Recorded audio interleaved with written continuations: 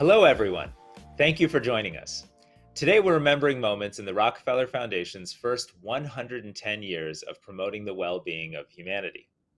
And we're celebrating another, the reopening of our renovated headquarters in New York City. Over the course of that century plus, the Foundation has helped incubate and strengthen institutions that are changing the world. That includes the World Health Organization, the Global Impact Investing Network, and the Global Energy Alliance for People and Planet. These organizations and many others are force multipliers. They each promote the well-being of humanity in their own ways, responding to public health threats, investing for social and environmental impact, and accelerating just energy transitions. I'm honored to speak with the leaders of three such institutions today. Dr. Helene Gayle is the 11th president of Spelman College, a historically Black liberal arts college for women that is dedicated to the intellectual, creative, ethical, and leadership development of its students. Helene is also a storied former trustee of the Rockefeller Foundation and an extraordinary leader in global health, global development, and community development in the United States. Dr. Seth Berkley is the CEO of Gavi, which has vaccinated nearly 1 billion children. His leadership of the Vaccine Alliance has been extraordinary, and prior to that, Seth was the CEO of the International AIDS Vaccine Initiative and has a long-time affiliation with the Rockefeller Foundation. And Dr. Agnes Kalibata is the president of Agra. Agra works with farmers across Africa to design and deploy solutions that meet their environmental and agricultural needs so they can sustainably boost production and protect their communities from hunger and malnutrition. Dr. Kalibata has been a storied leader in Rwandan agriculture and also the UN Special Envoy for Food Security. We come together at a critical moment for all of these institutions. Public trust in organizations, particularly here in the United States, is at an all-time low. But each of these leaders is showing us how to build trust, hope, and optimism into their institutions, their organizations, and the communities in which they lead. And I'm excited to learn from each of them. So let's get started. Helene, I'm going to start with you. How are you? And good day. Thank you. It's good to be with you. It's commencement Well, Helene, week, so it's a bit frenetic, but it's great. well, tell us a little bit about the history of Spelman and how Rockefeller got involved in Spelman and the name of the building in which you're sitting right now. Right. So it's really quite a lovely story. About 142 years ago, two women from the Northeast, Sophia Packard and Harriet Giles, who had seen the movement to educate women, schools like Wellesley and Smith and others, where at a time when the education of women was not necessarily equal to the opportunities for men. They came down south and realized the even more deplorable situation for women in education. And, at a time when we were just coming out of the Civil War, the emancipation of enslaved individuals, at a time when, years before it would have been illegal to teach a Black person to read and write, it was really a bold vision that they had that women of African descent should have the same opportunity or access or education, and to educate them in a way that really made them give the tools to give back to their community. And so they were part of a movement to create these institutions in the South, the institutions that became known as historically Black colleges and universities. Many of them grew out of religious movements. So they were affiliated with the American Baptist Church, which was also the church that John D. Rockefeller was associated with. They were able to meet each other as a result of other connections. And John D. Rockefeller really believed in that vision, the vision of educating women of African descent. And so he was our first philanthropic donor. and was able to provide the resources that Spelman's campus now sits on. And he was a very constant philanthropist, providing resources for Spelman to build its campus, to buy the land, build its campus, and then subsequently served on our board. And we've had generations of Rockefellers that have been involved in it. As you mentioned, I'm in my office, Rockefeller Hall. This is where I sit. And many of the buildings are named for either the Rockefeller family or Rockefeller's wife, Laura Spelman Rockefeller. So our name comes from the name of Rockefeller's wife. Several of our buildings have the Spelman name on it, after Laura Spelman Rockefeller and her family. So we were just thrilled, as an institution, to have that history that is entwined with the Rockefeller family and has been since the very beginning. Well, thank you. And one thing I'm amazed about, when we put the extra effort into building institutions, it often takes decades and a very long time horizon to stand up and sustain these institutions. Today, Rockefeller does work with Spelman through a handful of grant activities over the last years. But I don't think anyone could have imagined when Spelman was launched, right, in the basement of a church, as I recall, that it would become such a signal institution for Black excellence in America and around the planet. And you must pinch yourself every day to get to be the president of such an incredibly important institution. It is a real honor and a privilege. Seth, we're going to go to you and next. I can say more about Spelman, but we can talk later. We'll come back. Yeah.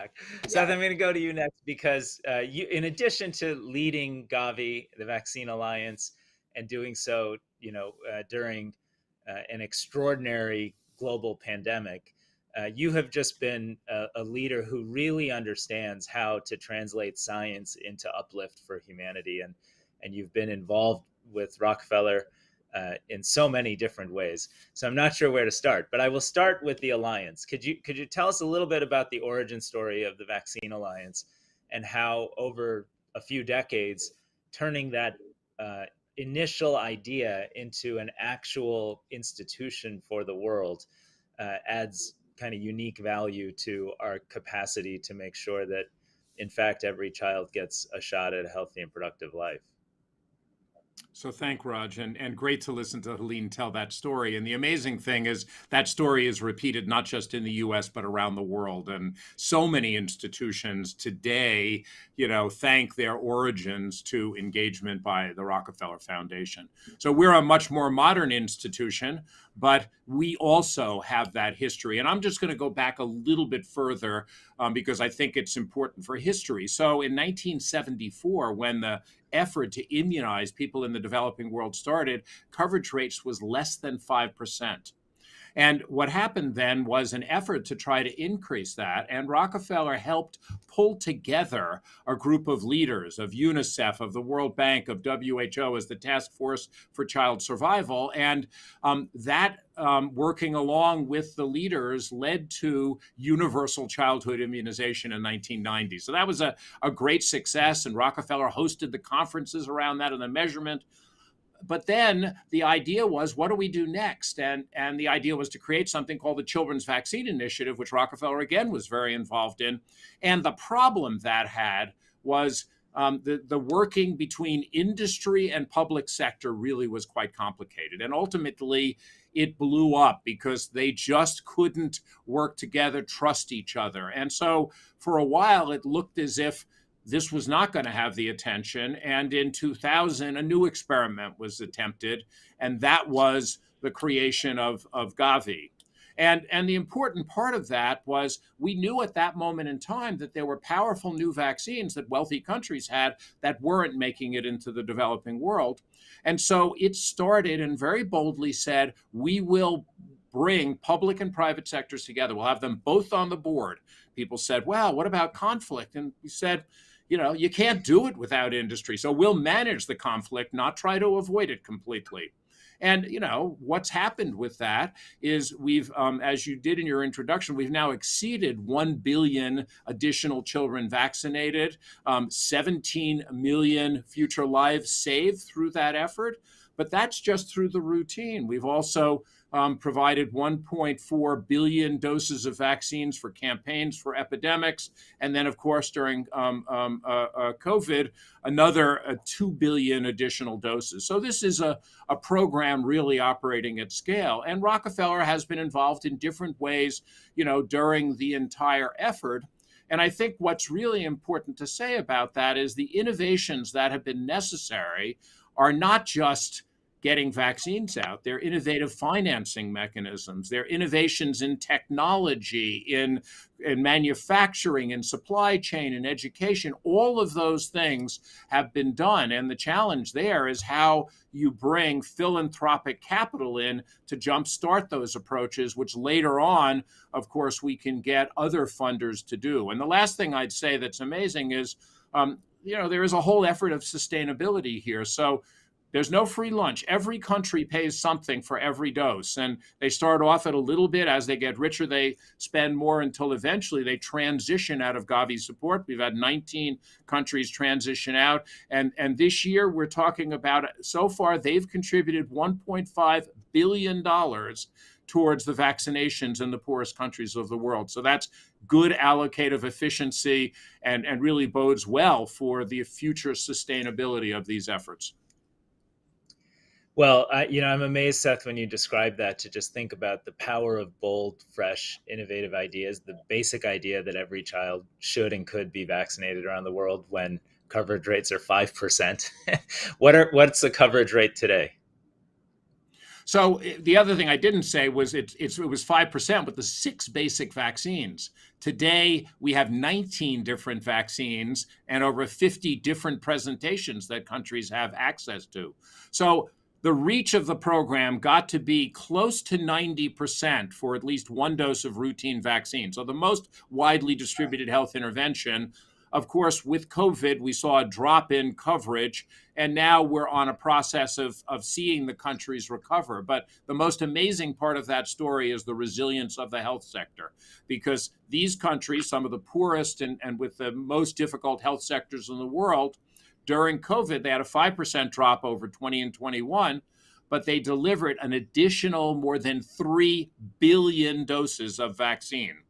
And, what that tells you is that you got a system that's very resilient. Yes, it caused a little dip in coverage, which is critical. But the really interesting part of this is now we expect this year that they will get back to baseline and continue to climb on coverage again. And that shows us that we have built a strong and resilient system. Absolutely. And Agnes, that is a great transition for you, because when I think of the origins of the Alliance for a Green Revolution for Africa, I think of the reality that over decades, many other parts of the world saw real improvements in agricultural productivity on their farms and in their communities and in their countries. And that increase in ag productivity, driven by science, research, innovation, and prioritizing agriculture, led to a steep reduction in hunger and malnutrition, stunting, except in Africa over that window of time. So in early 2005-06, when Agra was sort of envisioned, the idea was that African scientists had the power to transform African agriculture. And you have been the model of that as a scientist and an agriculture minister, and now the successful leader of Agra. Could you tell us about your experience and what is Agra's kind of value as an institution for Africa, that is an African institution? No, thank you, Raj. And it's really great to listen to both stories because I relate to each of them. Really, the boldness, but also the belief in people that comes with this type of work is incredible, which is really at the heart of the work that you all have done with Agra. When Kofi Annan came to you and said, listen, I don't understand why the rest of the world is feeding itself and the African continent is not. And there was just, I guess there were two things really that stood out for you all. One, that There's no individual that's going to be able to do it, but an institutional perspective in the African context that has the ability to work not just with one government, but several governments at the same time might just be able to do it, number one. Number two, that the ability to build capacity in ways that can support these countries deal with the problems they were dealing with was going to be the other solution. So, I mean, we went to work from that perspective. The rest of the world already had technologies, so being able to learn from the best and bring it to Africa needed capacities. You all were training people. You were already training. Rockefeller Foundation was already training so many Africans, and some of the first leaders, for example, Akina Desina, who was who was in fact the first cohort of leaders in this institution, was trained by the Rockefeller Foundation. I came in to follow in his footsteps. But this here was the thing.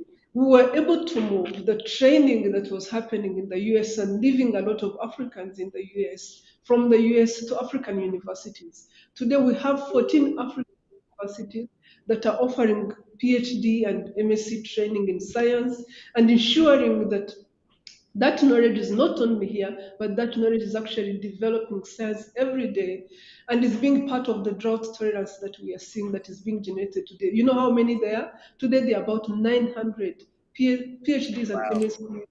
MSCs that have been trained through that program that you initiated with Agra. But here's the other thing. Africa had no access to seed at all. And if you come from a farming landscape, which is my attraction to the agricultural sector, I grew up on a farm, but I knew nothing about seed. And when I went to agriculture and I saw what seed could do in the difference of a farmer, I was sold. So when Agra started, there were only two seed companies in sub-Saharan Africa that could get seeds to farmers, and that is less than 2,000 metric tons. Today, we are talking about over 200 African businesses that are taking seed to African farmers across 18 countries and tens of international businesses that would never have touched Africa with a long stick because there was no system to build on.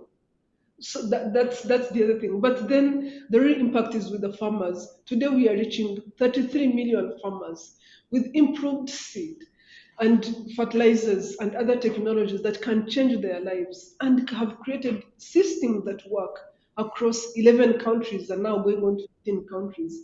So I guess when I said the boldness and the belief is because I worked in the agriculture sector and I know when someone says, oh, there's nothing here for us, and what you do with philanthropy and what you've done as a foundation is being able to make it possible to say, I too can be here. I can actually be in this environment because there's something that is working.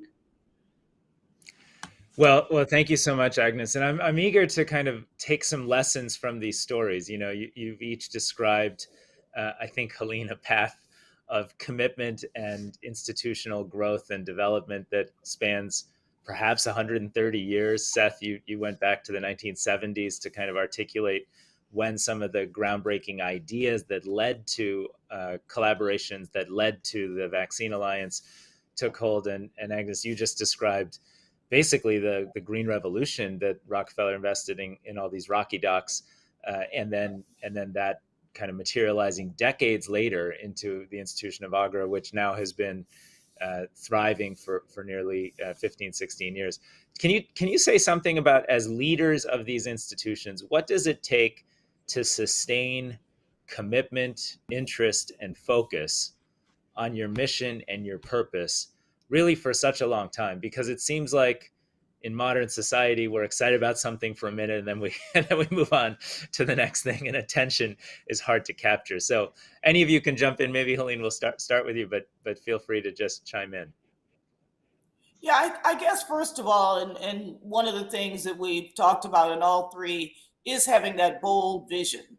And I think by having a vision and having a really clear sense of not just the near term, what you want to achieve, but what's the bigger horizon that you really want to be focused on. And I think by having that, that keeps one focused. You know, our mission hasn't changed.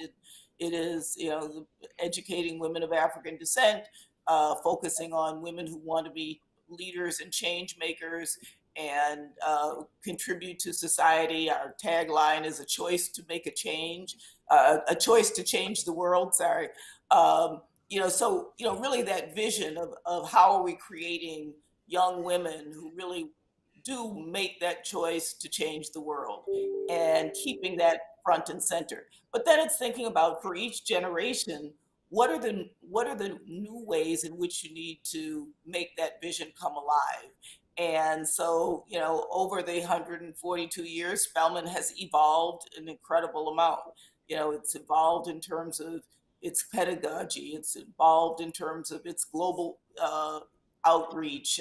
There's lots of ways in which Spelman as an institution has continued to evolve, but always having that mission in mind, that this is about educating women who have a vision themselves to be part of something bigger than themselves, and what is it that will take to contribute that. I think from the foundation side, it's the same thing. It's really always having that bigger vision in mind, so that as foundations interact with its partners, it's not jerking from, going from one thing to the next, but that there is a consistency about the purpose and the vision, and alignment with the partners that you work with. Well, I appreciate that. And I also, go ahead, Seth. No, please finish. Yeah.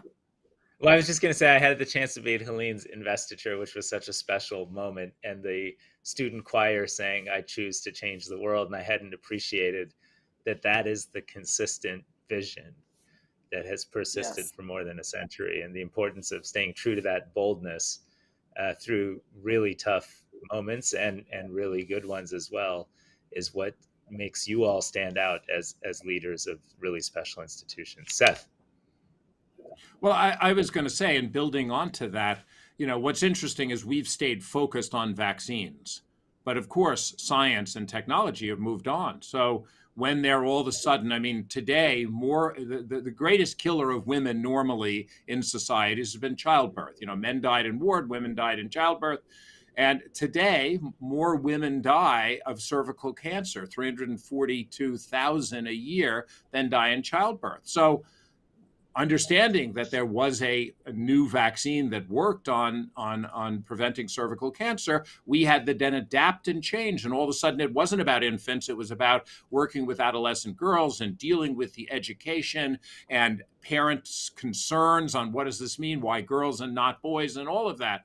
When Ebola came, we had to shift to a completely new way of working, because it's only a vaccine that's needed for small communities, very poor communities in Africa. So we had to create an artificial marketplace to create a vaccine and move that forward. And when COVAX came, of course, we knew there were going to be inequalities. And yet, we stood up an effort, COVAX, to try to bring the world together. We had 193 countries come together. It didn't hold, and we had a lot of vaccine nationalism and export bans.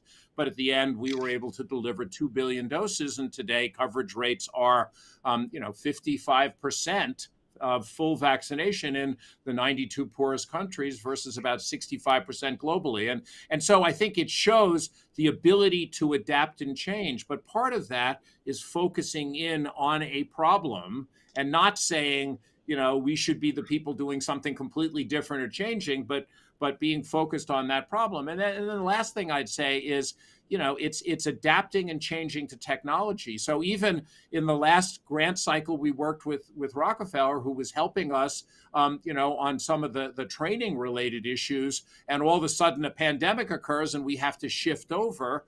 And, the one thing that's frustrating to me was we didn't have a perfect digital information system. Had we had it, we probably could have invested $1 or $2 billion to take it to scale everywhere. Instead, many countries, brought up their own systems, and now we're patchwork trying to put those together. But this is the advantage of sticking, as all three have said, to a long-term solution to a set of specific problems, and then adapting and adjusting and making sure that the resources are there. And philanthropy's critical role is that ability to bridge and to move quickly and to be flexible and to take risk, because in all of what we do, risk is a big part of it. Well, I really appreciate that, both the staying focused over time and the being agile within that focus. And when Helene talks about the evolution of the pedagogy, or you describe the way of thinking about applications of vaccination to problems that previously were not amenable to that solution, it shows that agility. And I know neither of you will say it too much here, but it's tough sometimes to bring a coalition of partners to a place that's both focused and agile for a long tenure. So thank you for your leadership. Agnes. Yeah, no, thank you. I'm listening to both of them again, and I'm saying, listen, the most important part of this has been staying true to our mission, being focused on smallholder farmers and being focused on areas that nobody else wants to focus on, especially in this case, staple crops. But it's also been about agility, being able to know when to move on and when to bring in other people. So that agility has allowed us to look at our investments as catalytic, and being able to understand that to deliver the change we want, we need to be able to catalyze governments to be able to do this work, and really support them to be able to deliver the work we need them to deliver on. We need to support private sector to put in their own resources. We need to support institutions to be able to stay on top of research, since we've shown the way that this is actually possible, and stay on top of capacity building. So the agility to know when to move on to the next thing in terms of getting this work done has led us to, again, we have 14 universities out there that are working, but look at it from a financial perspective. Resources are needed here and there. And now we have an institution, AECF, that only deals with financing of businesses that are being created, without us losing focus, but ensuring that offshoots of institutions keep happening to address exactly the same problem that we are interested in. So the focus on the mission and the agility to know when to allow others in is extremely important. I'm going to thank you, Agnes. I'm going to change our focus a little bit and make it a bit more personal, because so many of the folks that I think will participate in this event are from the Rockefeller Foundation, or our grantees and partners. They often are a little bit younger than those of us on this call. And they also are really admiring of you, and they want to follow your footsteps as a career. What advice would you have for someone watching who's either at the Rockefeller Foundation or at any one of our hundreds of partners around the world, and they say, gosh, I want to be like Helene Gale, or I want to be like Agnes, or I want to be like Seth? What's your advice for them?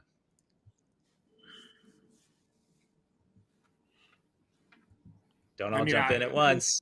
Okay. No, I can start. Agnes.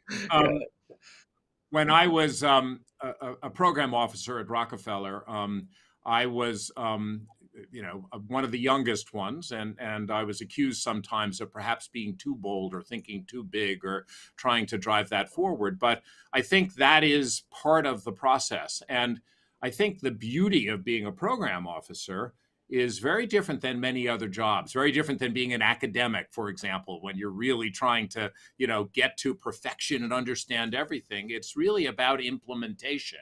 And it's about how do you take that knowledge and science, but turn it into something that practically can happen and grow.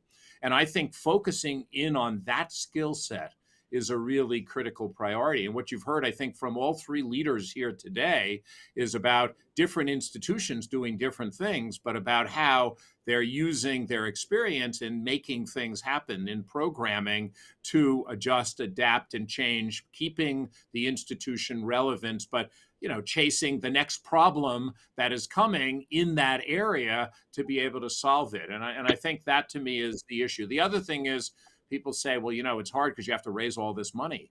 And if you love what you're doing, if you're passionate about it, raising money is great, because I always feel when people don't want to give me money, I feel like, well, I really feel sorry for them because they don't understand obviously how important this is or what a difference it can make. And having passion for that really comes through, I think, to the donors, and also ultimately can lead to the type of resources that can make these very transformational gains over time.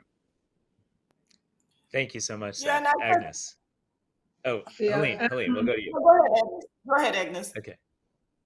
No, I was going to say that this work is difficult. It's difficult to build an institution that delivers. Yes, as the Rockefeller Foundation, you often have the vision, or you come with other people on this vision.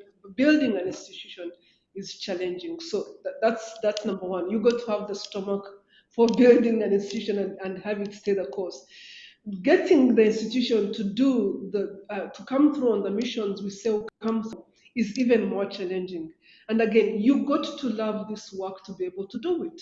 If you don't love it, you can't do it. I mean, there are other easier jobs out there, but the most important part of this is that it's so fulfilling. Being able to impact other people, being able to see, in my case, to being able to see you can change how people access food. You can change poverty at farm level or household level. You can change how people access nutrition.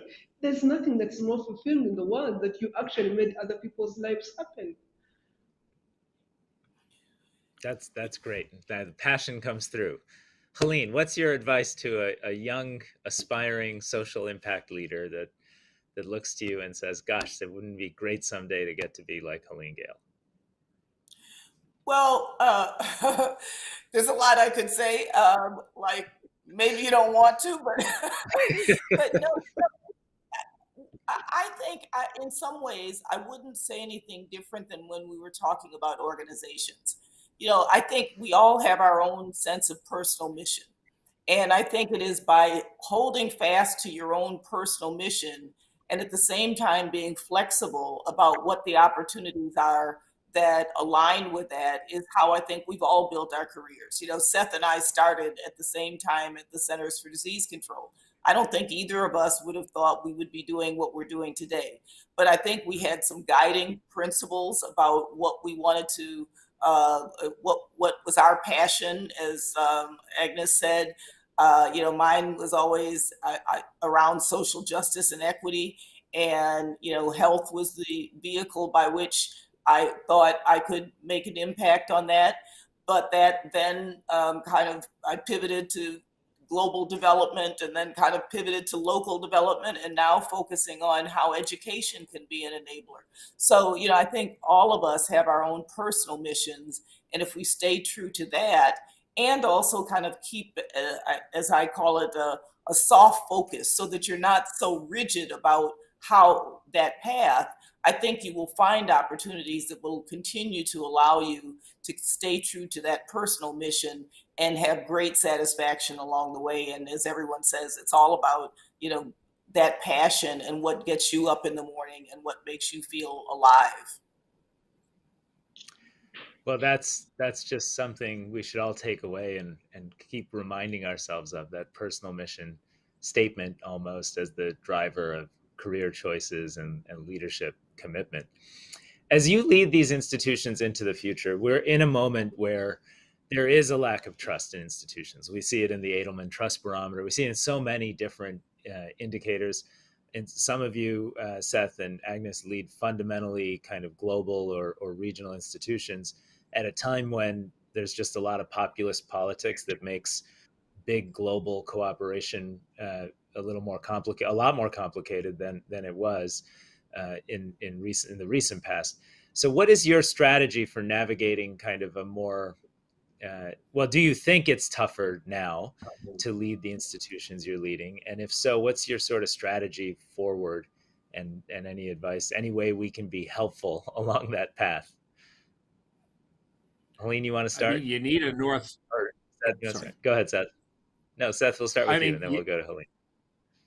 You need a North Star. And for me, science and factual basis is the critical North Star. And when you start losing that and you lose institutions that support that, it becomes very difficult. And all of this has been affected by the speed of misinformation flow around the world with social media. And so in a sense, social media can do so much good. It can bring information to the world. It can help people who aren't literate understand things, but it also can bring all of this misinformation. So the challenge has really been to go back to the fundamentals of local leadership, local scientists, local institutions, but at the same time trying to see reform of these big social platforms, making sure that if somebody comes to get information about vaccines, because most people aren't totally against vaccines or totally for. Most people are in the middle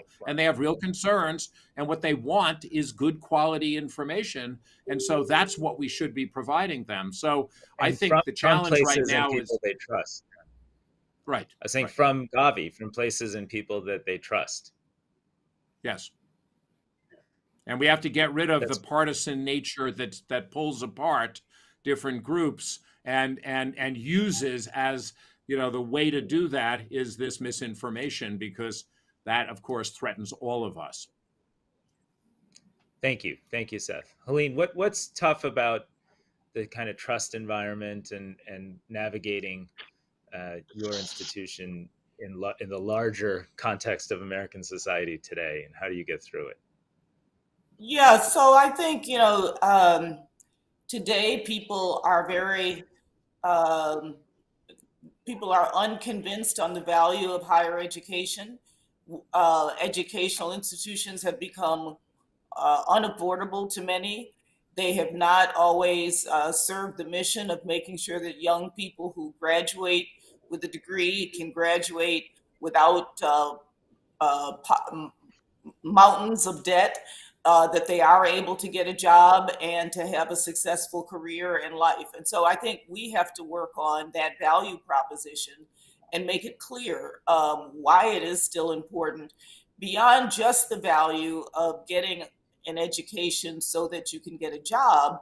Why is it still important for us to have young people who have critical thinking, who can add their voices to an informed democracy and it be part of the correcting the misinformation that you talked about, Seth, because we are developing critical learners. And so I think we really have to do a better job of building that trust around higher educational institutions and work on this very critical issue of affordability. It's real. And I think that by being able to continue to make the case for why it is still important, why it is still of value, and why it may not be for everyone. And I think at the end of the day, the way you build trust is by being trustworthy. And I think it's by being honest about where you are and what you can offer and what your products are, if you will, at the end of any endeavor. So we feel that we provide a good product. We're the number one producer of Black women who go on to get PhDs in STEM, as an example. We have a incredible list of alumni, from Roz Brewer, who heads one of the biggest corporations in America, to Stacey Abrams, who's been a real champion for democracy in our country. So I think we have to keep telling our stories as institutions, why we matter, but also be honest about where we are falling short so that we can be trustworthy as we talk to people who we want to continue to invest in us. Excellent. And Agnes, what is the challenge Agra faces in the larger global environment, and how do you navigate through difficult waters today? No, I'm listening to all this. The biggest challenge for us here is the ease of access to misinformation in places where information is the thing that people need the most. So it then becomes extremely difficult to know what is right from wrong, to help people understand what is right from wrong, to trust the role of evidence and science becomes extremely difficult to talk about. So again, to borrow from what Harin has said, building trust. So what we focus on right now is building as Agra, as an African institution. So we have rebranded ourselves as an African institution, which it is that we are. We hire a lot of experts, and we really try to demonstrate that we have the ability to engage our counterparts in government, tell truth to power, but also the ability to give the evidence they need to be able to make the right decisions. So you'll find that in fact now Agra has moved into some areas we would not have gone in, but we need to prove the facts. We need to show that fertilizers are critical and important for the African continent. We need to show that regenerative agriculture might have some value to add to us as a continent. And we need to define where we are going ourselves and be able to have that narrative ourselves. So I see Agra taking on more of that role to be able to counter the misinformation that is out there and provide information that we feel that provides the evidence we are looking for. Well, you know what I love about each of your answers to that last question about how you'll lead forward is they were fundamentally grounded in authenticity. And Seth, when you talk about confronting misinformation using tools, technology, at the end of the day, it's the most authentic manifestation of both the Gavi Alliance, the Vaccine Alliance, and of your personal story and narrative. And it just felt very authentic. And Helene, when you describe, being open about the challenge of affordability and then confronting it head on with a set of stories that uplift and inspire, but also tackling the actual math of the problem and changing the math for so many people, that is the kind of authentic leadership we need. And Agnes, you, in the midst of a food crisis that has pushed so many more people into a condition of hunger and despair, you persist to build trust and really being authentic to the reality that Agra is, in fact, an African institution with African leadership, governance, and ownership has been such a core part of your mission from your days as the Rwandan agriculture minister to your role at leading the UN summit on food systems and food security. So let me close by just saying thank you to three authentic leaders who lead extraordinarily important institutions that every day help change the world for the better. As far as a representative of the Rockefeller history and institution and foundation, I think we all take tremendous pride in just knowing we've played some small part in the course of that history of helping to craft and create and support these great institutions. And we have absolute confidence in your leadership. And we're very grateful, perhaps most of all, for your friendship and what you teach us every day. So thank you so much for taking the time for this conversation. And we wish you the very best. Thank you. Congratulations, Rockefeller. Thank you. Congratulations, Rockefeller. Yes.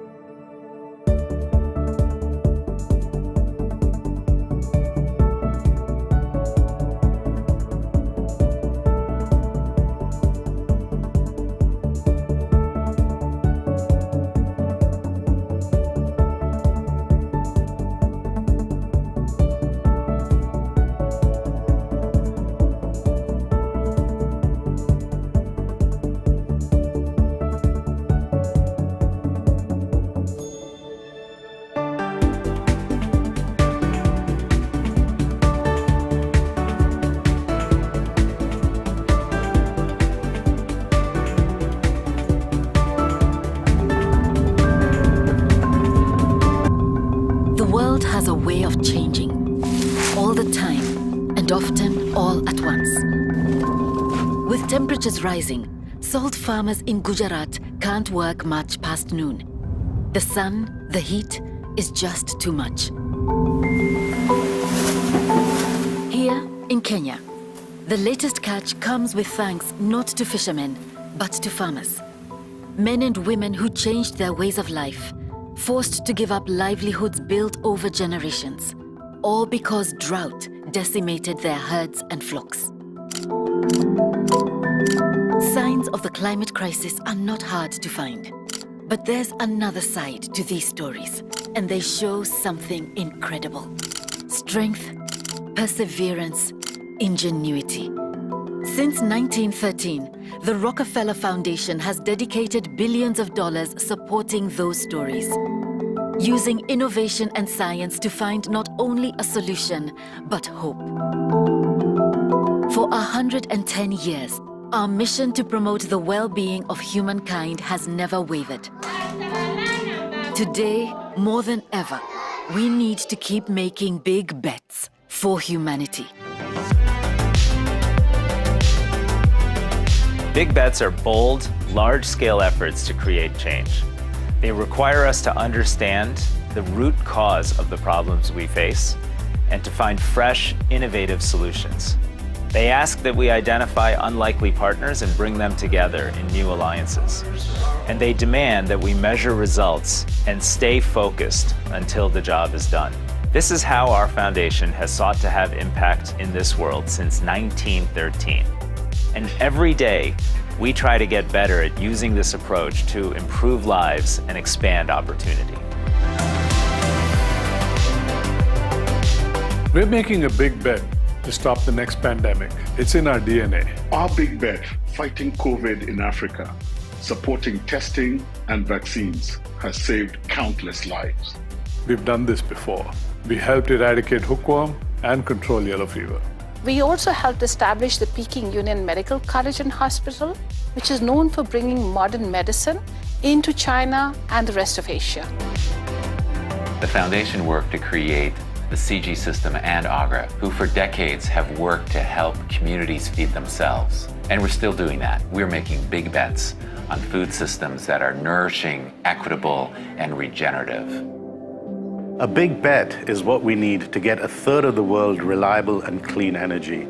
That's why we pulled together $1.5 billion of funding with our partners to build the Global Energy Alliance for People and Planet. Big bets serve as the inspiration for collaborations that transform communities and the world.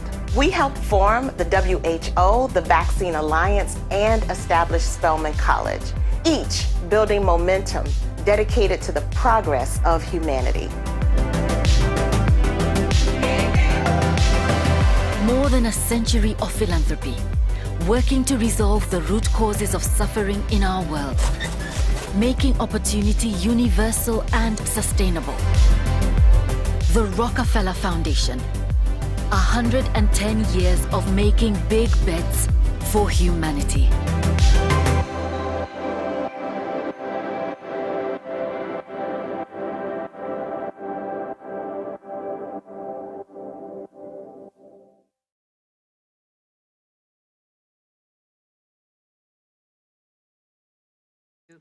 Invite and thank you for coming and celebrating with us the opening of this convening space where we are hoping to have our grantees and experts and others come together in the historic tradition of the Rockefeller Foundation, bringing together unlikely partners to solve the world's problems, to improve the lives, every single life, and afford opportunity for everyone. So we hope that you'll enjoy the rest of the day, and I also welcome you to put your thoughts on our living art out there on the table, because we will be taking that art and actually framing it and putting it in this space commemorating our 110-year anniversary and the opening of this amazing convening space. We hope that this will be a yearly event. Actually, Raj has told me it must be a yearly event, so we're on notice. My team groaned, but that's okay. But they actually are very happy, because this is really what we do best, is bring people together, expose ideas, talk about them, and actually improve lives. So with that, I'm going to introduce our president, Raj Shah.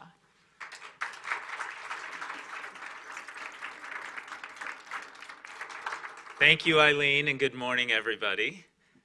Thank you for being here bright and early. We're excited about today's activities and events. I want to particularly say I'm excited that so many of you are able to be with us, and so many of you are able to be with us online, as I think the day is streaming fully, right, for all of our partners and teammates around the world.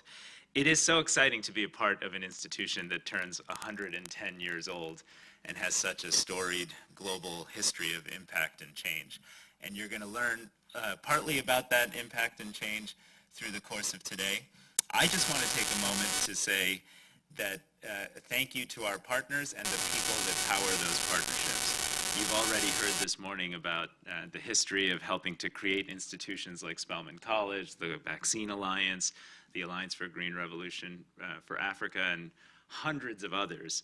Some institutions that continue to have tremendous import and impact around the world today. And for those of you that saw the panel discussion with Helene and Seth and Agnes, you can see the kinds of leaders that get to lead those institutions today. Agnes Kalibata is actually also a Rocky Doc.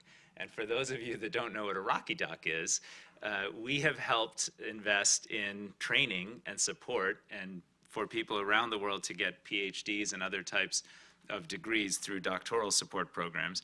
And there are more than 14,000 Rocky Docs today that are Rockefeller alumni that lead institutions, work in public service, are scientists in multiple fields, all with the core purpose of using science and innovation to lift humanity as much as is possible. So today is really a celebration of their efforts. I also want to thank Eileen O'Connor and her outstanding communications policy and advocacy team, and Natalie Paquin and all of our operational partners who have made today happen. You know, I was just reflecting briefly on the last few years. The last few years for this institution have been a time of great change. Certainly change in our physical space as we renovated the Fifth Avenue site that has been our headquarters since the early 1990s. But also change in what we do. When COVID started at the very beginning of the COVID pandemic, the foundation really made pretty dramatic, transformative changes to all of our programs to help support school feeding and access to food and food security here in the United States, to support efforts around the world to accelerate the development of testing, vaccines, diagnostics, and certainly in the United States, our testing work became a major part of how America built its core diagnostic capacity to overcome the crisis. Around the same time, we took our first ever bond issuance and raised $700 million in an impact bond that allowed us to make the single biggest investment this foundation has made in 110 years. A single big bet on the basic idea that electrification and renewable energy could in fact reach the 800 million people who live in poverty because they don't have access to any electricity at all. And that effort, called the Global Energy Alliance for People and Planet, as you heard, has now raised more than $11 billion of commitments, is active in nearly 20 countries. We just reviewed 20 major projects that are reaching a few million people already in just 18 months. And it's off to the races in what I hope will become a major effort to transform reality for vulnerable communities all over the world.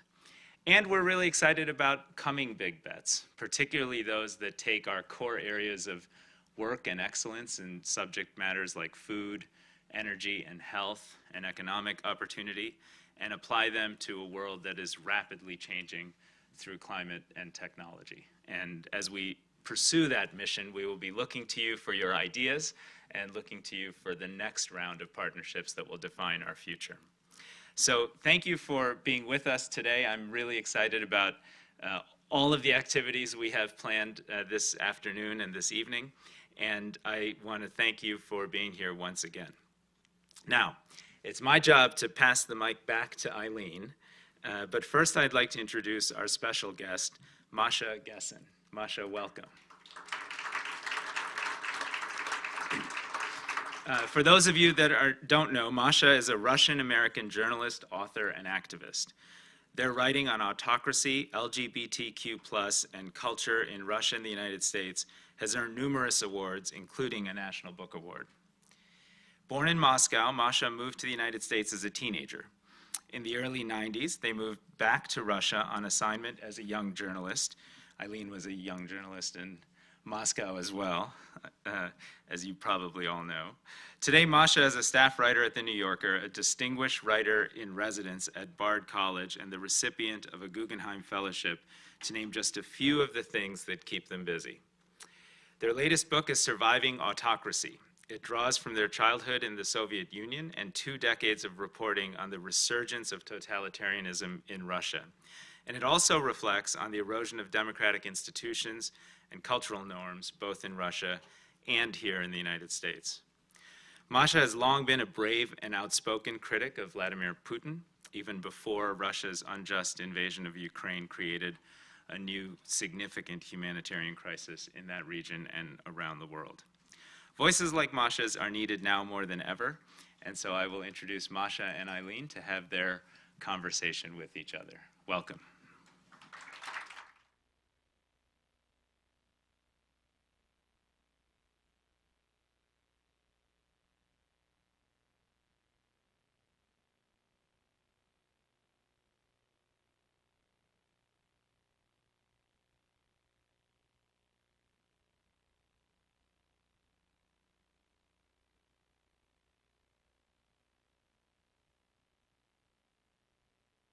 Conflict. There's a lot of different discussions in the United States about how to think about it. Well, how much time do you have? We have 30 minutes, but okay. I have a few other questions. All right. Let me. So, I think there's some assumptions that we have made throughout this conflict that I think we need to question. One assumption, or one sort of common trope, is that the United States is helping Ukraine to an extent that, to an extraordinary extent, et cetera. And while there's truth to that, right, there's truth to the idea that there's Western consensus and that this Western consensus has been surprisingly stable, the fact is, if the United States were really helping Ukraine to the extent possible and necessary, this war would be over. Right.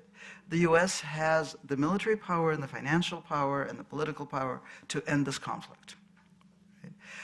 Which is where we come to the second assumption, which is that the U.S. has to step very carefully, the West in general has to step very carefully to prevent World War III, or to prevent escalation. And there are 2 corrections I want to make to that. I don't want to dismiss that concern out of hand, but I want to make 2 corrections to it. One is that Russia thinks it's fighting World War III. Russia thinks it's fighting a war against the United States and Ukraine as a proxy. So we have to question how meaningful this idea of not escalating or not directly getting the U.S. into conflict is. And the other, and I think this is a more important thing to think about, is, that idea that we can't escalate or we can't get the U.S. involved can also be translated as it's okay as long as Ukrainians die, but we don't risk Western European lives, we don't risk U.S. lives, right? But certainly, you're much more likely to hear this in Europe, but there are a lot of people in Europe who understand that, that Europe is trying to buy its own safety and security, and the price is Ukrainian lives. So how do you, we now see, though, in the United States, Republicans questioning the support. We also, though, Putin says it is this existential threat. Do other countries see it that way? Because we've also had countries like India and others sitting on the fence. And I wanted to ask you, what is it that the United States has been doing that has, in fact, or not doing, actually more specifically, over the last decade, 2 decades, 3 decades, that has, in fact, inspired or caused these countries, particularly the non-aligned movement, to be actually, sitting on the fence and or kind of adopting the Russian line? Oh, I think there are a number of factors, but I think, sort of what I want you to imagine for a second is what this war looks like from Putin's point of view, right? I think he has come to believe to a great extent, and there are reasons why he can believe this, that he's really representing most of the world against a small part of the world, which is the West, which is trying to establish its hegemony over the rest of the world. And he feels, or he positions himself as the only leader who has the courage of his convictions to actually go to war to protect traditional values, and that he has, India, the entire African continent, much of Latin America, all of Arab countries on his side, right? And he's fighting this war on behalf of that entire big world. And while that may seem to us a crazy perspective, it's really worth contemplating, right? And it's really worth contemplating why, for example, Russian propaganda has so much traction in African countries, in India, in Latin America. It's because of the experience of U.S. intervention, because of the experience of U.S. imperialism, because rhetoric such as, we're fighting U.S. imperialism, which is encroaching on our own imaginary borders, right, which is the case in Ukraine, that gets a lot of traction. People have lived experience of U.S. imperialism and lived experience of sort of indifference and ignorance, where Russia is actually trying to show more understanding and find more common ground. You've recently written, too, about tendencies in the United States, and autocratic tendencies, and you just used the word traditional values. Right. What is that traditional values code for? Because I find that when I listen to Putin's speeches, and also then you see that, and describe how that, do you think, is translating into the United States? And what is at its core about traditional values, LGBTQI, and also, BIPOC and woke, this word woke. You see this conversation all the time, but what is at its core, do you think? And how dangerous is it if that takes hold here? Yeah, no, that's a great question. So, there are all these camps of people who do work, who do activism and do investigative work around this sort of worldwide traditional values movement. And they roughly fall into two camps. One that is convinced that the Russians are really funding it and driving it throughout the world. And one that is convinced that U.S. evangelists, especially once they started feeling like they're marginalized here, around 2008, 2010, started looking for other places in the world where they would have more of an audience. And when I was reporting my book, The Future is History, I went to this gathering called the World Congress of Families, which is a big international, it's what it sounds like. It's a traditional values gathering. And I was really trying to figure out, is it the Russians or is it the Americans, right? And what I saw was that it's a true meeting of the minds. There were people there from all over the world, but there were American activists who've been in that field with Russians for decades. There are Russians who've been in it for decades, and new Russians, and a lot of new Russian money, and that certainly has been significant, especially before the war. But really, these are people who are brought together by common anxieties and common nostalgia and a common sense that they're being displaced. There are a couple of things that play a huge role. One is demographic panic, right? So that's and demographic panic exists in India, it exists in Russia, it exists in the entire post-Soviet space, and it exists here. Here, it has a clearly racist undertone. In Russia too, but in Russia it's also sort of the eternal imperial anxiety that colonized people will take over, right? Because they have higher birth rates. And so on. So demographic panic, we're being displaced. The other is the rate of social change. And that's where LGBT Q issues meet demographic panic, right? And what this really, overall, this is all past-oriented politics. Mm-hmm. And the reason it's so effective and the reason the meeting of the minds happens is because there's so many people so anxious about the future, right? And they're not being offered a vision of the future that can take them with them, but they're being offered a vision of the past. It's an imaginary past. Traditional values is a super vague concept, right? It means different things in different countries, but what it communicates is we're going to take you back to a time when you didn't feel this overwhelming anxiety, this sense of displacement. We're going to take you back to a place where things that make you so uncomfortable now, such as LGBTQ people, just don't exist. Do you think, though, that there's also economics funding driving this? Because it's not necessarily just displacement of religion, but also that it's interesting because the interests of many voters for Donald Trump actually have the economic interests that the Democrats actually advance. I mean, for workers' rights, for other things, and I think that's what's actually also causing disruption in the Republican Party. So what is at its core, even with other countries, the non-aligned movement? How do you see economic disparities, economic inequality in all of this? I think that the mistake that we often make is to think about these economic issues in very linear ways, right? It's sort of the next stage of the rational choice fallacy. People can have economic anxiety that's not directly related to their objective well-being, right? Well, we know this, but we don't know. We don't think about it when we talk about why people, for example, vote for Donald Trump, right? So often people seem stumped by, wealthier white people are actually voting for Donald Trump, so it can't be economic anxiety. Of course it can be economic anxiety. That's exactly, people who have more to lose are more likely to feel more anxiety. And so, right.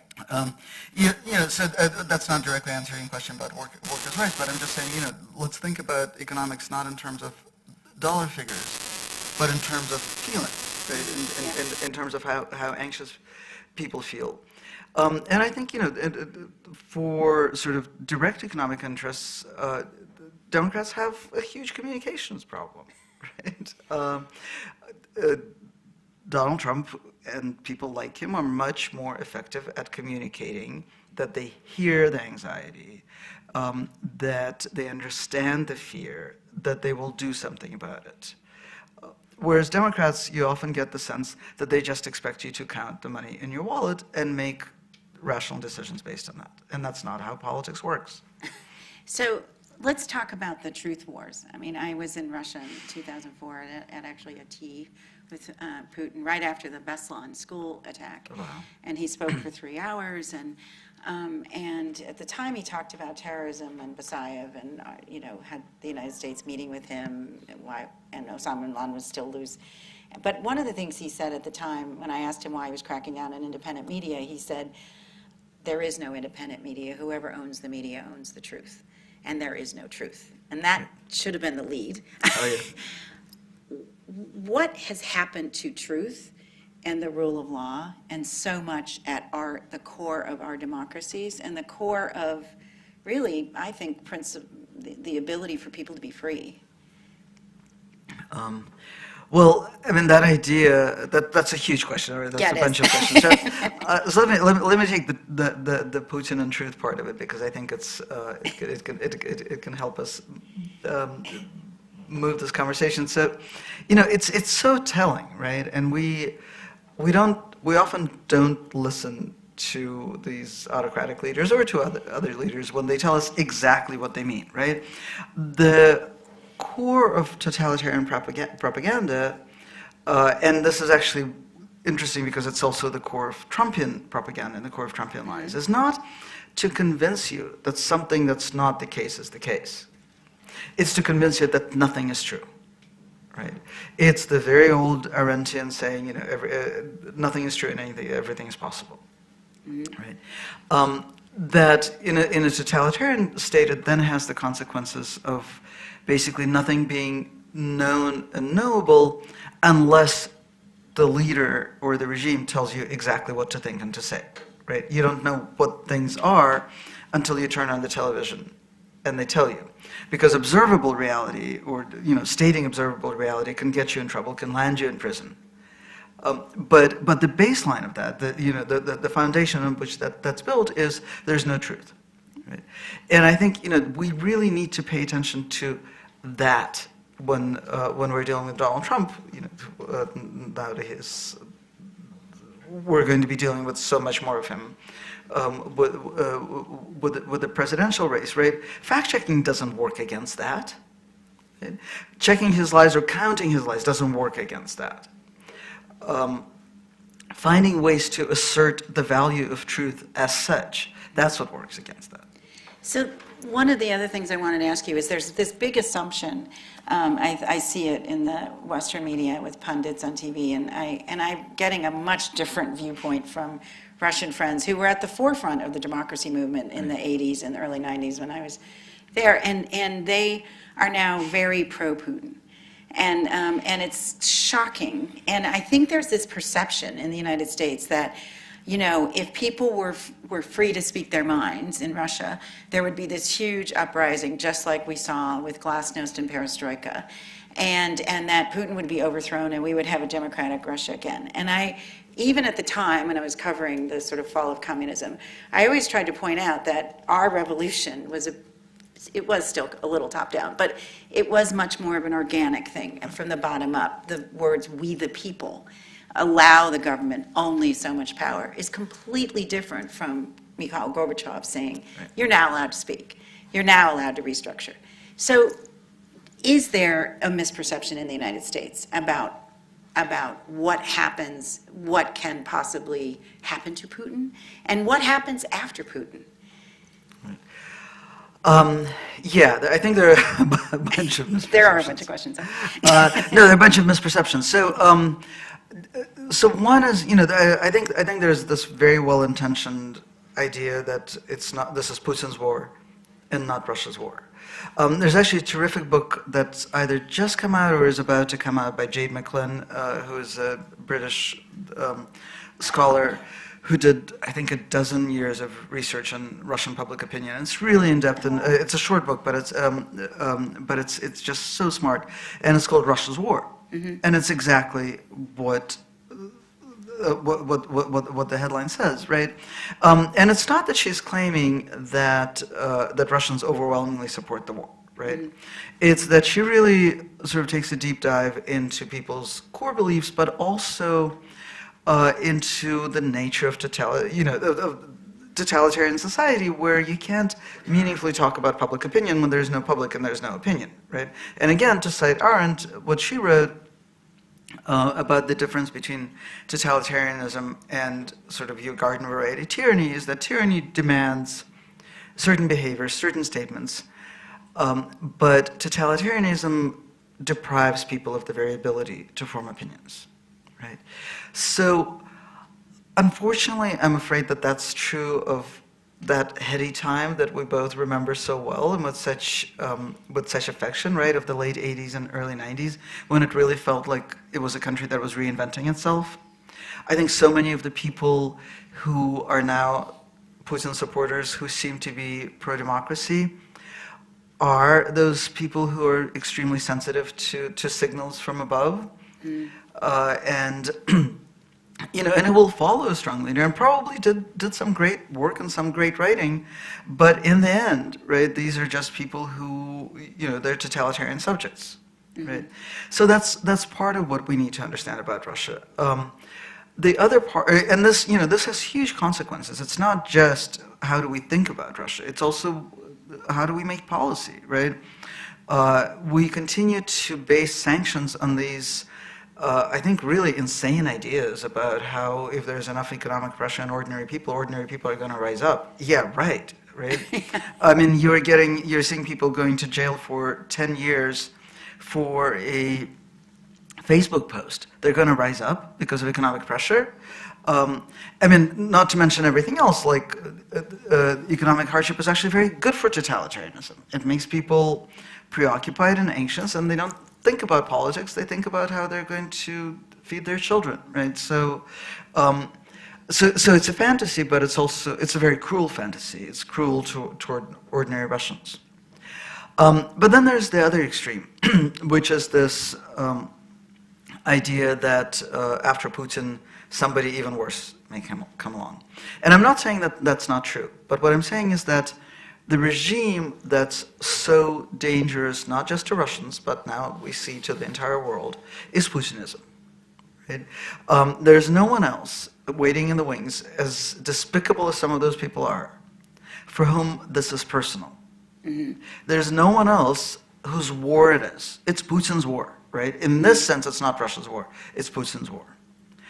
And the US has historically made this mistake over and over again.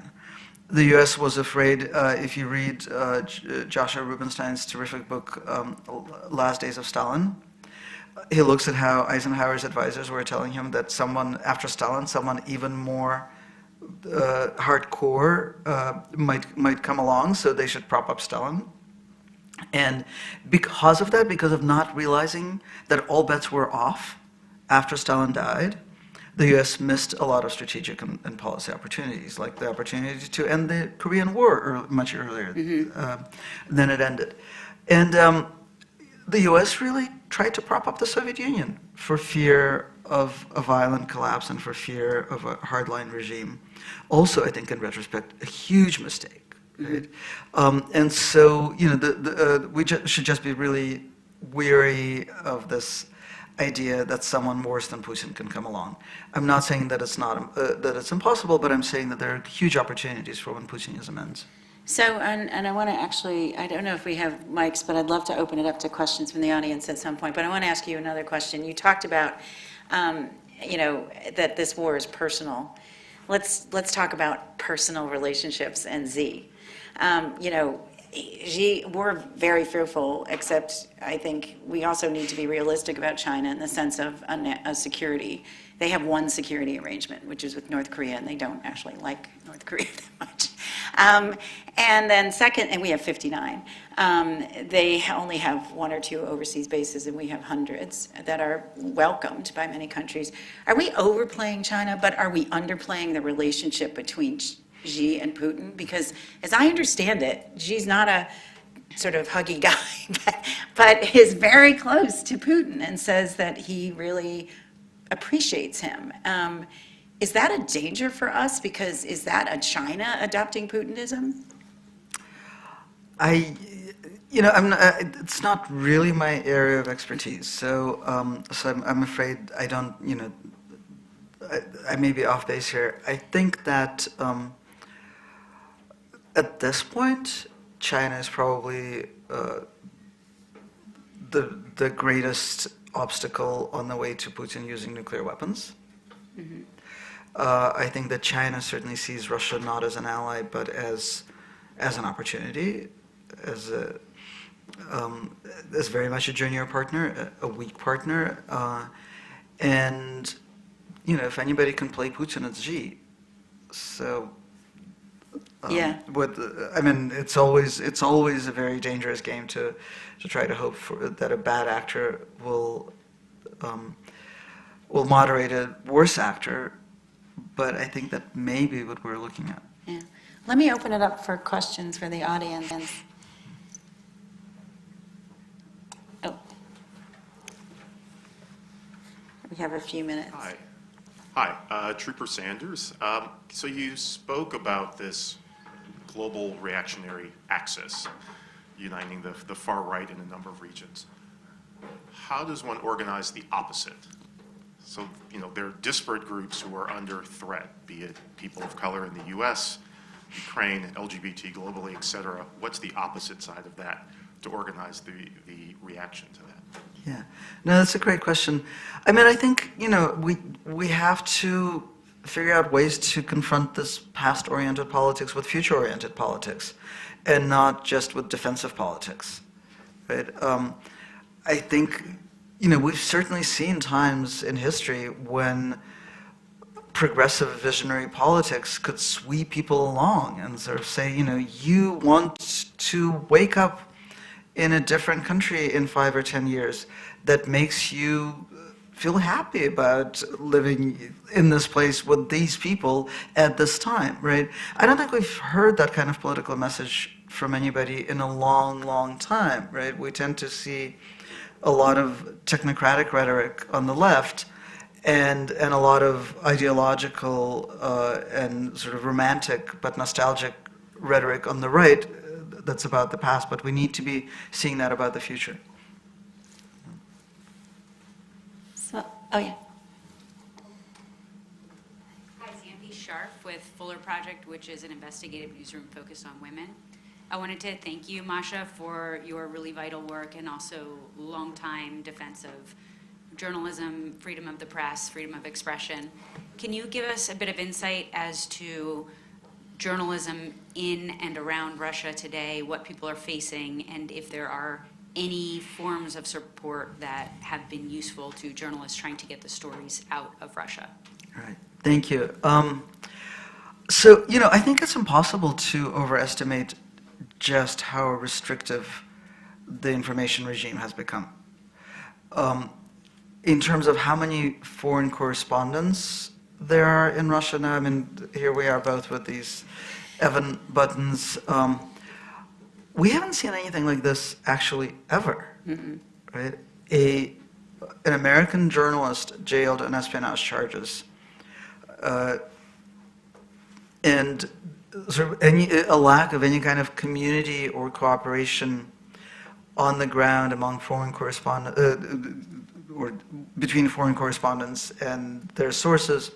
I mean, in that sort of level of risk, never, not even during Stalinist times, never, right? That creates a chilling effect, unlike anything we've seen. Under Stalin, there was direct censorship, but direct censorship is a little bit more like tyranny. You know what you get, whereas this is terror.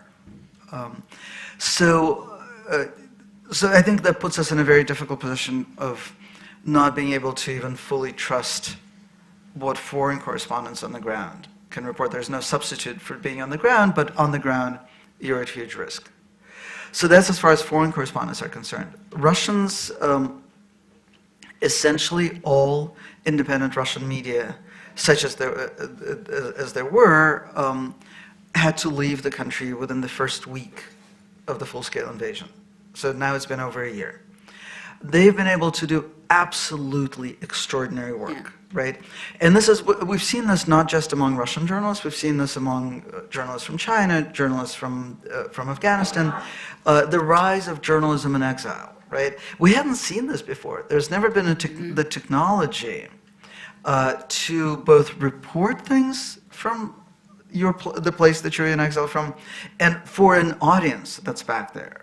Right? It's really a new era in journalism. And, Russian journalists in exile outlets such as iStories, such as TV Rain, such as Insider, have been able to do things that we will see, we will appreciate their full importance, I think, in a few years.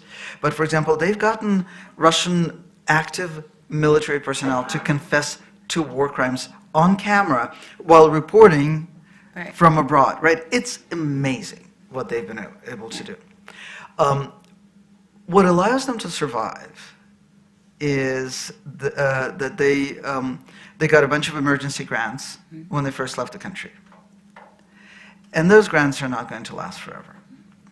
I started a project a little over a year ago that's a joint Pan-America Bard College project called the Russian Independent Media Archive, where we're safeguarding all of the archives of these independent media based on the rather tragic prediction that they're going to run out of money, they're going to stop paying for storage, we think the internet is forever, but it's not. It gets deleted. So we've created a usable, searchable archive of independent media, and we keep adding to it. It's going to be this incredible thing, but it's also a toolkit for other countries to use. But we don't want to come to that. We don't want that to become the only source. We actually want places like TV Rain, Insider, iStories, and others to survive and to be able to continue doing this extraordinary work. And it does show that a lot of people in Russia are looking at, like our mutual friend Zhenya Albatz, who does a YouTube show every week, and a lot of Russians will see it.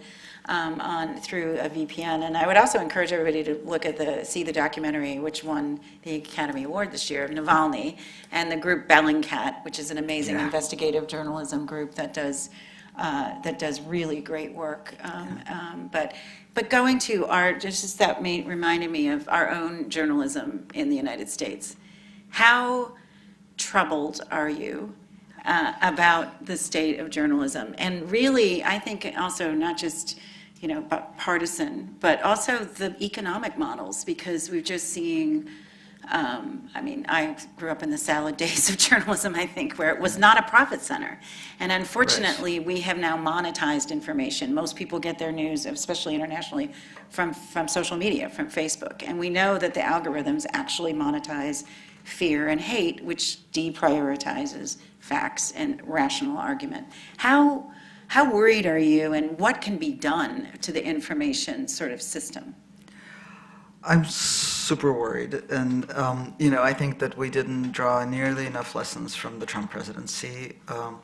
We should have understood in terms of media that we just weren't, we're not ready to deal with bad actors. We have a huge normalization bias in all media. We also have, the profit incentive sort of corrupts things so deeply, and we take it so for granted. I used to teach this class every year on sort of media criticism class on covering politics, and halfway through the semester, after my students had read all the critiques that I thought were necessary of the way media are structured in this country, I would say, so, let's talk about how it could be done differently. Can we imagine news media as a public utility? And all my students who identified as super left would say, no. We can't do that. There would be government censorship. And I'm like, really? Like, why do you trust Mark Zuckerberg or now Elon Musk more than you trust elected officials and structures that we could actually have a say in designing for maintaining editorial independence? But it was always it always happened the same way. Halfway through this semester, these 19, 20, 21-year-olds who identify as progressive, who lack the vision to imagine that we could have public media here, or think of media as a public utility, and then I would say, think of water as a public utility, right? Like, when we're not totally safe, as we know, from drinking poison water, but at least there's no we try to regulate it, and we hope that there's no profit incentive for giving people poison water, but there's actually almost literally profit incentive for giving people poison water in the media. But unless we really change the conversation, unless we really start to question the profit corporate model of media making, we're just going to get into deeper and deeper trouble. So I was with, so in terms of fact checking, and this is my final question, I was actually at a dinner with Christiane Amanpour, who's here for her son Darius's graduation, and she was talking about how to cover Donald Trump. Right. I think even how to cover just about anyone is pertinent. And the fact that, covering the war in Sarajevo or covering the war in Chechnya and others, there is no kind of balance in some of these wars. And so likewise in a political battle, do you believe that it can't be, well, this one said and that one said, and that there, Jeff Zucker at CNN apologized for covering the Trump rallies from end to end exclusively and said it would never happen again. Do you think that the press here needs to cover politicians differently? Yes, I think the press needs to cover politicians differently. I think there are like all these sort of standard critiques that we have, but they're not they're not wrong because they're standard, but horse race coverage, this almost automatic way in which instead of looking at policy the way that I think we should look at it, which is how does it affect people, we look at policy almost exclusively in terms of how it affects the future of this party or that politician, right? What would happen if we stopped doing that? And that's and that's just sort of routine between elections coverage, right? Even that is almost, if you look at the way the Times, and I'm not, I always single out the Times, not because the Times is particularly horrible, but because the Times is so dominant at this point and sets so much of the tone for how we cover politics. But this idea that everything is formed is framed in terms of strategic advantages and party politics and individual politicians' politics, instead of what happens to people. I think that's number one. Number two, that automatically would, if we actually really truly try to think of journalism as a civic enterprise, it would automatically change our coverage of elections themselves. Referencing what we were just talking to, a public utility, Exactly. And then, we do have to draw lessons from the Trump presidency and from the problems that the Times, again, faced when covering the Trump presidency, right? I think I'm lucky enough to work at The New Yorker, which sort of went into this emergency mode during the Trump presidency and changed its tone. But it's a much more agile publication, and it doesn't have to cover the news as it breaks.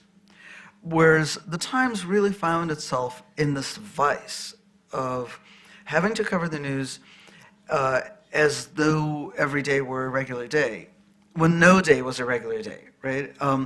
And so constantly using language that betrayed the nature of things, right? Like when Trump wrote an unhinged letter to the North Korean leader, and words that were used were the words from vocabulary that's normally used to cover diplomacy, right?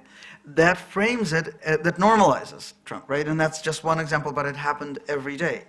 What can we do? What kinds of vocabulary can we use? How do we cover abnormal things intentionally so that they seem as abnormal as they ought to be? And this is really, really hard for journalists to think about because we're not used to thinking of ourselves as political actors, but we are. Thank you so very much Thank for you. joining us today. Thank you. Thank you.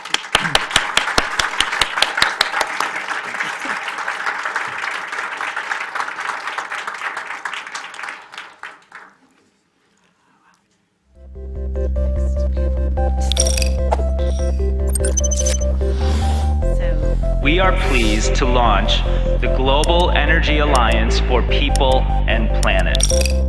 We want to ensure we change energy for good, for everyone.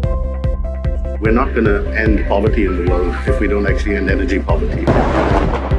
Keeping 1.5 degrees alive, we can only achieve that goal if we urgently and dramatically reduce our emissions. Sub-Saharan Africa, at least I know from my country, 50% of the people living there are off the grid. Exactly. So you can't even begin to talk about energy transition without talking about, giving access.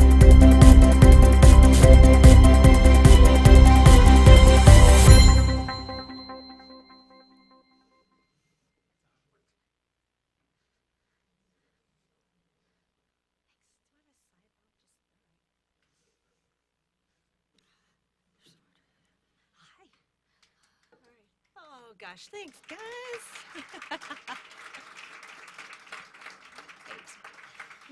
Well, good morning. I am Elizabeth Yee. I'm the Executive Vice President of Programs here at the Rockefeller Foundation, and it's really exciting to be surrounded by so many friends and family and change makers in the room with us today celebrating this important event. I'm very excited to be joined here with Aisha Siddiqui, one of the incredible change makers in our community that represents the youth movement. And I think for those who are familiar with us and maybe some who haven't, this is an important moment for the foundation. We have really been focusing on, as an institution, what we can really contribute to in terms of changing the climate and really making sure that we put people at the center of that, because we won't win in this work if we don't. And I'm proud to say, when we looked back at the history of the foundation, we made our first grants on the environment in 1950, really focused on health, and we've continued to build on that since then. But in this moment where we're really thinking about how do we center climate change as the core of what we do, we've really been looking to learn and listen from the communities that we work in, the communities that we support. And so I'm very happy to have you here, because youth is really the core of who inherits the earth and what we need to work towards. And so I wanted to share a little bit of background about you, Aisha, because I think we have a lot to learn from you and the community that you represent. When I did some watching of your videos and reading last night in preparation for today, and Aisha's family comes from Pakistan.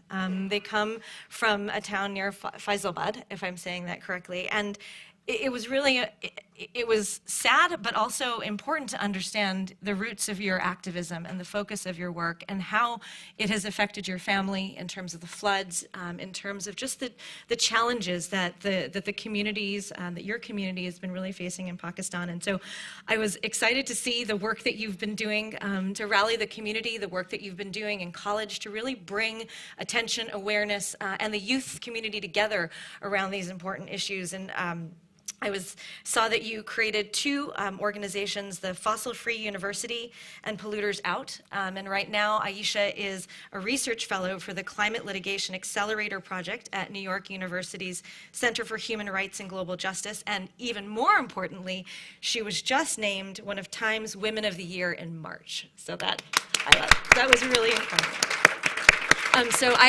thank you so much for joining us today. I just thought I would jump in to ask some questions, because as you know, I love to ask questions. So, I mentioned it briefly, Aisha. I really wanted to hear directly from you. I tried to summarize it, but I wanted to hear from you specifically about what brought you on this climate journey, and what the impetus was for getting involved in this work.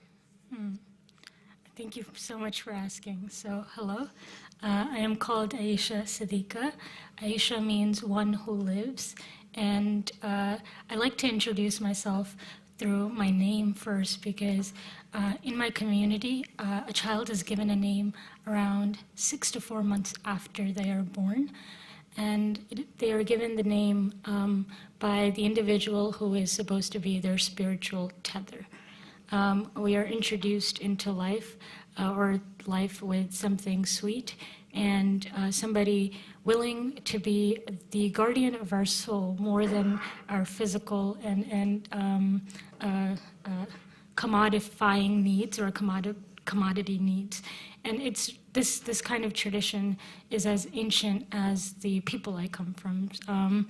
So I was born and raised in what would be considered a tribal community in Pakistan, and the tribal identity is important because it's only been recent that we were identified and recognized this title. South Asia is home to some of the largest populations of native and first people, but countries in Asia and Africa do not recognize their indigenous peoples. And to be from a community of that culture means that commerce, money, is only around 50 years old. And it also means that we eat from the land that we grow food on, and we drink water from that very land as well. And all of these things are important because they lead to why I started doing this work. My family, my mom's side of the family, comes from this village called Mochiwala, and it's further up to the more city I grew up in. It's called Jang. For most of our life, our drinking water comes from wells, or the river, it directly comes from that. And around 2008, post the war on terror, Pakistan faced a massive emergent energy crisis. We had load shedding or lack of electricity from 12 to 18 hours, and it impacted rural communities as much as it impacted the city. But for rural communities, what it did was lack of energy, especially during the hottest months, meant no fans, and even more so, a lot of crops and food rotting. And so the country started investing in dams to try to make most of our river systems and produce renewable energy. And they did that by funding hydrochemical dams alongside the Chenab River, which is the second largest river, and then the Indus River. But those hydrochemical dams were also simultaneously using coal-powered energy. And that coal often leaks into the water. So a neighboring community to mine experienced a lot of kidney disease because they were getting their water straight from the river. And many had to be put on dialysis. And things also got really coincidentally unfortunate for my village as well, because illness rapidly increased. Illnesses like tetanus, like polio, like appendicitis, things that could be treated in a country like the United States. Illnesses that aren't really hazardous in a country like the United States. And this isn't just, a unique story for a country or a village like mine. It was happening in many remote places across the country, and it is a reality for so many places in Bangladesh and India as well, and just parts of South Asia. And the whole point of this story being, when the air we breathe and the water we drink and the food that we eat becomes polluted, it has direct impacts on health. It has direct impacts on the qualities of life that people are leading. And I lost family members one after another. I immigrated to the US at an early age. My family, my parents are the first of our lineage to ever leave the country. And it was ostensibly a climate migration in addition to a migration out of the move to a more industrialized country, where people like mine who have just recently begun working and trading with commerce, in order to meet the markets, that meant that we had to learn the lingua franca. We speak a dialect. To learn the lingua franca, then go to university. Then from university, start working in monetary systems. And the thing is, it's a mental development, and I think this is one thing that gets very, very lost. When you trade goods and operate in a system that is immediate, so water is water, and I don't put like an artificial value on it and say our water represents $2, getting to that place of giving this a symbolic value for a community that hasn't done that for hundreds of years is actually really difficult. Because our brains, or the brains of my family members, they don't automatically make the connection the way that our symbolic world operates. And what that does in the long run, actually, is that it creates a difficulty, a barrier, a language barrier even, in starting gaining of wealth and money, because you don't, it's really difficult to fundamentally ascribe value to that symbolic system. And that was what's happening. A lot of the tribal and ancient, not ancient, but communities that have operated without putting artificial values on goods and just have traded goods, it is rather difficult for them to gain wealth very quickly. So yeah, my family immigrated to the US when I was around 8, and in 2013 is when I lost family back in Pakistan due to water pollution. But I live on Coney Island, I don't know how many of you are from New York City. I live around 1,000-ish feet away from the Atlantic Ocean. And in 2012, there was a massive hurricane called Hurricane Sandy. My family didn't live in the house that I live in today at that time. We lived actually a few miles up. But it's been 13 years, and the pipes are still being fixed. The water pipes, the gas pipes, and our seawall, our version of seawall in Coney Island is NYCHA housing. It's projects. It's a black and brown community that is being put ostensibly like as the barrier before it hits the rest of Brooklyn. Coney Island is also home to one of the last gated communities in Brooklyn. And the gated community has a different quality of beach, a different access to resources than the rest. It is also now home to a lot of old homes, I think that's the technical term, where people with mental illnesses or folks that cannot afford to be on a really expensive old home are living through subsidized government funding. And so when I say the most vulnerable communities are in front of the climate crisis, this is what I see with my own eyes every single day when I leave my house. And that's why I started being engaged in the climate movement and the climate crisis, because everywhere I looked, it didn't matter if I was in the United States, it didn't matter if I was in Pakistan. When you don't have enough money and power to stand up, you are expendable. And that expendability of these people around me bothered me a great deal. So I started mobilizing with my friends. That's an incredibly powerful story, and I commend you for having the courage to come and make sure that we represent those communities in everything in the work that we do and keep them top of mind. I would just be interested to hearing from you a little bit more. You've really been working to support frontline communities, to support the youth movement. Mm-hmm. What kind of support do we as an institution and this room, who represent a whole cast of characters and different contributors to this, how can we help elevate this more? How can we help get action moving on this important topic?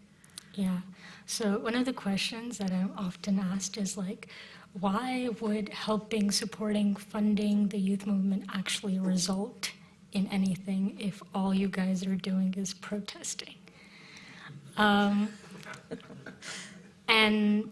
I'd like to really elaborate on that.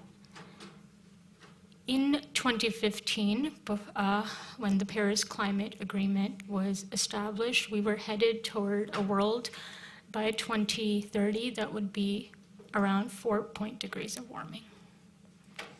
Through the advocacy of small island states, the youth movement, and grassroots movements, we established a threshold of 1.5 degrees of warming. That is an incredible victory.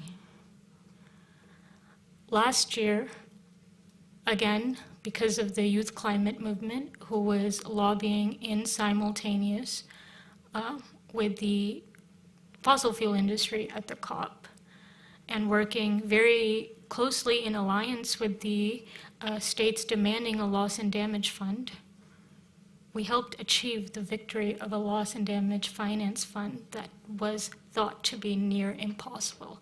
In fact, I had ministers of state come up to us and be like, it's not going to happen.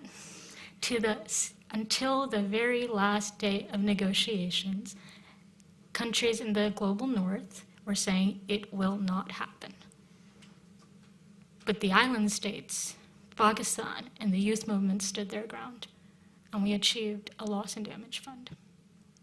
On March 23rd, just a couple of weeks ago, 16 youth from the University of South Pacific in Fiji worked with the state of Vanuatu to get the International Court of Justice to write an opinion on human rights and climate change. And they got that passed to the General Assembly with 192 states, all in favor. This will change all legal dynamics for fighting the climate crisis. Because once the International Court of Justice recognizes states' responsibilities in terms of human rights to the climate crisis, we have a precedent set that we have never had before. That is another victory. The youth movement, although in the front looks like all we're doing is protesting, is acting very strategically through litigation, through policy, through international negotiations. And that is why supporting the youth movement is incredibly important. And I'm starting off with victories to also share with you, these have been the victories of our past 10 years, past decade, but the youth movement receives only 0.76% of all international philanthropy monies to support it. Of that 0.76%, majority goes to the youth movement in the United States and the global north, including Europe. If those funds were given to young people organizing in Asia, young people organizing in Africa, young people organizing in the Pacific Islands, we would change the course of mitigating the climate crisis. So, what does the youth movement need? At this stage in time, we also need political strategy, and we need political strategists. Most of what we've learned and most of what I've learned has been ad hoc. We are learning on the job. Somebody gives you a badge to go to COP, and you teach yourself how negotiations work. I promise you that's what I did. I watched YouTube videos.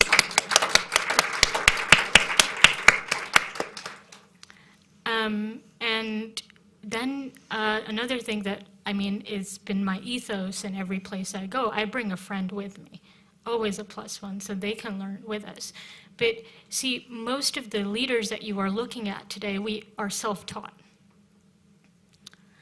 And it is coming from a place of need, necessity, and responsibility to our communities, but also because there do not exist mechanisms to get the information to people who need it. And the reason why I'm saying this is important, we are under the wrong impression that Stanford University, Columbia University, and all of these institutions, academic institutions in the global north will bring us the solutions to the climate crisis.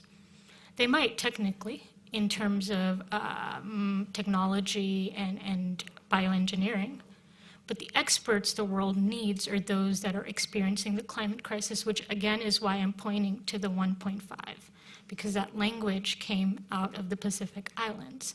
Loss and damage came out of the Pacific Islands. The victory was led by AOSIS and G77. So even political and strategic imagination, it cannot come from institutions that are not, and academics and people and scientists that are not experiencing the climate crisis. They need to come from the people experiencing it because they can articulate what we need. And articulation is also incredibly important. From the time of Martin Luther King to President Noam Chomsky to Naomi Klein, people who take ideas and articulate them in technical manners are the people that can help us get to solutions. So the youth movement also needs the resources to get strategic. And the way we can do that is through funding, and then lastly, I would argue most importantly, we have mechanisms to help people who are investing in projects in renewable energies. We have mechanisms to help people who are investing in projects of biodiversity preservation. We have mechanisms of resourcing and helping NGOs build.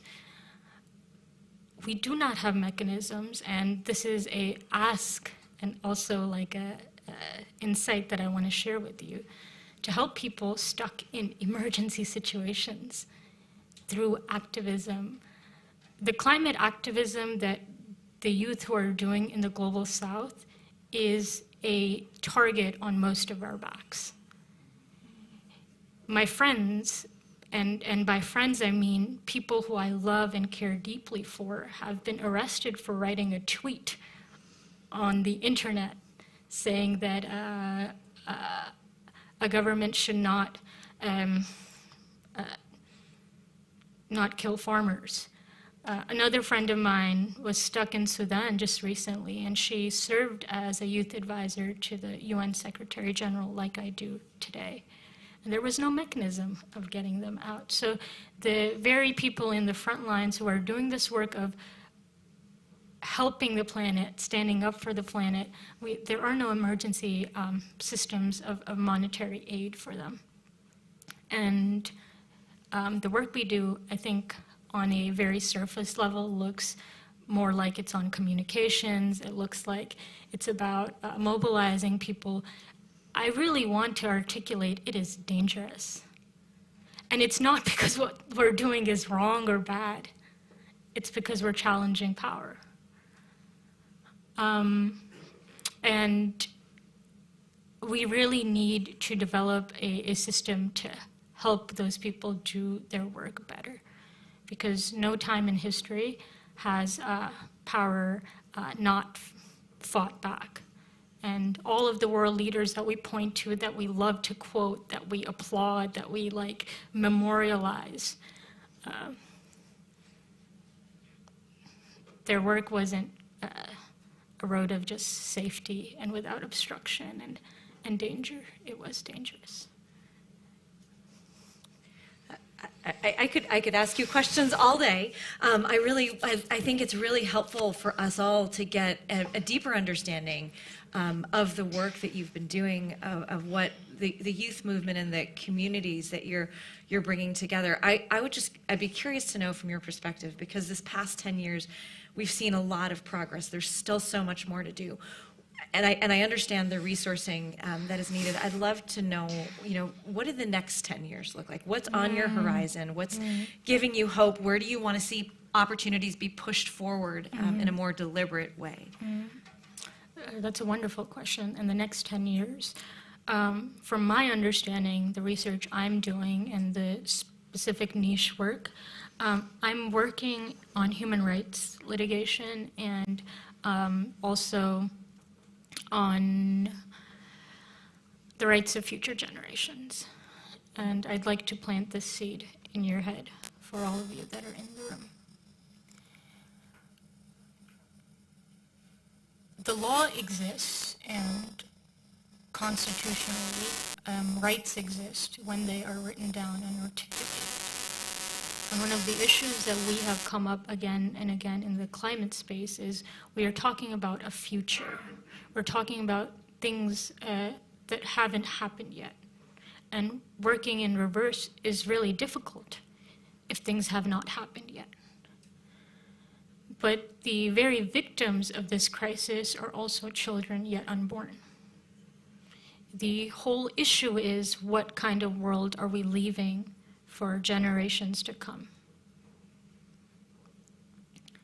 The law says nothing about the rights of future generations. Courts have not been able to clearly articulate what our responsibility is to children yet unborn. And this is for all of us. How incredibly game-changing would it be if we were able to establish that?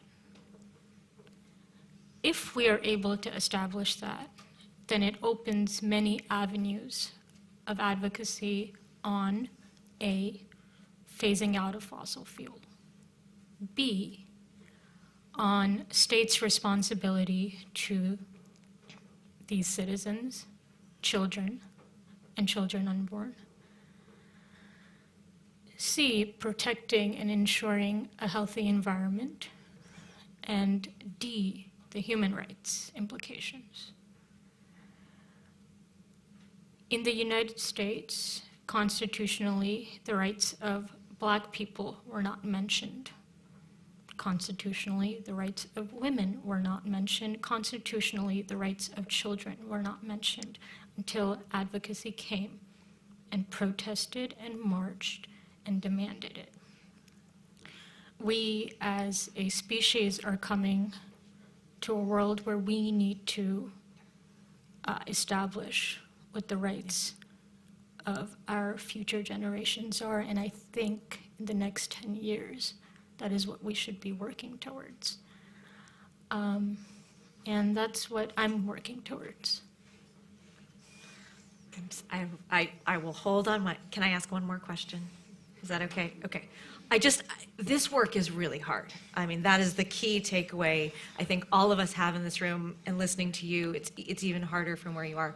What is the fuel? What is the hope that drives you forward every single day?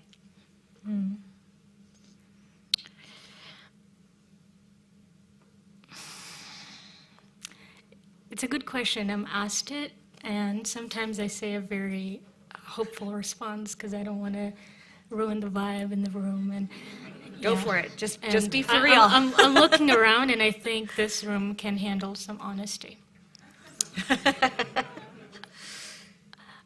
I have to go back to my aunts and uncles and cousins and update them after I do things like this. And then they ask me, okay, Aisha, what has this changed for us?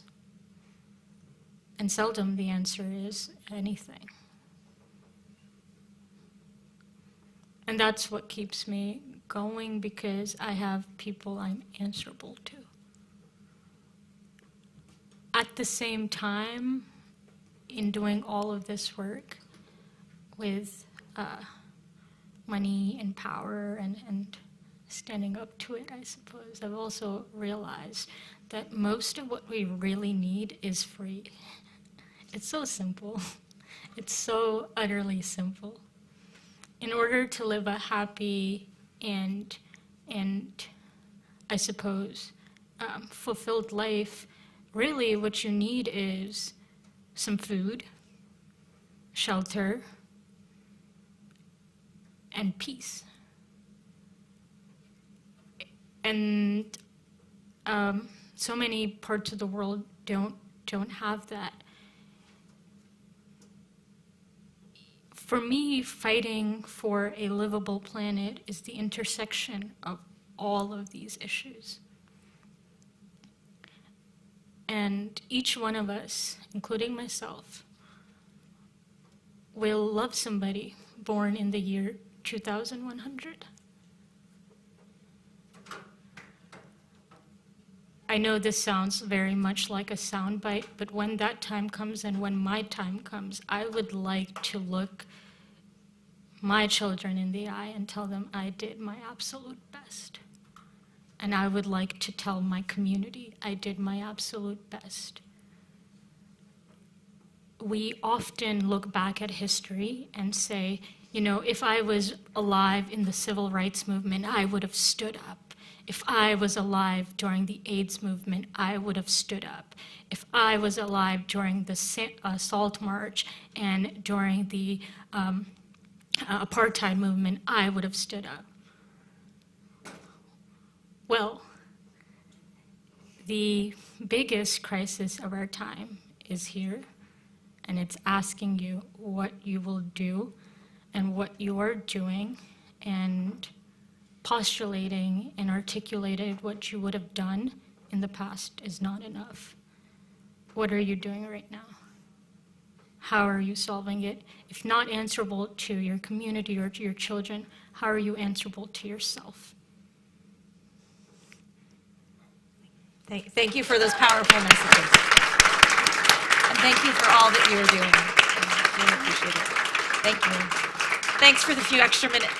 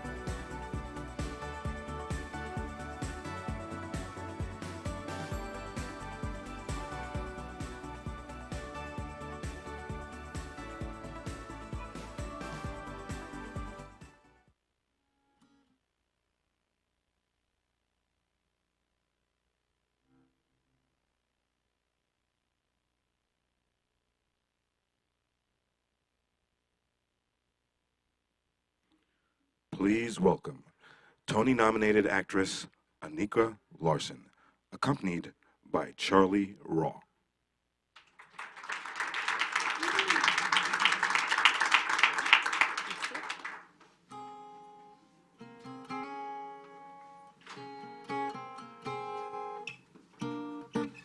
When you're down and troubled and you need some love and care, and nothing, oh, nothing is going right, close your eyes and think of me, and soon I will be there to brighten up even your darkest night. You just call out my name, and you know wherever I am, I'll come running to see you again. Winter, spring, summer, or fall, all you have to do is call, and I'll be there. Yes, I will. You've got a friend.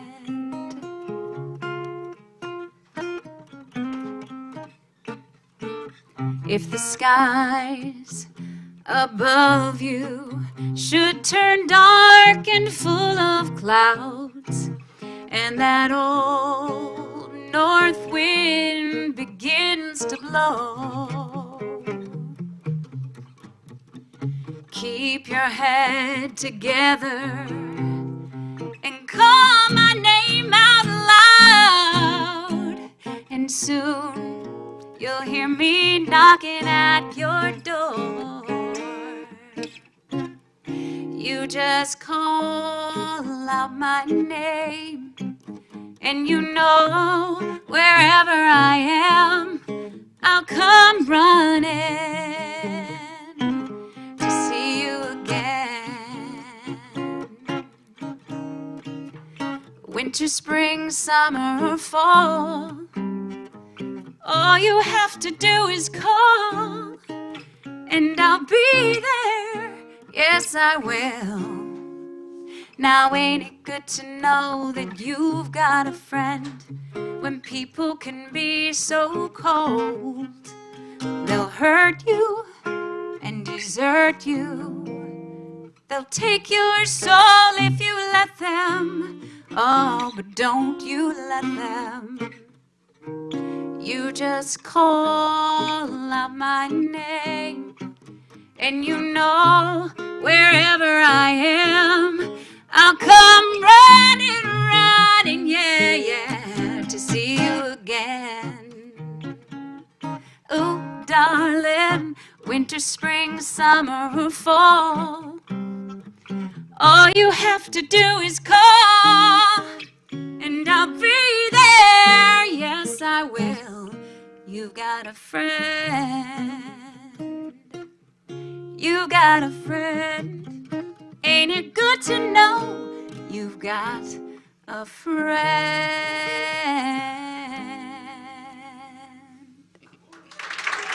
Thank you, Charlie. Thanks, guys.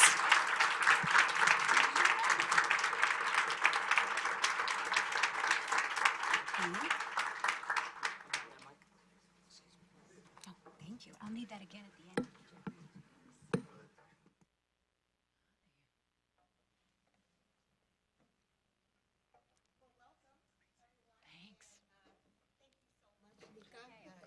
Really great.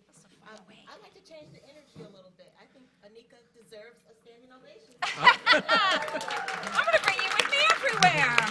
Thanks, guys. Honestly, standing ovation for this day. What a day. Now, thank you. Thanks again. So you all may know that Anika Larson is an actor and a Tony Award-nominated performer and leading advocate on Broadway for operationalizing sustainable and climate-friendly practices. And so thank you so much for sharing your talent with us, but as well as your passion. And Jeff Reichert is a Academy Award-winning documentary filmmaker and is currently working on 1.5, a climate change documentary set to be released next year. And just so you know, when I say Academy Award-winning, that's an Oscar. And we were just in the back room asking him, is it as heavy as it looks? And he says, yes, it is a lot heavier. 100%.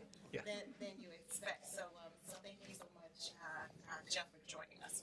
So very much looking forward to this conversation. As you all know, Rockefeller Foundation is celebrating a 110-year history, and we have long been a supporter of the arts and humanities because we know that through supporting the arts, we can find common places that we are alike and we are dissimilar.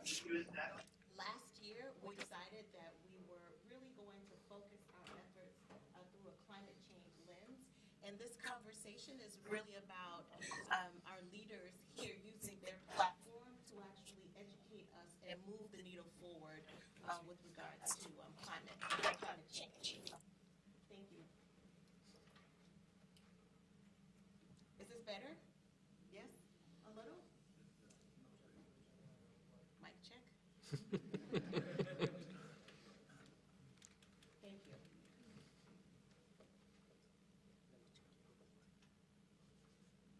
Should I sing some more? I can sing Yeah. some more. Yeah. If we have the rights, yes, absolutely.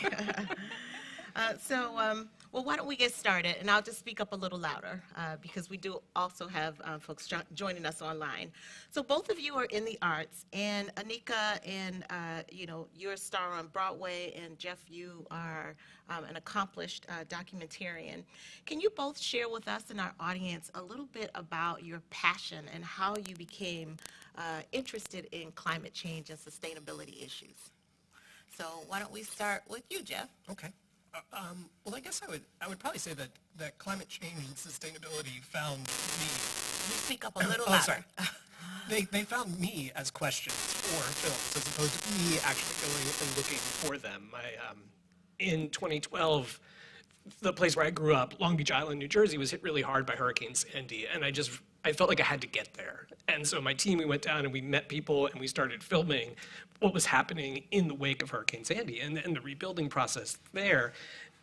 We didn't set out to make a climate change movie, but obviously the questions that arose by being there over the course of the year following Sandy led us to climate change, sustainability, and et cetera. And so I think for me, it's about the people and it's about the situations, and then all of a sudden it can kind of lead back, like the new film, which we'll talk about in a minute, which it is very much in the world of climate change and climate change politics, but I fell in love with the people who are part of it, and I wanted to tell their stories.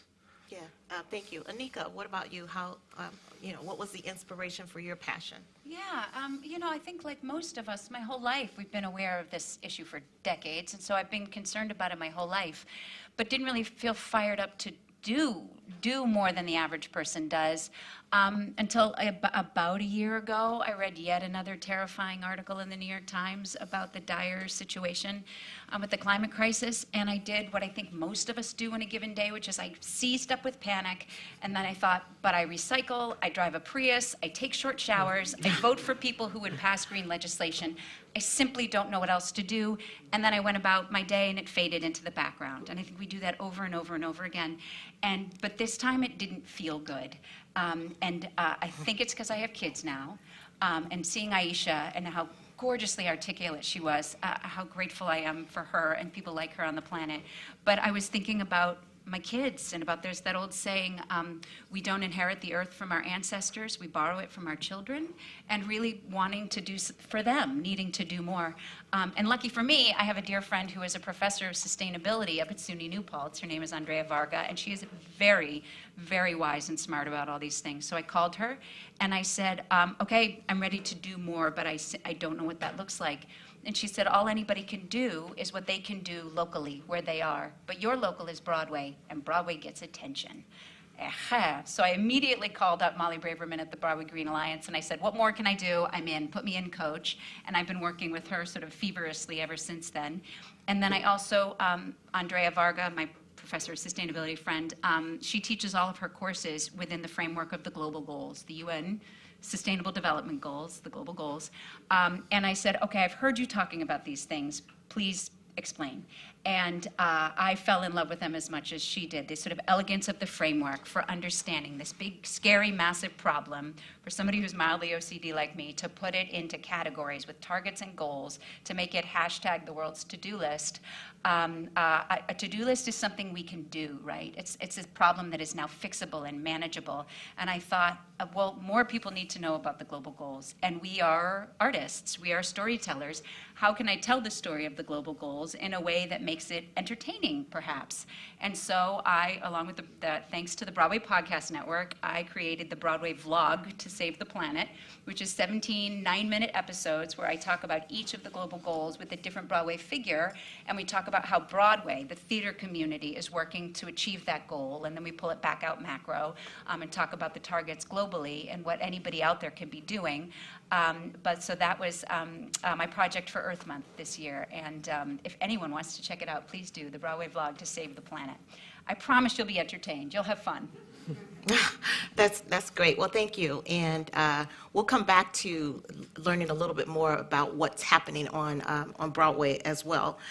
Jeff, you are currently working on a documentary that's called 1.5. Mm-hmm. And the number 1.5 is very important in the fight against climate change. Can you share a little bit more about that documentary, about the number, its relevance, and what you hope to achieve? Sure.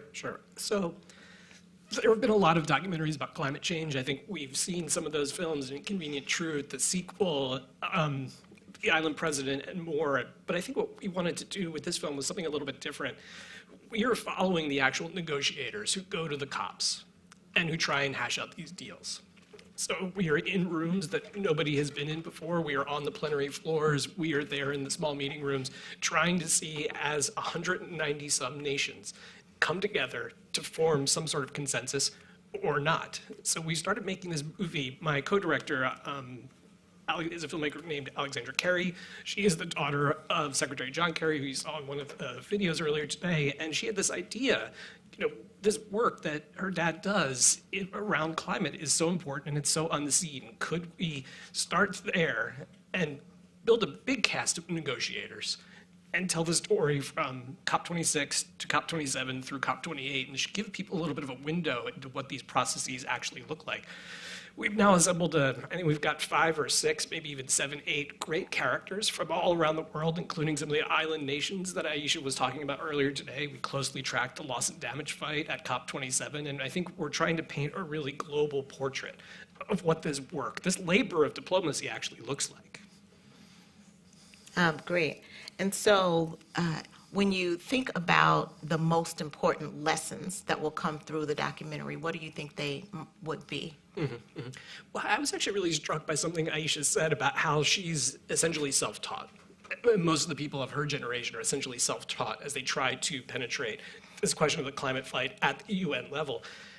And I think the film could provide something of a tool so younger activists can look and say, oh, well, this is actually what is happening in these rooms that we are not often permitted to be in. Here's a way we can target our activism so it can be more powerful, can actually aid the negotiations in some forms, as opposed to a sense that we often had, which is that there was a disconnect between the activism that's happening outside the COPs and what we're actually seeing inside the meeting rooms. Yeah, I think I'd like to build on that because, Anika, you shared that, your passion came from really talking to a friend and learning that you can do something wherever you are. Mm-hmm. Let's talk about Broadway and what you're seeing in that sector with your colleagues and in that environment. Can you share a little bit about the work and the level of attention climate change would be getting in that sector, in that space? Mm-hmm. I think like with everywhere in the world, it's growing and growing, really. It's becoming so much more present in our lives, and people are getting so much more concerned about it. The Broadway Green Alliance has been around for 15 years doing great work, really super grassroots work. We have green captains, we call them, and they're people who are in each Broadway show in the backstage of each Broadway. It can be cast, crew, orchestra members. And then we also have them in regional theaters and national tours and college campuses. Anybody out there who does theater in any form and wants to be a green captain, go to BroadwayGreen.com. There are toolkits and resources there, so many resources to figure out how to be doing theater more sustainably. But the Green Captains backstage just really help to make sure we're being as green and sustainable comfortable as possible backstage in terms of, the usual things. But for us, they become unusual. We recycle the usual things, but also we recycle our instrument strings. They're built to last. You don't want them in landfills. So we do that kind of thing. We upcycle the vases that people send us gorgeous flowers in. Currently, literally right now, a few blocks north from here is one of the 2 e-waste drives a year that the Broadway Green Alliance has, along with textile drives. We do that. We collect e-waste and textiles to make sure that they don't end up in landfills. So there's a lot of work that's being done, sort of grassroots with the members of the community, and then there's the sort of greater, the vast majority of our carbon footprint comes from the HVAC and the electricity. We need our big Broadway lights to do our shows, right? So then how do we do it better? And in my blog episode about clean and affordable energy, I talked to Natasha Katz, who's a Broadway lighting designer, who actually made me feel really optimistic and heartened because she talked about just the sea change in terms of LED lighting and how they use them in all of the lights now on Broadway, in the regular instruments, in the robotic lights, in the lights that are in the sets, and how there's just an incredible amount of energy savings, money savings as well. And this is something that hadn't occurred to me, is that they are cooler. They don't create as much heat, so you also don't need as much air conditioning to recool this space. So there are lots of reasons for optimism, and there's also still much work to be done in terms of Broadway theaters are old. They're gorgeous because they're old. They're the decades and decades of people who performed in these spaces, but they're not necessarily efficient. And we still need to be working on. Eventually, we would like our dream. We're calling it the Theater Climate Revolution, and it's doing everything we can to minimize our carbon footprint, and then to invest in carbon-fighting projects to offset the carbon emissions that we can't help but put out into the world, more than offset. And so we're trying to do that in partnership with an organization called Reverb that is doing this on rock tours. Billie Eilish's tour did this. If you can see on their website the unbelievable amount of stuff that they were doing to be green on her tour, and then the ways that they couldn't be green, they were then offsetting. And I think that that's a lovely model. Offsets are complicated. We should keep having the conversation around that. But we need to be tackling all of these problems from every side. Yeah, thank you. We're studying a lot more, and in this facility, we're really looking at our carbon footprint and how we can be better stewards of the environment. And I do think that learning more is something that we all can do. I'm just curious about, and I'll ask this question to both of you. Jeff, we can start with you. What's been the most surprising fact or thing that you've learned through your documentary work around climate change? This specific documentary, or just in general? Well, you can this specific documentary and in general. Okay. So for this specific film, 1.5, which I should say is being supported by the Rockefeller Foundation, and we are so grateful for that support. I guess I was really surprised by the process that happens at the United Nations COP programs. It is frustrating, it is slow, it is not moving nearly as fast as it possibly could. But I was interviewing a negotiator who works with AOSIS, a guy by the name of Mikai Robertson from Antigua and Barbuda, and I said, Mikai, why do you participate in this? Because it seems like it's constantly frustrating. You are never getting all of the things that you want out of it. And he looked at me and said, I understand that, but what else do we have? Where else can Antigua and Barbuda go and stand up to the United States, the EU, Russia, China, et cetera, and say, these are our needs. These are the things that we need if our nation is going to survive. I never really thought about something like that before, in that sense, this system that creates a mechanism for the very smallest countries in the world to be head and shoulders with the most powerful countries in the world. And that was a hopeful moment, even as we can all acknowledge that the process by which all these negotiations happens is challenging. And through your work as a whole, would you add to that? Yeah, I guess I would say that home is really powerful. When I filmed on Long Beach Island, which I don't know if people know it, it's a very thin strip of land off the coast of New Jersey. By all rights, it maybe shouldn't continue to exist in the way that it does. But we talked to people there, and we asked them. We just said, this place could be underwater in 15, 25 years. Why don't you make the move now? Why don't you move inland? Why don't you move upstate? Something like that. And they all said, but this is our home. This is where we grew up, and we're going to do everything we can, everything in our power, to stay here for as long as we can. And I find that very moving, and I think there's a connective tissue between what the residents of Long Beach Island are saying and the residents of Antigua and Barbuda and Vanuatu and places like that. Thank you. What about you, Anika? I think that the thing that has been most sort of enlightening and edifying, and for me also sort of shifting the ways, something in the way I had never thought about it before, is that in sort of falling in love with the global goals, the three pillars of the goals are people, planet, and prosperity. And it has led me to a definition I didn't come up with, but that I have now latched onto that I think is just gorgeous for sustainability. Sometimes it's referred to as sustainability with a capital S, but it's shared prosperity on a healthy planet. And it holds those three pillars in it. And that is a sustainability I can get passionate about. That's a sustainability other people can get passionate about. We had every Earth Day, if you have nothing to do and you want to come hear people sing Down, come to Times Square. The Broadway Green Alliance does an Earth Day concert there. And I hosted the afternoon session. And the one time, it's just people passing by in Times Square. They don't even know what they've happened upon. And the one time we got some sort of response and some hoots and hollers from the audience was when I said that. It's the idea of it is not sustainable if we're ravaging our planet. It's also not sustainable if, as Aisha said so beautifully before, if all people don't have access to food, shelter, education, clean water, sanitation, and equality, no matter who they are, no matter how much money they are, no matter how much money they have, no matter who they love, no matter what they believe.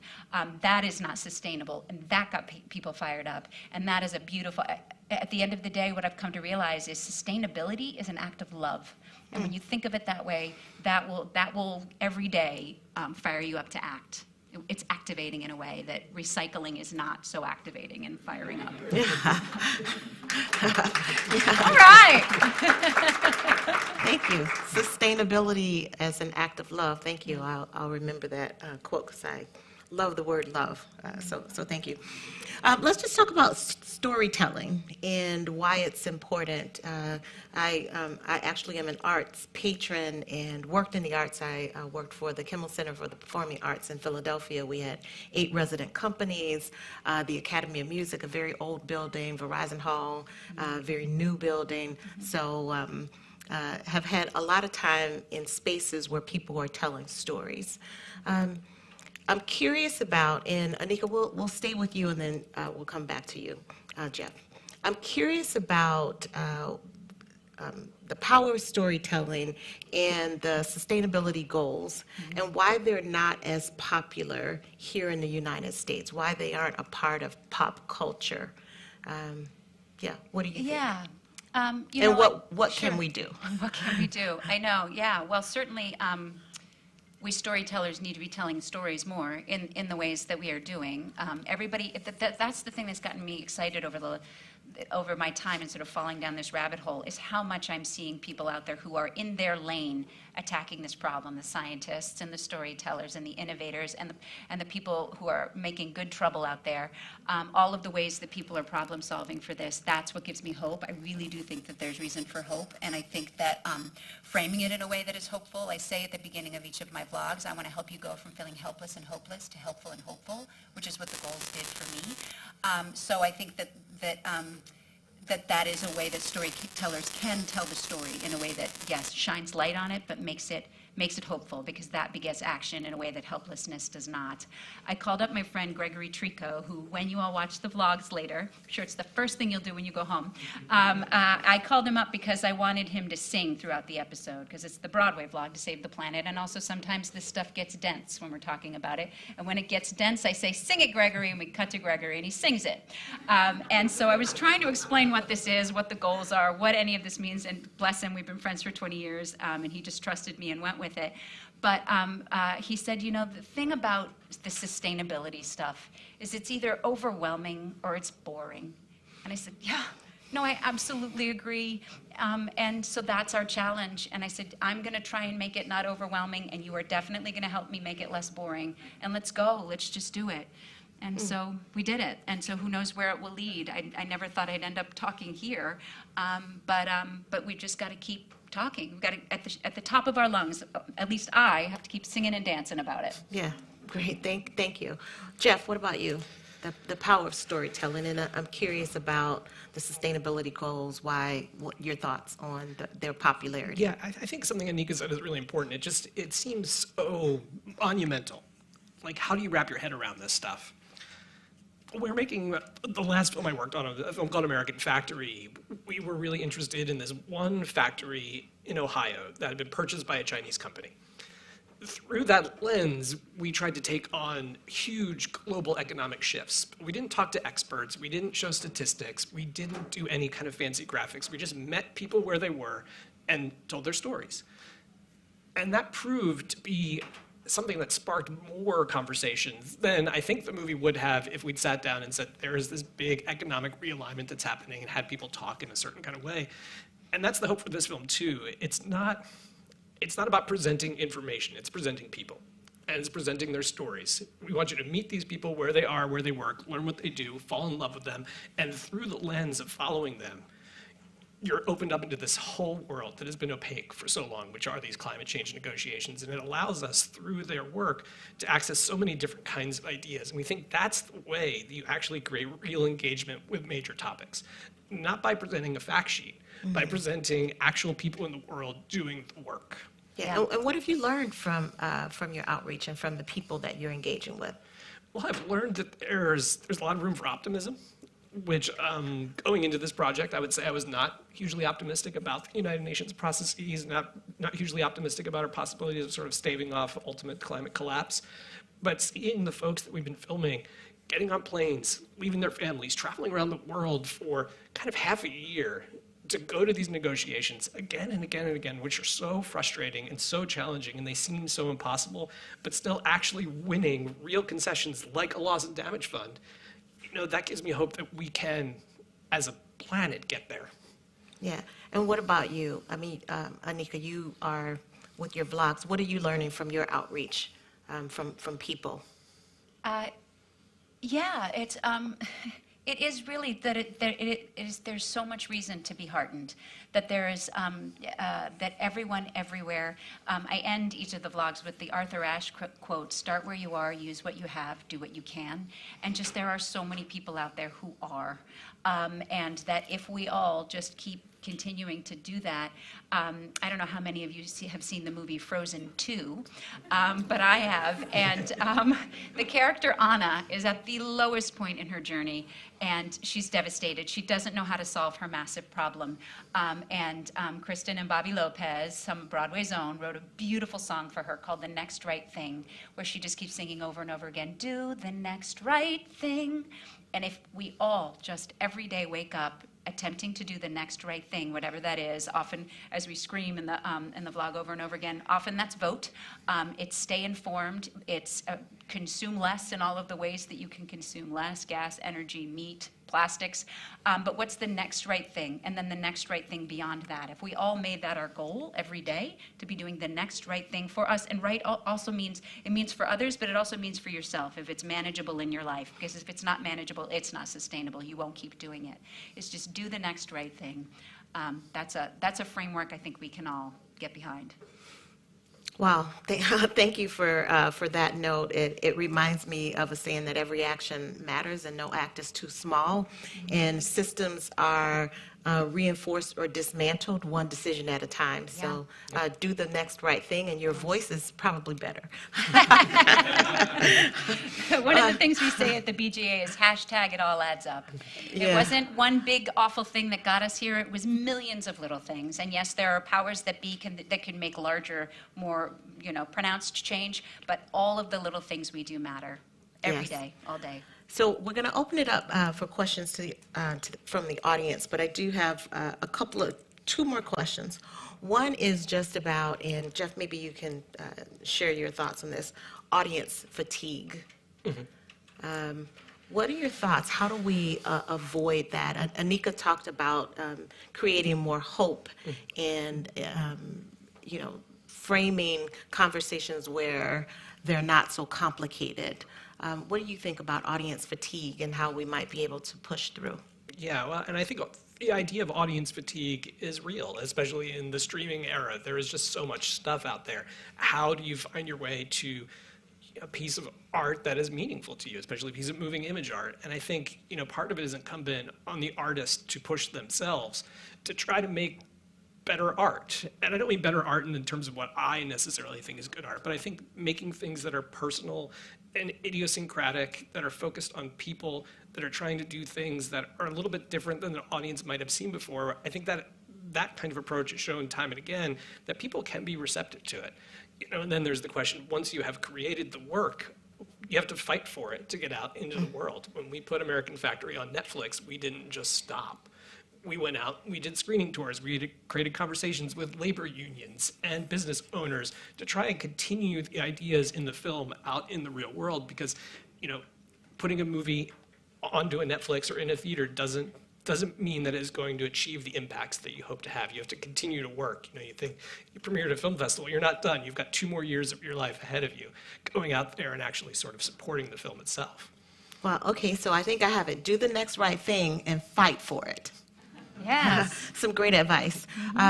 One last question, and Anika, maybe you've shared the power of one, because I do believe that there's so many complicated choices that we all have, that if we can make one choice, or if there was one recommendation that you would have for our audience, what would it be? Jeff, why don't we start with Jeff? Anika will give you the last word before we turn it over to our audience. Well, I guess I would say, and this is a quote I love from the British art critic John Berger. He says, consider, this is the beginning of one of his television shows called Ways of Seeing, and he says, consider what I'm arranging, but be skeptical. The idea of skepticism, I think, is really powerful. Cynicism is bad. Cynicism makes people walk away from conversations and actions that we need to take. Skepticism, however, I think is a driver. And if we were all more skeptical of the images, the media that we were receiving, really thinking about it consciously, I think it helps lead to that next action. Mm-hmm. Yeah, absolutely. I guess I would say it's, you know how they say diets don't work? You have to make a whole lifestyle shift before you're ever really able to get fitter or whatever you're looking to be. And I think that it's, like there's 1,000 things you could say of, turning your appliances off at the plug. And at the end of the day, I think for me, what has really helped, and then it informs all my decisions, is sort of a holistic way of thinking about, and I said it just now, but the idea of consuming less. As we are raised in a society and in a culture that wants to consume more. And if we all just turned that around and thought, but how can I consume less? Inevitably, that sort of leads you in the right direction for the planet, and whatever the thing is that you're consuming less.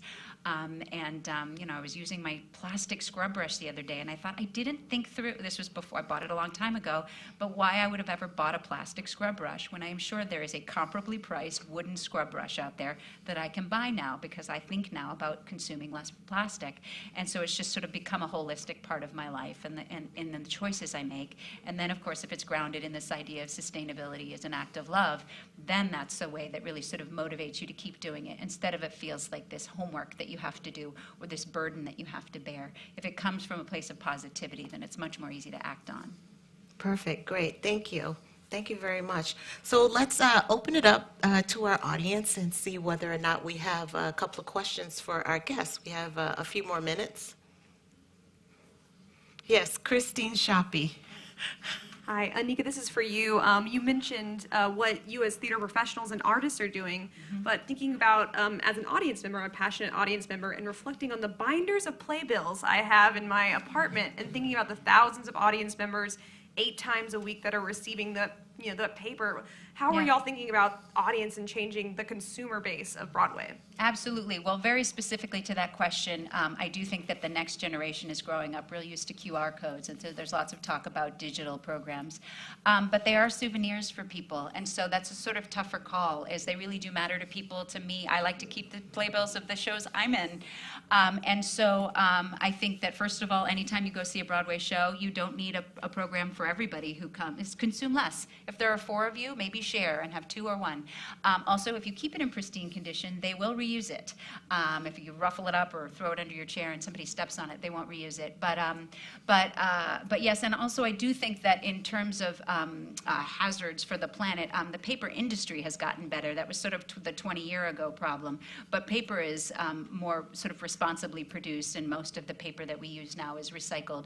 So I do think that there are times, again, the next right thing for you is that if we still want these as souvenirs, let's use only the ones we need. But that there are times, I still do a paper Christmas card, but I just yesterday had my stack of spam paper mail that I don't want to get, and I went to the trouble of finding the contact info on the internet and saying, please take me off your paper mailing list, please put me on your emailing list, because that is paper I don't want, and then I'm going to send out my Christmas card on paper feeling good about that, because I feel like that is a special time to use paper. It's the choices we make. It doesn't have to be a hardship to still have an effect, a positive effect on the world. Great, thank you. Is there another one? We have time for one last question. Hi, this is actually for Jeff, and it's about, well, it's really about access. It sounds like in your documentary filmmaking, I Saw American Factory, obviously you got this amazing access. I'm not really sure how. I would love for you to tell us about it. In the factory, because I think that's so fascinating. I don't know if you can tell a little bit about that story and what the documentary is about, maybe a little bit more. And obviously access to COP, which, like you said, is not really permitted for many of us, even in this room, let alone, obviously, as we talked about, disadvantaged communities, the youth, you know, so many others that want to be a part of that conversation. So I'm just kind of wondering how you gained that access. And you know, what do you think that access really means? I think it's really hard for documentarians sometimes to get that, especially for like sort of young and aspiring storytellers. So. Sure, and we can also over-fetishize access as well, because sometimes it isn't about the access that makes the movie, it is about your perspective on what you do with that kind of material. But I'll say for the cops, you know, it was a lot of just hanging around. And I don't mean that to sound glib, but that is so much of what we do is stand around and loiter in hallways and meet people over coffee and explain what we're trying to do, and then meet them again and explain what we're trying to do again. And then all of a sudden, maybe not the first day, but maybe the 6th day, they say, okay, well, come with me for a second and we'll let you in.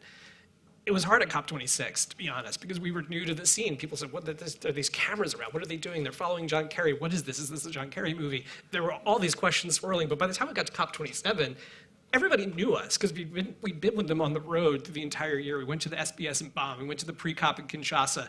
They were kind of, the fact that they were almost bored of seeing us allowed better access. You know, by the end, there was actually a very, very tense meeting that we really wanted to be in there. It was about loss and damage. We really wanted to be in that meeting. Many parties were coming. We had to ask each individual party it was okay if we were in there filming. And one of the parties looked at us and just said, well, you've just been here for 2 years. You know, I guess fine. You know, come on in. And so we'll see what that actually ends up making it into the movie, but some of it is just about sticking it out. And I think part of that was how we made American Factory 2, which, you know, in some ways getting into the factory was not challenging. We had a Chinese billionaire who looked at the film's directors and said, well, you guys are great, you know, come on in. I don't think he knew what we were planning to do, but the maintenance of the access was a years-long daily struggle of going into that place and being nice to people and meeting folks and being there when the chairman came into town and just putting in the FaceTime, putting in the work, knowing when people's birthdays were, knowing what was happening in their lives outside of the factory. That is the situation where, as a documentary filmmaker, people want to participate with you. You know, that's a situation where you're not coming in and being extracted with your camera. You are being invited into people's lives and they want to share with you. And that's the place we like to get to. And it's, you know, it's a very different situation with factory workers in Ohio than with global diplomats, but I think the principles are the same. Thank you. Thank you. So we are receiving a note that it is just about time, and I'd like to say to Anika Larson and Jeff Reichert, thank you so much for your leadership, for your love of people and planet, and for amplifying this very important topic. And so thank you. So we have to close. No, we have to stand up. And I am suggesting that we make people outside the doors wonder what the heck's happening in here. So we have to be really, really loud. And thank our guests. Yay!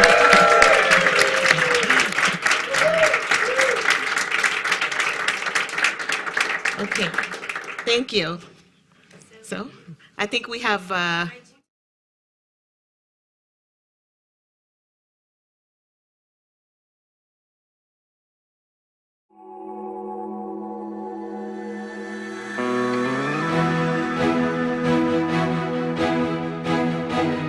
At the Rockefeller Foundation, we're making opportunity universal and sustainable. That means helping harness the power of data to stop pandemics before they spread, and extending the rights and benefits of good health to everyone. It means supporting the empowerment of energy-poor communities through access to renewable electricity, creating green jobs, and cutting carbon emissions. Making opportunity universal and sustainable is championing equitable economic opportunity for every person in the United States, no matter what circumstances they were born to. It means helping change food systems so food workers are paid fair wages and what we eat nourishes our bodies and protects our planet. And it means collaborating to connect leaders and build data and finance-driven solutions to foster new ways of thinking. Together, our partners and grantees around the world carry out this mission every single day, enabling individuals, families, and communities to thrive so they can shape their own future while protecting our planet at every turn. That's making opportunity universal and sustainable. The Rockefeller Foundation.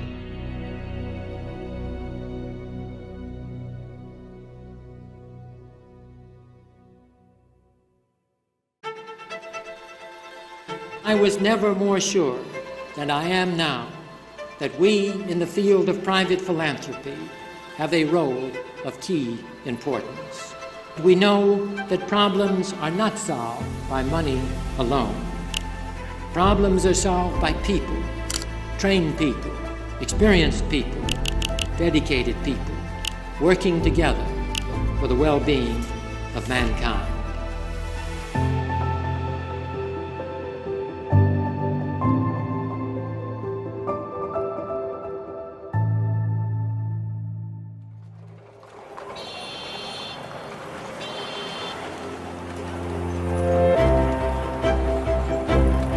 More than 100 years ago, the Second Industrial Revolution was in full swing. That era of progress created unprecedented wealth, but also gave rise to great inequities in the United States and abroad. In 1913, the richest man alive had a vision about giving away his fortune, using it to promote the well-being of humanity throughout the world, making opportunity universal. Let us go forward, courageously resolved to play our part worthily in building a better world. Since that time, the Rockefeller Foundation has been boldly meeting the moment to spark innovation and take big risks to bring about transformative change. Our diverse and talented team has a sense of passion and purpose for this work. Each solution, fueled by cutting-edge science, technology, and data, aims to address the root causes of humanity's greatest challenges. That's what's unique about the Rockefeller Foundation. We go beyond grant-making to tackle the most complex issues of the day.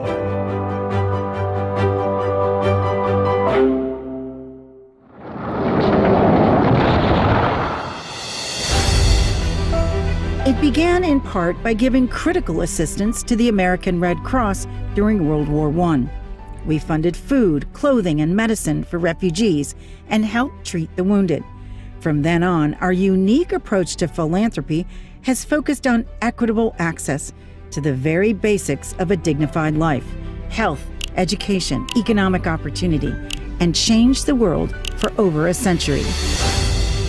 Diseases like hookworm, malaria, and yellow fever were leading causes of mortality in the early 20th century. The foundation worked towards elimination of these diseases in many regions and identified a vaccine for yellow fever. We also helped establish the world's top schools of public health and seeded groups like the World Health Organization. We've continued that work by leading during the COVID-19 pandemic. We developed testing protocols that were adopted by the White House and are working to promote equitable vaccine access in the United States and beyond. To combat hunger, the foundation supported and funded a green revolution that increased agricultural production by developing higher yield varieties of grains like wheat and corn, improving irrigation and fertilizing techniques. That green revolution is credited with saving over 1 billion people from starvation in the 20th century. To make that work more sustainable now, we've worked with partners like the 1 Acre Fund to invest in smaller farmers in the Global South, who are mostly women.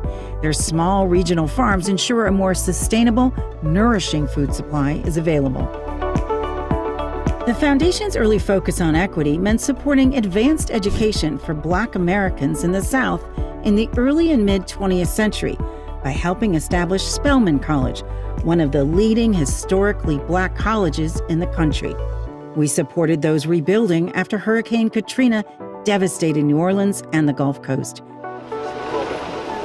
Equity and creating opportunity is central to all our work, including public health, food, energy access, and economic opportunity. That's why the foundation led research that advanced policies to end apartheid in South Africa in the 1970s and 80s. In the 21st century, the foundation found new ways of unlocking private capital by pioneering innovative financial solutions. Initiatives like the Zero Gap Fund are bringing more private capital to help achieve the Sustainable Development Goals. And through initiatives like Co-Impact, we're advancing new models of collaborative philanthropy that deliver sustainable and large-scale change across the Global South. Just about every aspect of well-being and development relies on energy and a protected Earth. That's why in this century, the foundation began to invest in distributing renewable electricity to the billions of people lacking power through a climate-smart energy system of the future. Connecting these households to reliable power enables them to take the first step out of poverty, creating jobs, improving clinics, food supplies, and schools. Data and technological advances are key to our work, which is why we've supported the greatest thinkers and innovators of the day, whose ideas have made this world better for so many. Today's world may be vastly different from what it was a century ago, but our mission remains: promote the well-being of humanity through technology, innovation, partnership, and an enduring belief that we can make individual opportunity universal.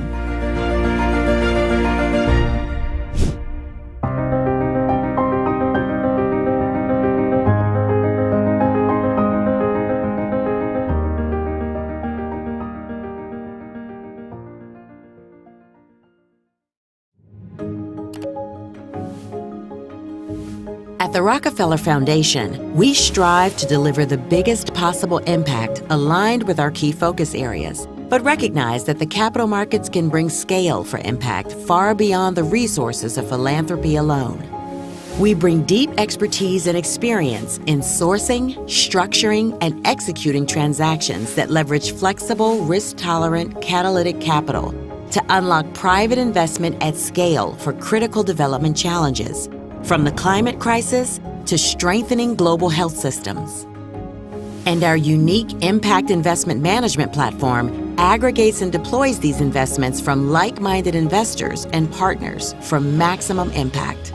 Our work spans a wide range of sectors, asset classes, and geographies, from financial innovation to urban infrastructure and energy access. We are at the forefront of leveraging the capital markets to address global challenges for lasting change. Join us.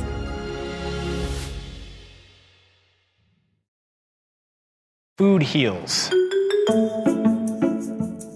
It has the potential to heal individuals, create better public health, and institutions like schools and hospitals can play a fairly significant role in being a connector and promoter of these values.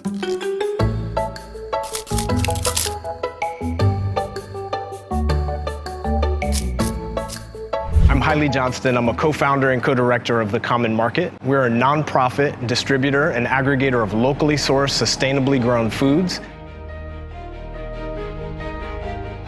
Small and mid-scale family farms, food that was grown with values that we cherished as a community, was not finding its way into the schools, hospitals, elder care, early childhood education centers, the institutions that were created to serve communities like ours.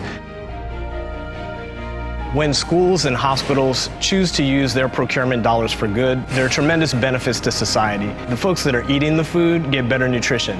And the institutions have the opportunity to communicate these values more broadly to the people they serve and really take a stand in equity, in land conservation.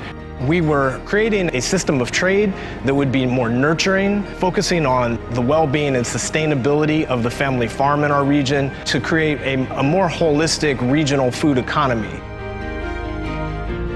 We bring efficiencies to the institutions by aggregating significant quantities of food from small and mid-scale family farms and delivering at a price point that is both fair for the institution, but also fair for the producers.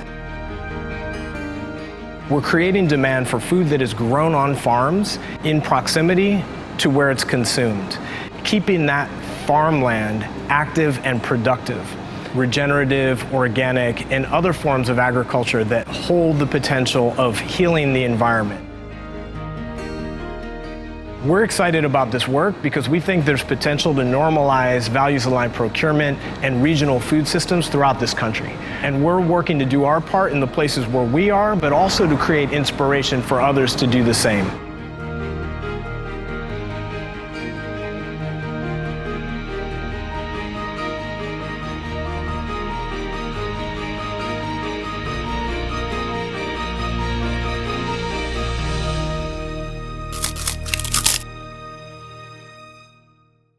A world where women were equal in every aspect of society would be richer and safer and more stable. There's a lot to be gained in moving toward equality because I think it would be better for everyone, not just girls and women.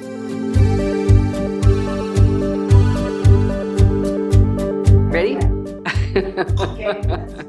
I'm Hillary Clinton. Women are the primary farmers in many parts of the world, like Africa and other places. We're facing a climate crisis, and we know that catastrophes of all kinds fall disproportionately on girls and women, whether it's tornadoes and hurricanes and wildfires and all kinds of droughts and other climate-related problems. And so the dislocation and difficulties faced because of climate change has made life even more difficult for many, many women and girls. We've changed a lot of laws, a lot of regulations, we've made a lot of progress, but there are still too many people for all kinds of traditional, cultural reasons who do not believe in and therefore do not support the full equality of women. Young girls and young women throughout the world need to understand that they have a role to play in every aspect of their society, starting in the family and the home, but going into the community, the neighborhood, and beyond. And they should be willing and able to follow their own dreams, because at the end of the day, I'm not going to determine or tell any girl what her dreams should be, but I want to be in a position to help support every young girl and young woman in achieving her own dreams, whatever those might be. We are overdue for equity.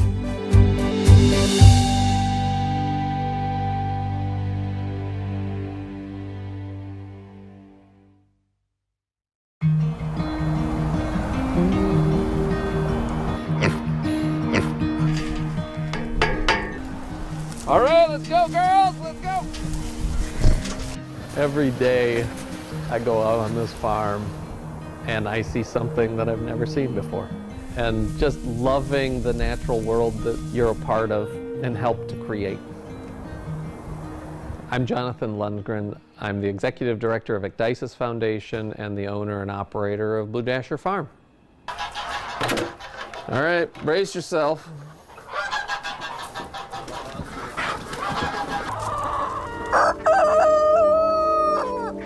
Am I a great farmer? Boy, I don't know what that looks like, but I sure do encounter the exact same problems that my farming friends do. And then there's another side of us. We are going to change our food system. Science is a part of the solution. In reality, the farmers are the experts at farming. The scientists are experts at science, right? But together, what we're able to do and validate and extend and scale is pretty limitless. At Ecdysis, we're free agents. We get to go where we want, when we want to. And so we're doing research on a continental scale in a way that really hasn't been tried before. We have to develop and evaluate entirely new technologies for monitoring the environment or developing relationships or measuring the impact that regenerative agriculture is having on rural communities. I was not a farmer. Growing up, I grew up in suburban Minneapolis, got a doctorate in entomology, insects. I mean, I could be the most successful scientist in the world, but all of my agricultural research wasn't changing anything. Who was I doing science for? And so I quit working at the USDA and I started something totally different. Hey guys, how's it going? So we're doing 3 lines this time? That is so good. Yeah, you can walk them with. Regenerative farming is growing life on farms again. There is a series or suite of practices to attain a principle. Tillage is bad. Never leave bare soil. Vegetation matters. Animals matter. Get off of the synthetic chemicals. When we lose topsoil, we lose most of the life on Earth. We can't wait 50 years to make change. Change has to happen now. There's a real sense of urgency. As of like 4 years ago, I had never opened a beehive before.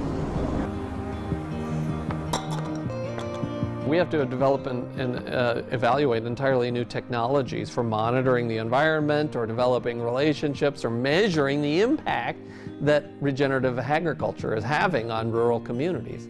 And so one of those things, you know, invertebrates are a really challenging thing. I had to identify over the last 7 years 1 million insects down to species level. We've done it all here with our entomological staff. Hey guys. Hey John. What you doing? Taking pictures. Ooh. You've been doing primarily ants, haven't you? Yeah, I never get to see them this close. That's pretty amazing, isn't it? Numbers talk, and we have a lot of numbers. We get this data, we use a sweep net. We collect that data, we have to put it into a bag like this and put it in this filter. The more data we have, the louder our voice will be, and hopefully that gets this movement even more momentum than it has. Yeah. The data is essential. We're not going to be able to develop policies or even decision-making on farms without the data. But for changing behavior, it requires more than data. It requires trust. It requires relationships. And there's farmers that we're studying right now. You know, oh gosh, you know, this is, it all sounds so great. You know, I'm invested in this current system. I mean, what's it going to cost me to change? And what we tell them is that's the wrong question. What's it going to cost you not to change? It's going to cost you your grandkids.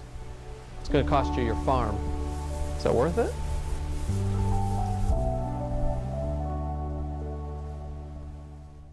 I'm Terry Nichelle Bradley. I am the founder and CEO of Brown Toy Box. Brown Toy Box is an educational toy company that is designing toys, books, games, and content that center and celebrate Black children. The characters all represent things like coding, astronomy, chemistry, all of those things where we need to have more representation in those career fields. And we went and pitched Target, and they said yes, and they wanted us in 1,800 stores, but we had no money. What did happen when I went to traditional banks? And they said, no, thank you.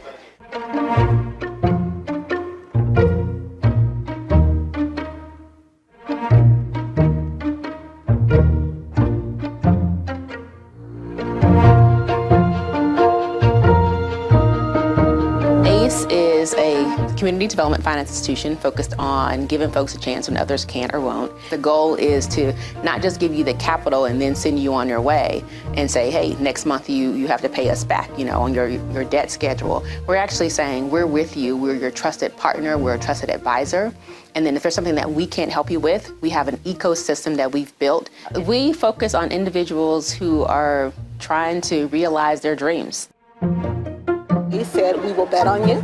And once they started betting on us, they were convening other folks with like AWBI and Our Village United and all these folks. And this ecosystem really came together and rallied around us. When I walk through Target, when I walk through any other place and I see my product on the shelf, I have such a sense of pride. My hope is that people will see what's happening with us and how we've taken this seed and we're making a garden, right? And then they take that same kind of chance from other Black founders.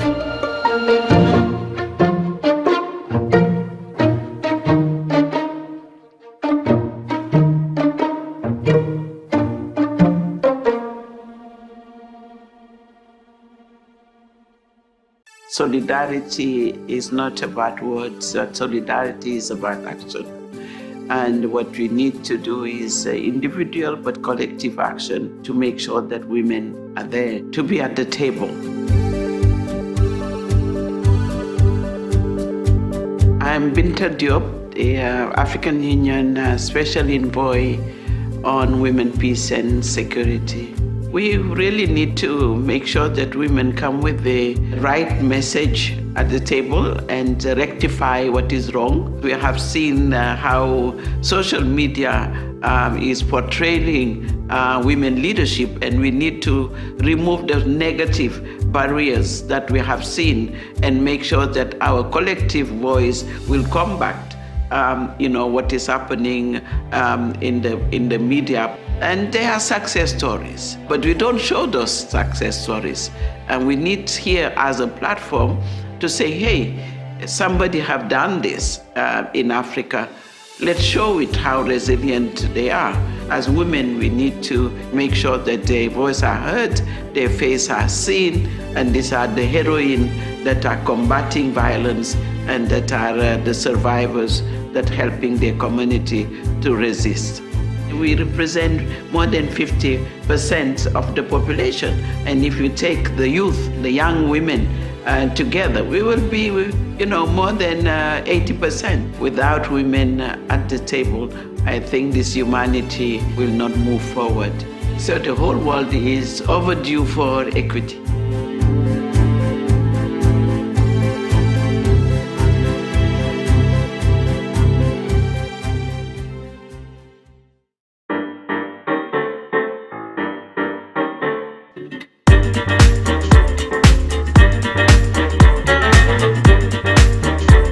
Everybody has their own opinion about what makes food good.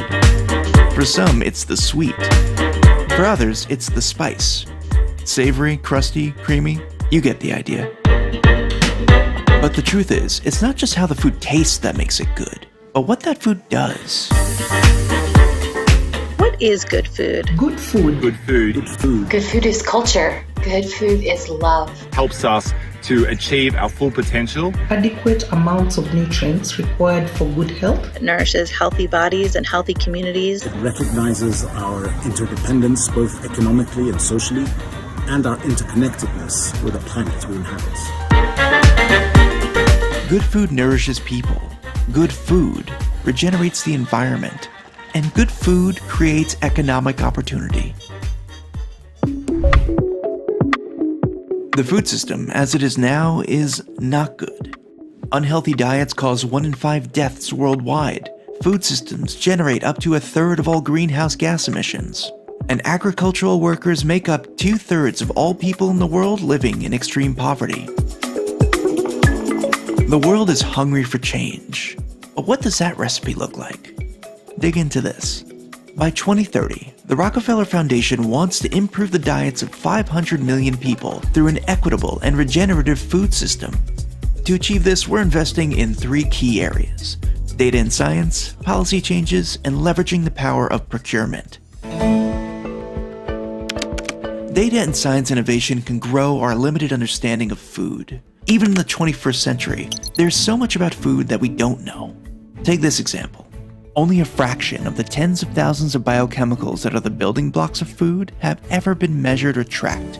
Knowing more about what we eat will help us connect our diets to their greater effects on our health and our planet. Globally, the cost of a healthy diet is 4 times more than the cost of a minimum calorie-sufficient diet. Why is this cost so high? In part because we currently have systems that favor the production and consumption of cheap food over healthy and sustainable options.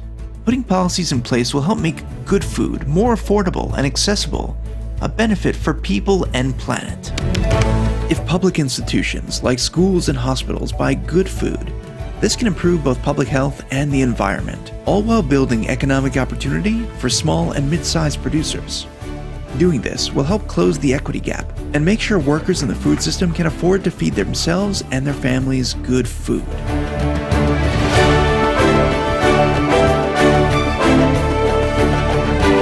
Through data, policy, and equity, we can see the systems we have now transform in the next decade. That's how the Rockefeller Foundation and its partners can make good food available and accessible for everyone.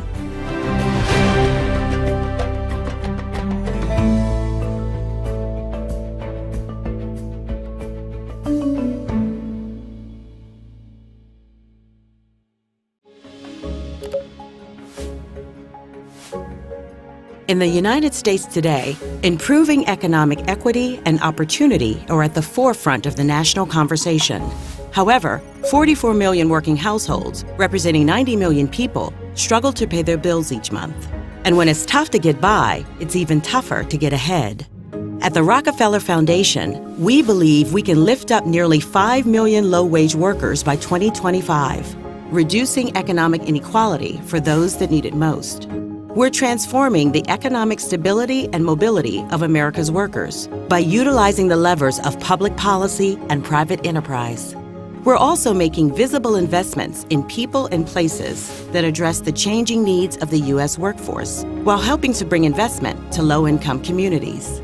For over 100 years, we have stepped up during our country's most critical moments, and we are recommitting our resources to unlock barriers to opportunity and rekindle faith in the American dream. We will continue to work for and with America's workers, facing economic challenges head-on, because everyone deserves the chance to thrive.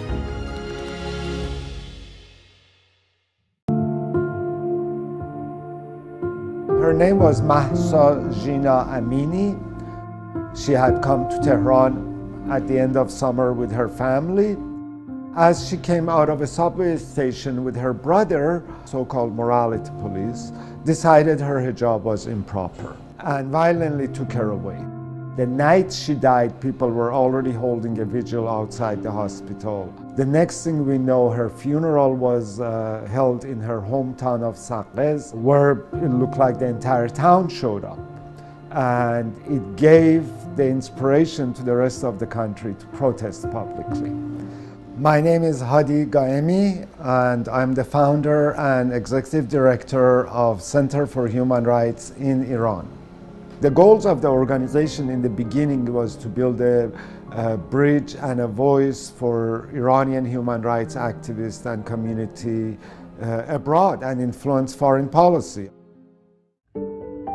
I remember my boyhood as being very happy, carefree, never really felt that I was in a society that was ready to erupt.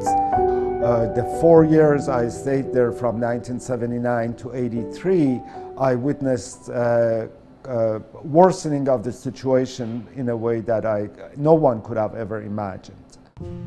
I was just 15 and a half in summer of 1983 when I arrived in the United States. Of course, there were many aspects of a culture shock and adjustment. Especially I came on my own, my parents were left behind. I do also recall the 80s very fondly.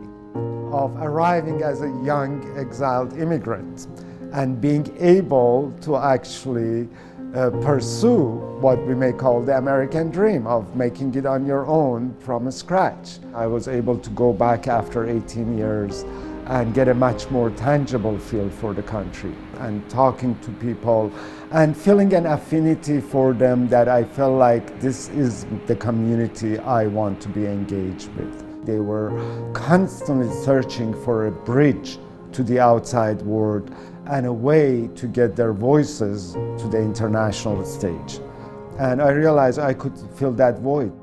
The support of Rockefeller Foundation over the past few months has been really critical in recognizing our work and making it possible, has more than material, psychologically been a huge, huge boost to our team that what we're doing does matter. The work I've been doing is quite difficult to sustain over the years when you're dealing with torture and executions and families ripped apart and individuals disappearing. And sometimes I ask myself, how do I find hope in a time of crisis?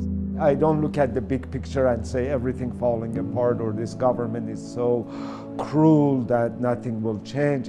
I look at on the micro level, on the very specific issues and individuals that message me about the impact of our work, and that's how I maintain hope. And I believe that basically drop by drop you make an ocean. In Glasgow at COP26, there was the official photo taken. Well, in that picture, you have more than 100 heads of state and government, and there are no more than 5 women.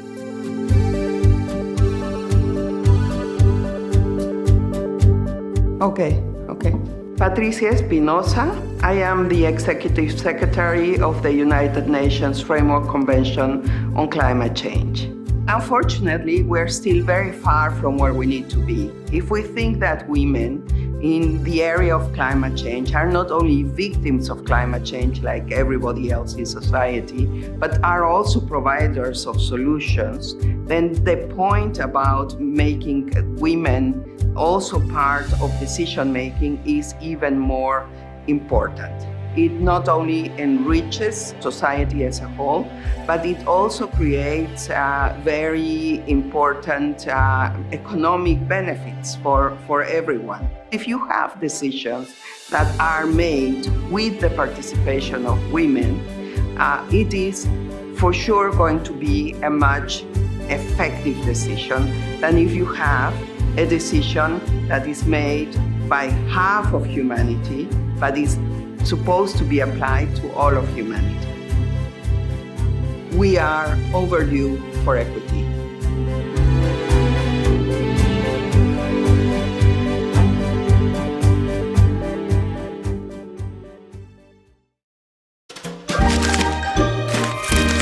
You've heard of EITC, right?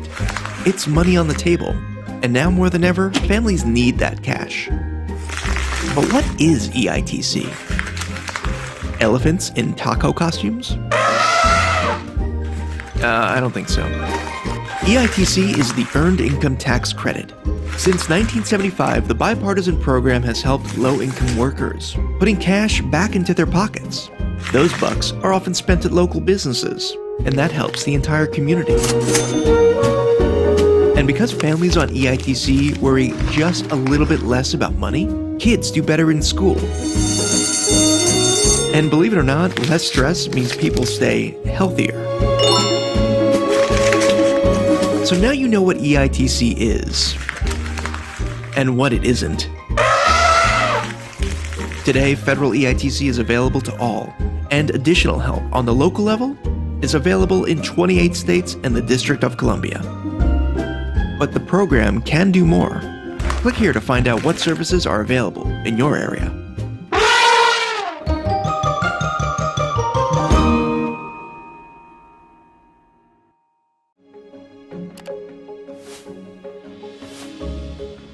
For over a century, we've worked to ensure food security for more than 1 billion people. But today, Diet-related disease is the #1 risk factor for premature death worldwide, and our current food system generates more greenhouse gases than any other sector, furthering the destructive effects of climate change. At the Rockefeller Foundation, we aim to create a global food system that promotes better health for people and the planet. Now we're making new investments to support diets high in protective foods that are critical to nourishing a growing population sustainably. On a global scale, we're advancing policies and shifting perceptions toward the health benefits of nutritious foods, focusing on the communities that need them most. We're lowering food costs by improving supply chain efficiency in East Africa and working across public institutions in the United States to increase access to healthier foods in low-income communities. We will continue to advance a food system that nourishes all people, protects and regenerates the environment, and enables the flourishing of culture and community around the world.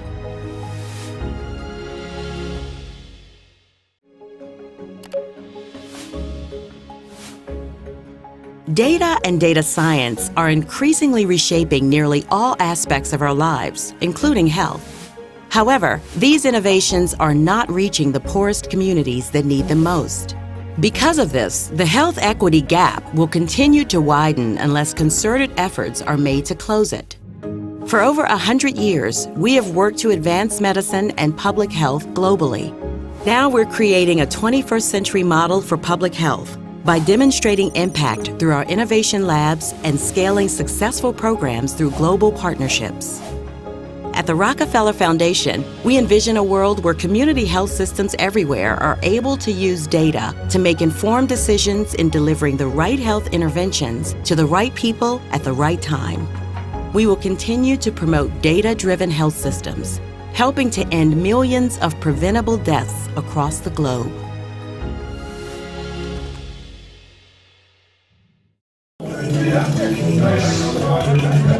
Are you ready to have fun today? This is just a day to celebrate our advocacy, our voices for climate change and health intersection. We are here for the African Health Agenda International Conference 2023. We're in Kigali, the capital of Rwanda. This conference this year is around climate and health, and today kicks off the first event in Car-Free Sunday. Cars are discouraged and people are encouraged to walk or bicycle, all part of the climate and health agenda. Taking care of our future generation. Yeah. We have to start from us. We have to start this kind of advocacy. You guys. Yes.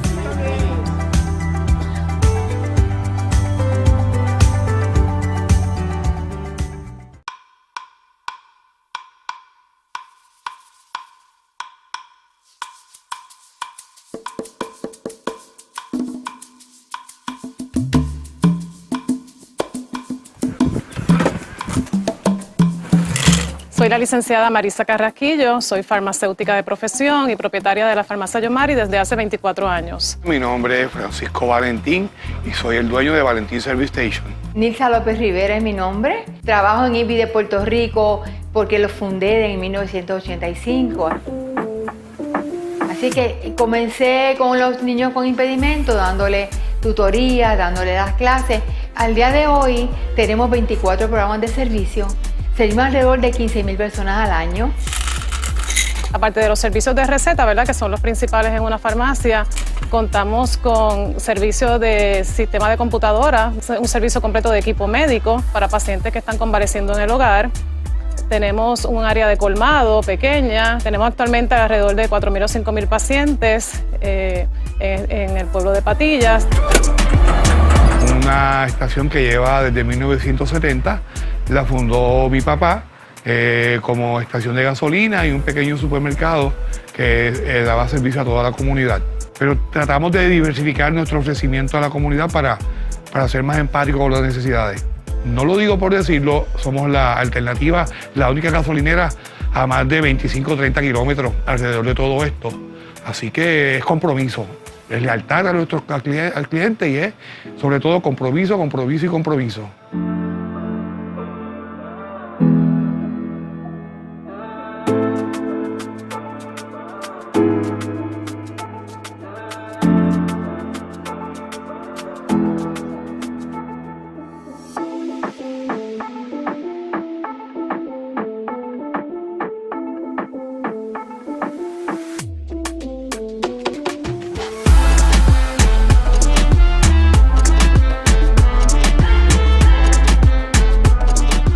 consistentemente se nos va la luz ante cualquier episodio de lluvia, ante cualquier episodio de vientos o cualquier sistema que altere un poco el ambiente, pues rápido sufrimos la pérdida de... Diariamente aquí se va la luz. En las tardes, a veces a las 4 de la tarde, cae el sistema de luz. Antes no era tan frecuente, ahora es más frecuente. Tener un servicio de energía eléctrica en la farmacia todo el tiempo es de suma importancia. Estas últimas semanas hemos tenido apagones de 2 horas, 3 horas, 4 horas. Desde que la privatizaron es un poco más frecuente porque buscaron personas que no sabían mucho, ¿verdad?, del sistema, personas externas. Y no es una problemática. Cada vez que se va algo, o se daña una nevera, o se dañan los aires. Y entonces esto es más complejo, que no es irse a la luz, es que me daña los equipos. ¿Y qué pasa? Que se dañan también la comida que tenemos para personas con impedimentos. La energía está sumamente cara, limita, vuelvo y te digo, limita tu crecimiento de tu negocio y es necesario buscar alternativas para este problema, para mantenernos funcionales, para mantenernos dando nuestros servicios.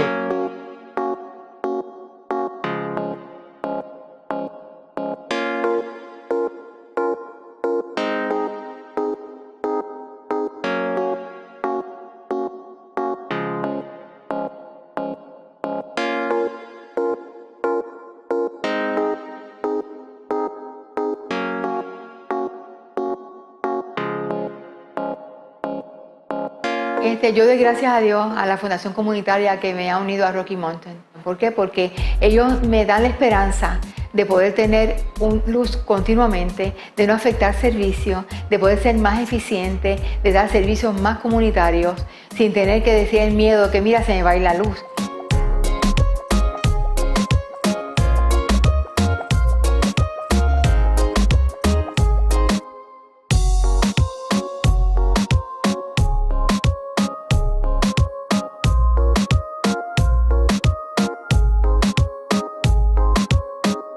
Y al poder que ustedes me ayudaran a poder diseñar un proyecto de placas solares que le va a dar servicio al pueblo de Patillas en caso de necesidad, yo poder estar dando servicio, ¿verdad? Lo hicimos en aquella ocasión, pero esta vez de una forma segura y eficiente, ¿verdad? Y de manera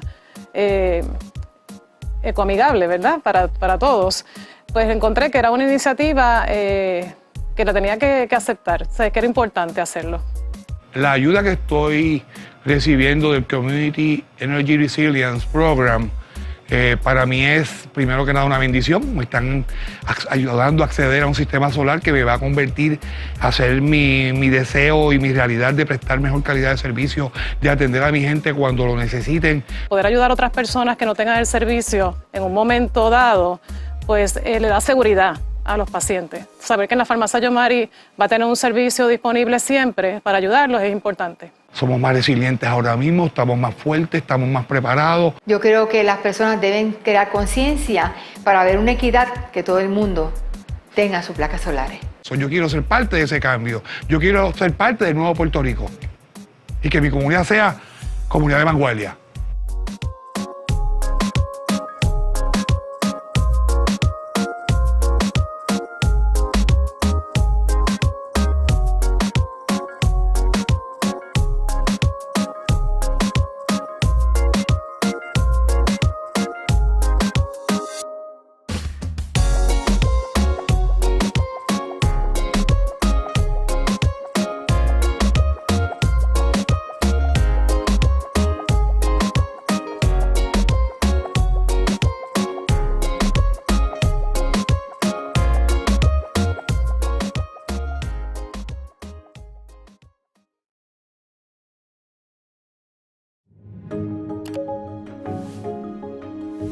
At the Rockefeller Foundation, we strive to deliver the biggest possible impact aligned with our key focus areas, but recognize that the capital markets can bring scale for impact far beyond the resources of philanthropy alone.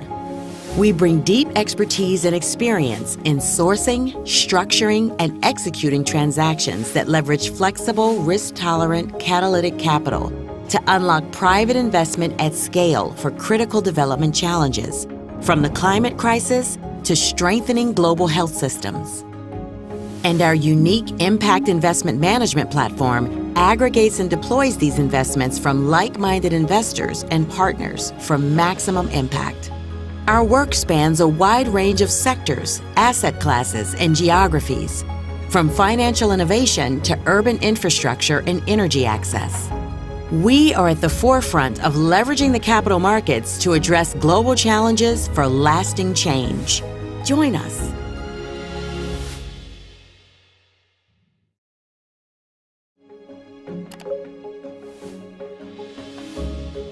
While solving energy poverty is within our reach, today nearly 1 billion people lack access to electricity, and hundreds of millions more have unreliable access.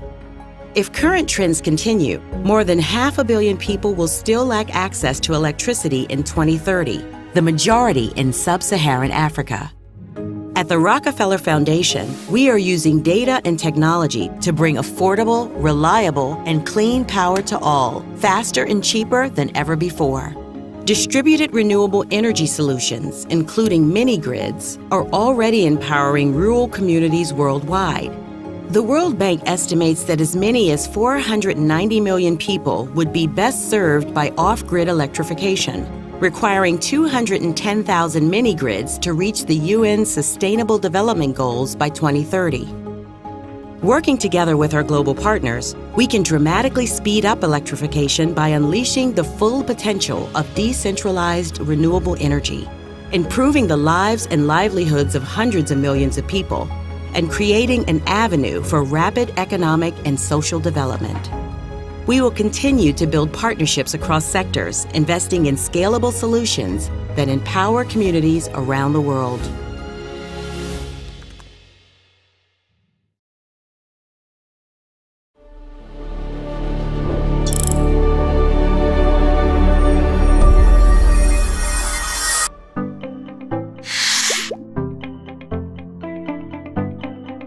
It is a normal day in this farming community in northern India. The definition of normal, however, has changed quite a bit for one family here. कभी नहीं सोचा था कि मैं चक्की चला पाऊंगी या फिर कुछ कर पाऊंगी, लेकिन सोलर पैनल से आने से अपना कारोबार अच्छे से कर रहे हैं। Renu Patel's flour mill used to run on a diesel motor. The machine was expensive and intimidating. Diesel तो मैं नहीं चला पाती थी, उसको इंजन चलाने में डर लगता था। डीजल के धुएं से पेड़ पौधे आसपास धुआं सब जगह मतलब होता था, और इससे तो कुछ नहीं होगा, आसपास के लोग भी ठीक रहेंगे। These rooftop solar panels transformed Renu's small business. The clean energy she uses saves her from the cost and pollution of diesel fuel. With reliable electricity, her mill is more efficient, creating better value for her customers and a better life for her and her family. हमारे आमदनी में भी बढ़ोतरी हुई है, बच्चों में भी मतलब घर परिवार सब में भी परिवर्तन हुआ है। आगे और भी परिवर्तन बढ़ेगा, दिखाई देगा। Renu's story shows what can happen when we look at energy differently. How access to reliable, clean electricity can improve countless lives and livelihoods. It's a story of what is possible when we change energy for good. That's the mission of the Global Energy Alliance for People and Planet. Embracing that change means connecting 1 billion underserved people to reliable, clean electricity. It means improving the livelihoods of millions, enabling jobs and economic growth. And it means addressing climate change head-on with decisions that prevent billions of tons of greenhouse gases from making our only home uninhabitable. This global alliance of philanthropies and entrepreneurs, governments and technology innovators closely partner with countries all across the globe, developing innovative ideas and putting them to work. This is just a snapshot of our progress powering people while protecting the planet. We're already working with 12 countries across Africa, Asia, Latin America, and the Caribbean. This community will continue to be on the map as an energy producer for the rest of the country. South Africa is changing energy for good. That change is coming to the coal-fired Komati power station in Mpumalanga. Soon that plant will stop burning coal and start supplying communities electricity from renewable sources.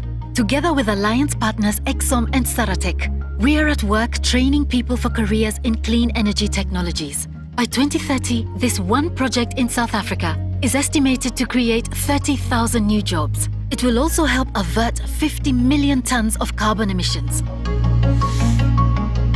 The emergence of this solar, it has changed our community. Nigeria is changing energy for good.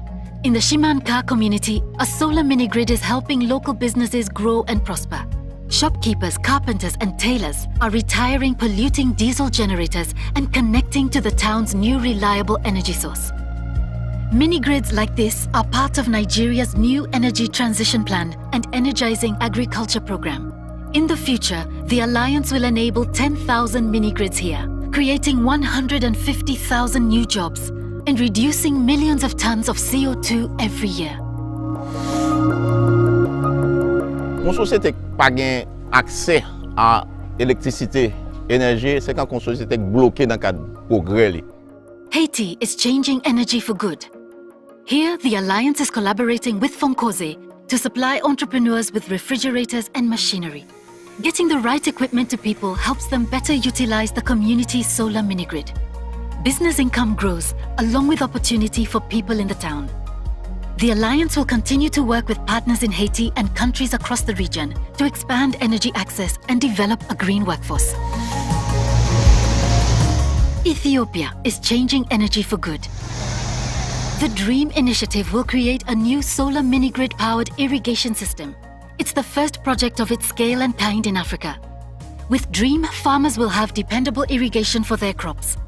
The program is expected to boost farmer income from 50% to 300%.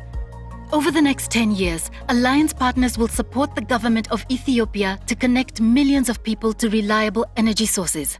They'll also take the next step and run projects that use this energy to increase economic development. Energy access, energy transition is a firm part of achieving our climate goals. We need to move from pledges to implementation, which has all the elements of a just energy access and transition. Every single household needs to have access to electricity. In a way that is affordable and also in a way that's sustainable. Let's change energy for being more energy inclusive. Let's change energy for cities for being more sustainable. And nobody's too young to be part of the change we want to see in that world. Let's change energy for good. Let's change energy. Change energy for good. Let's change energy for good. Change energy for good. For good. For good. For good, because good is always good. Increasing energy access, improving livelihoods, reducing carbon. Right now, all over the world, we are changing energy for good. But there is still more work to do. The Global Energy Alliance for People and Planet. We are changing energy for good.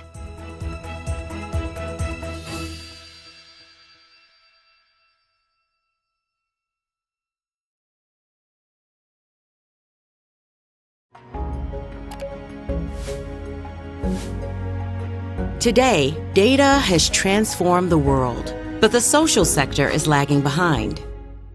At the Rockefeller Foundation, we're advocating for organizations and individuals to utilize data and technology tools for greater social impact. Innovation for impact is at the core of our history. We understand the unique challenges in each of our focus areas and recognize the enormous potential of data to achieve social good at scale. That's why we want to give data scientists more ways to use their expertise to help those in need around the world. We aim to grow informed demand for technology and data solutions within the public and social sectors and increase investment in the development of cutting-edge tools. We will continue to build partnerships with organizations, technology innovators, and data scientists looking to have a positive impact on the world. If we can harness and focus technological innovations in data analytics, we know there is tremendous potential to create lasting change on a global scale. Join us.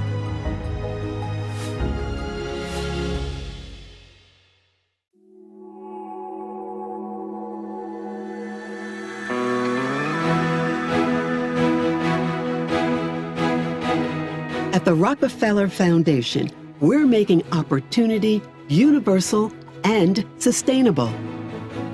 That means helping harness the power of data to stop pandemics before they spread, and extending the rights and benefits of good health to everyone. It means supporting the empowerment of energy-poor communities through access to renewable electricity, creating green jobs, and cutting carbon emissions. Making opportunity universal and sustainable is championing equitable economic opportunity for every person in the United States, no matter what circumstances they were born to. It means helping change food systems so food workers are paid fair wages and what we eat nourishes our bodies and protects our planet. And it means collaborating to connect leaders and build data and finance-driven solutions to foster new ways of thinking. Together, our partners and grantees around the world carry out this mission every single day, enabling individuals, families, and communities to thrive so they can shape their own future while protecting our planet at every turn. That's making opportunity universal and sustainable. The Rockefeller Foundation.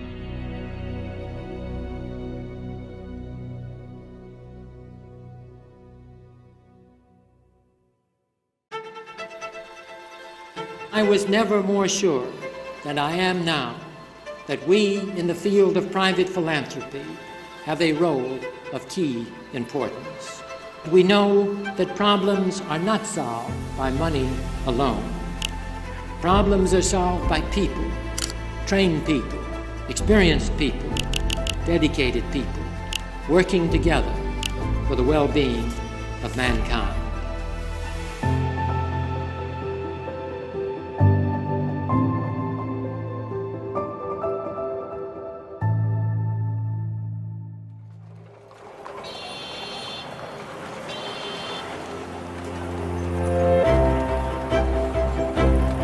More than 100 years ago, the Second Industrial Revolution was in full swing. That era of progress created unprecedented wealth, but also gave rise to great inequities in the United States and abroad. In 1913, the richest man alive had a vision about giving away his fortune, using it to promote the well-being of humanity throughout the world, making opportunity universal. Let us go forward, courageously resolved to play our part worthily in building a better world. Since that time, the Rockefeller Foundation has been boldly meeting the moment to spark innovation and take big risks to bring about transformative change. Our diverse and talented team has a sense of passion and purpose for this work. Each solution, fueled by cutting-edge science, technology, and data, aims to address the root causes of humanity's greatest challenges. That's what's unique about the Rockefeller Foundation. We go beyond grant-making to tackle the most complex issues of the day.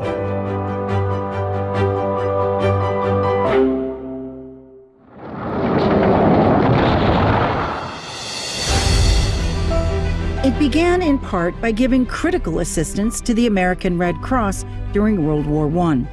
We funded food, clothing, and medicine for refugees and helped treat the wounded. From then on, our unique approach to philanthropy has focused on equitable access to the very basics of a dignified life, health, education, economic opportunity, and changed the world for over a century. Diseases like hookworm, malaria, and yellow fever were leading causes of mortality in the early 20th century. The foundation worked towards elimination of these diseases in many regions and identified a vaccine for yellow fever. We also helped establish the world's top schools of public health and seeded groups like the World Health Organization. We've continued that work by leading during the COVID-19 pandemic. We developed testing protocols that were adopted by the White House and are working to promote equitable vaccine access in the United States and beyond. To combat hunger, the foundation supported and funded a green revolution that increased agricultural production by developing higher yield varieties of grains like wheat and corn, improving irrigation and fertilizing techniques. That green revolution is credited with saving over 1 billion people from starvation in the 20th century. To make that work more sustainable now, we've worked with partners like the 1 Acre Fund to invest in smaller farmers in the Global South, who are mostly women.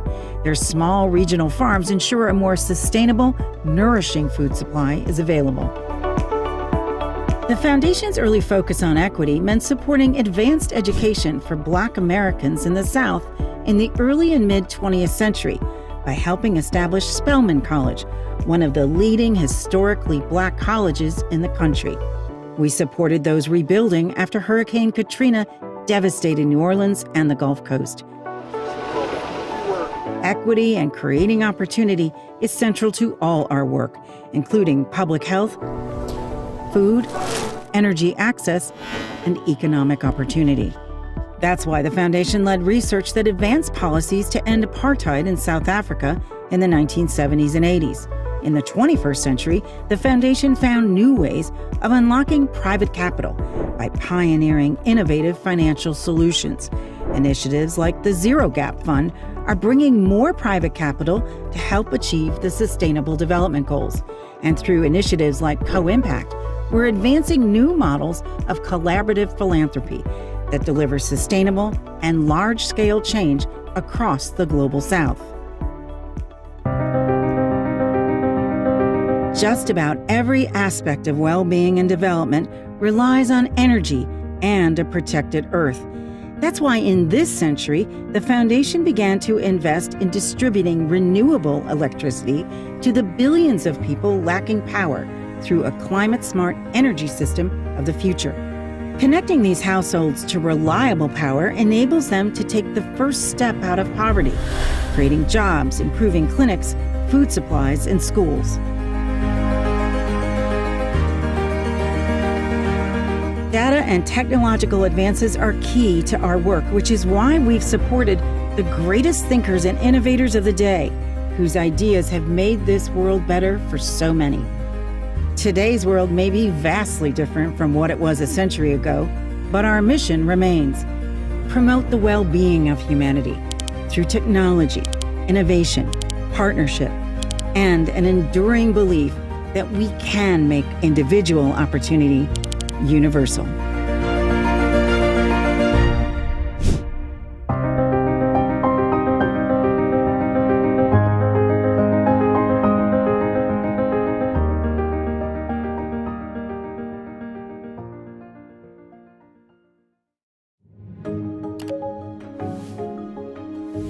At the Rockefeller Foundation, we strive to deliver the biggest possible impact aligned with our key focus areas, but recognize that the capital markets can bring scale for impact far beyond the resources of philanthropy alone. We bring deep expertise and experience in sourcing, structuring, and executing transactions that leverage flexible, risk-tolerant, catalytic capital to unlock private investment at scale for critical development challenges, from the climate crisis to strengthening global health systems. And our unique impact investment management platform aggregates and deploys these investments from like-minded investors and partners for maximum impact. Our work spans a wide range of sectors, asset classes, and geographies, from financial innovation to urban infrastructure and energy access. We are at the forefront of leveraging the capital markets to address global challenges for lasting change. Join us.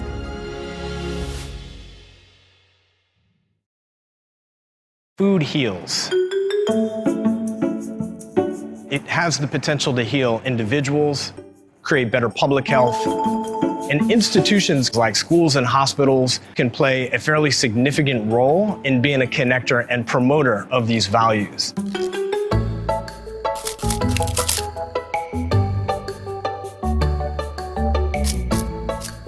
I'm Hailey Johnston. I'm a co-founder and co-director of The Common Market. We're a nonprofit distributor and aggregator of locally sourced, sustainably grown foods. Small and mid-scale family farms Food that was grown with values that we cherished as a community was not finding its way into the schools, hospitals, elder care, early childhood education centers, the institutions that were created to serve communities like ours. When schools and hospitals choose to use their procurement dollars for good, there are tremendous benefits to society. The folks that are eating the food get better nutrition. And the institutions have the opportunity to communicate these values more broadly to the people they serve and really take a stand in equity, in land conservation. We were creating a system of trade that would be more nurturing, focusing on the well-being and sustainability of the family farm in our region to create a more holistic regional food economy. We bring efficiencies to the institutions by aggregating significant quantities of food from small and mid-scale family farms and delivering at a price point that is both fair for the institution, but also fair for the producers. We're creating demand for food that is grown on farms in proximity to where it's consumed, keeping that farmland active and productive. Regenerative, organic, and other forms of agriculture that hold the potential of healing the environment. We're excited about this work because we think there's potential to normalize values-aligned procurement and regional food systems throughout this country. And we're working to do our part in the places where we are, but also to create inspiration for others to do the same.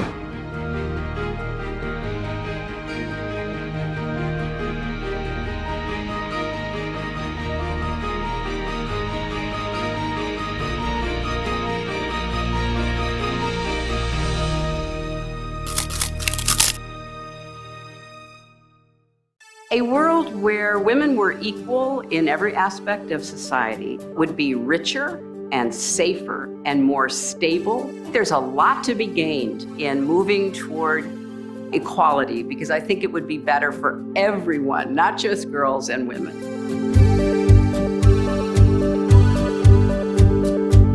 Ready?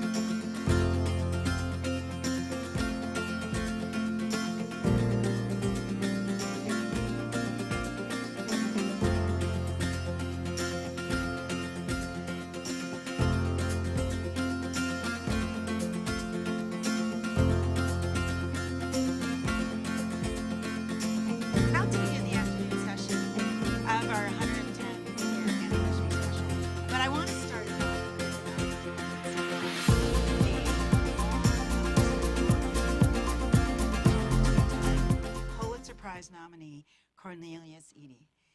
And Cornelius is an award-winning writer and poet. His involvement with us goes back almost 30 years, when he was a Rockefeller Foundation Bellagio Fellow at our convening center in Bellagio. I think I have this right. Apparently, Cornelius wrote the poem, Paradiso, at his first night at the Bellagio Center, which he later included in a book about his late father, which was called You Don't Miss Your Water.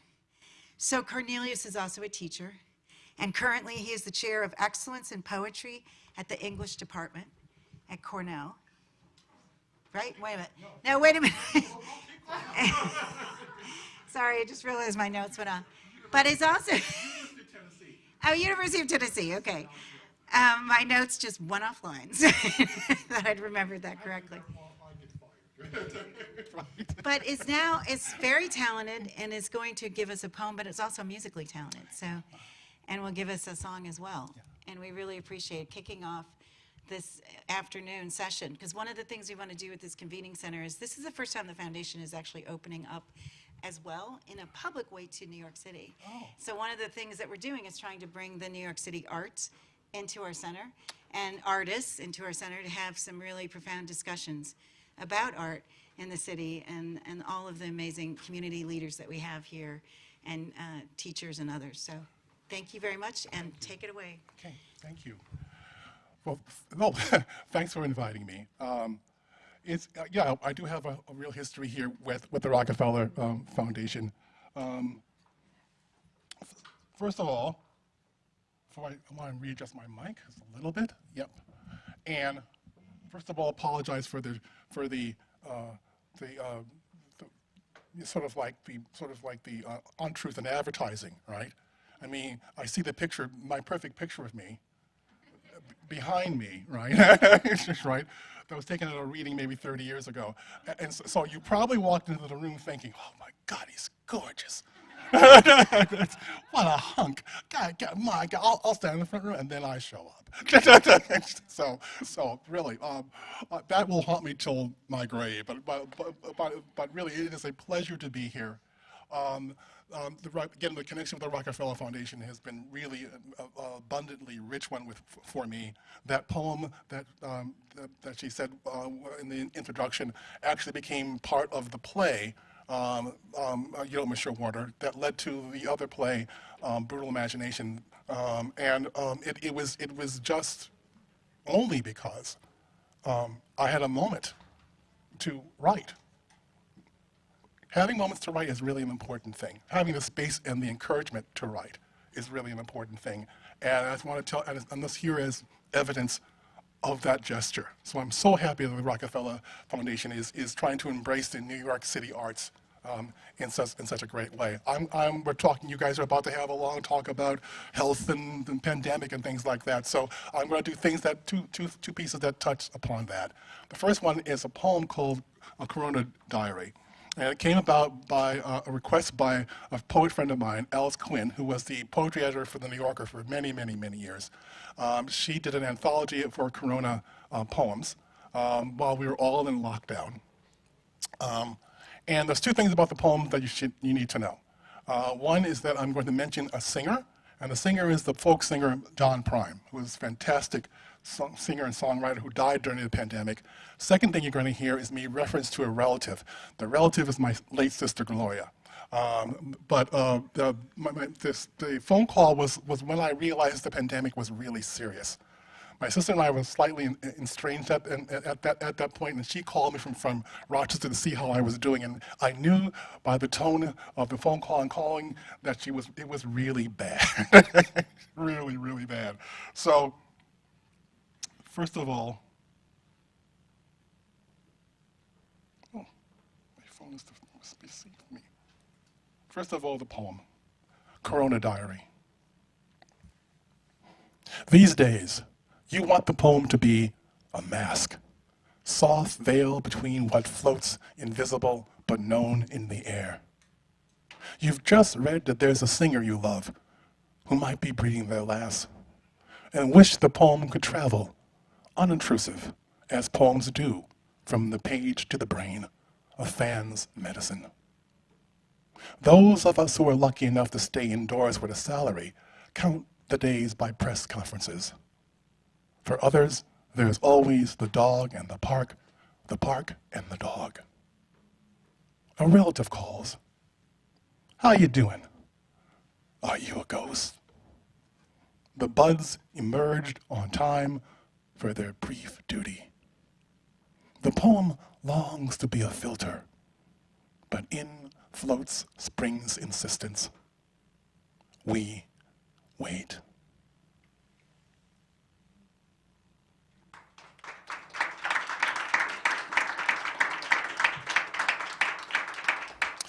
And the song is a song called Sunshine. What Charlie and I have been working together in different forms for about 10 years now. Lucky me. And this is we were in lockdown. I couldn't do anything but would write. And so I wrote about 60 songs during that year, that pandemic year. And somehow, somewhere, somebody from BBC got wind of I was doing this, and they contacted me, and we did a program about the project, about the songs. And as we got towards the end of doing the show, the producer came to me and said, Cornelius, this is wrong, but what I really need is a happy song to leave. A happy song to leave, something hopeful, right? And we were not in hopeful mode, right? And we're not really a hopeful band anyway. We don't sing happy songs, but I did. We gave it a shot. This is as happy as we could get. It's called Sunshine.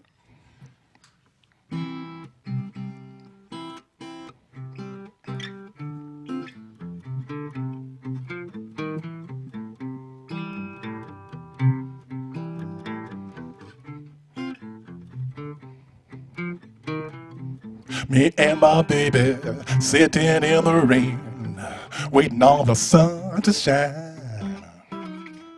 Mr. Blues, go back to from where you came, waiting on the sun to shine. Want to know how it feels in a catbird seat, waiting on the sun to shine. Drop me off with your ass as Factor meet, waiting on the sun to shine.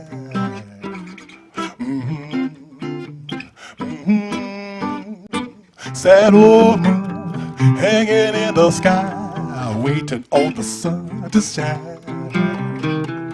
Sun starts shining, the moon got to hide, waiting on the sun to shine. Yeah, waiting on the sun to shine. Sick and tired of listening to the blues, waiting on the sun to shine. Bound to graduate to something new, waiting on the sun to shine.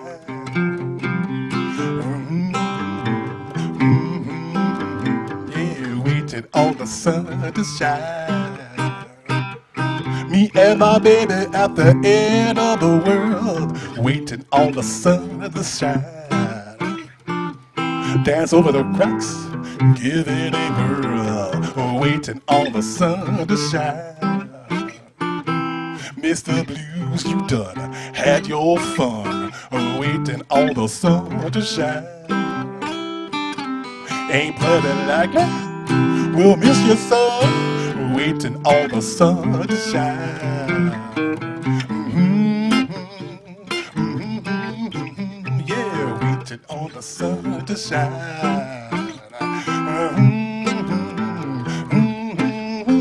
Yeah, waiting on the sun to shine.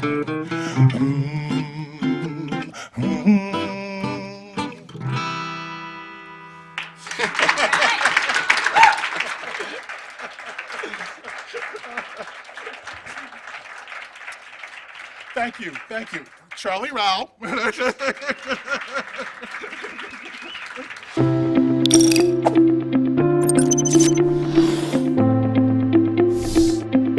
Unlocking the power of public health data. We have to unlock that power, harness it use it and change people's lives.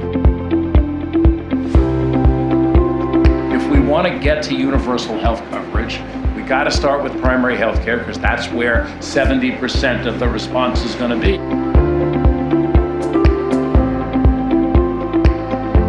Taking care of our future generation, we have to start from us. We have to start this kind of advocacy.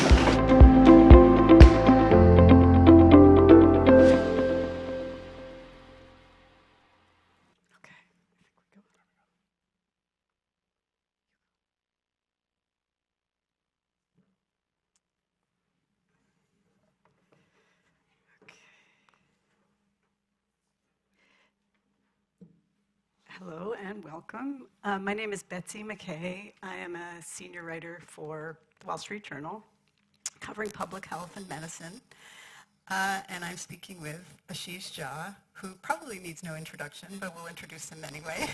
He's White House COVID-19 Response Coordinator and on leave as Dean of the School of Public Health at Brown. Ashish, as you probably know, is a globally recognized expert on pandemic preparedness and response, global health policy, health costs. I think I've called you a couple of times about health costs and the effects of climate change on health outcomes. So thrilled to have the chance to talk with you, and it's been a while. So Ashish, before we talk about the future, which is kind of what we want to do in this next half hour, can we talk about the present for a minute? So the emergency is over, but where are we with COVID? Are we still in a pandemic? Is COVID endemic? I mean, people are doing all different things. I see people are measuring CO2 levels wherever they go, and others are don't even own a mask anymore. So where are we? Yeah, so good question, and good afternoon, everybody, and thank you to the Rockefeller Foundation for having me here. So we ended the emergency about 2 weeks ago, and I want to just take 30 seconds to explain why this was the right time. The public health emergency is not meant to be a symbolic thing of is COVID important or not important. It's a very specific set of policy tools, largely focused on the healthcare system, largely around making sure we have enough healthcare capacity to manage.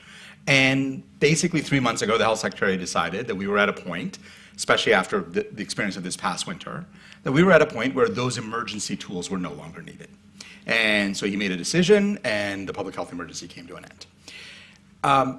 It does not mean COVID is gone. We obviously know it's not.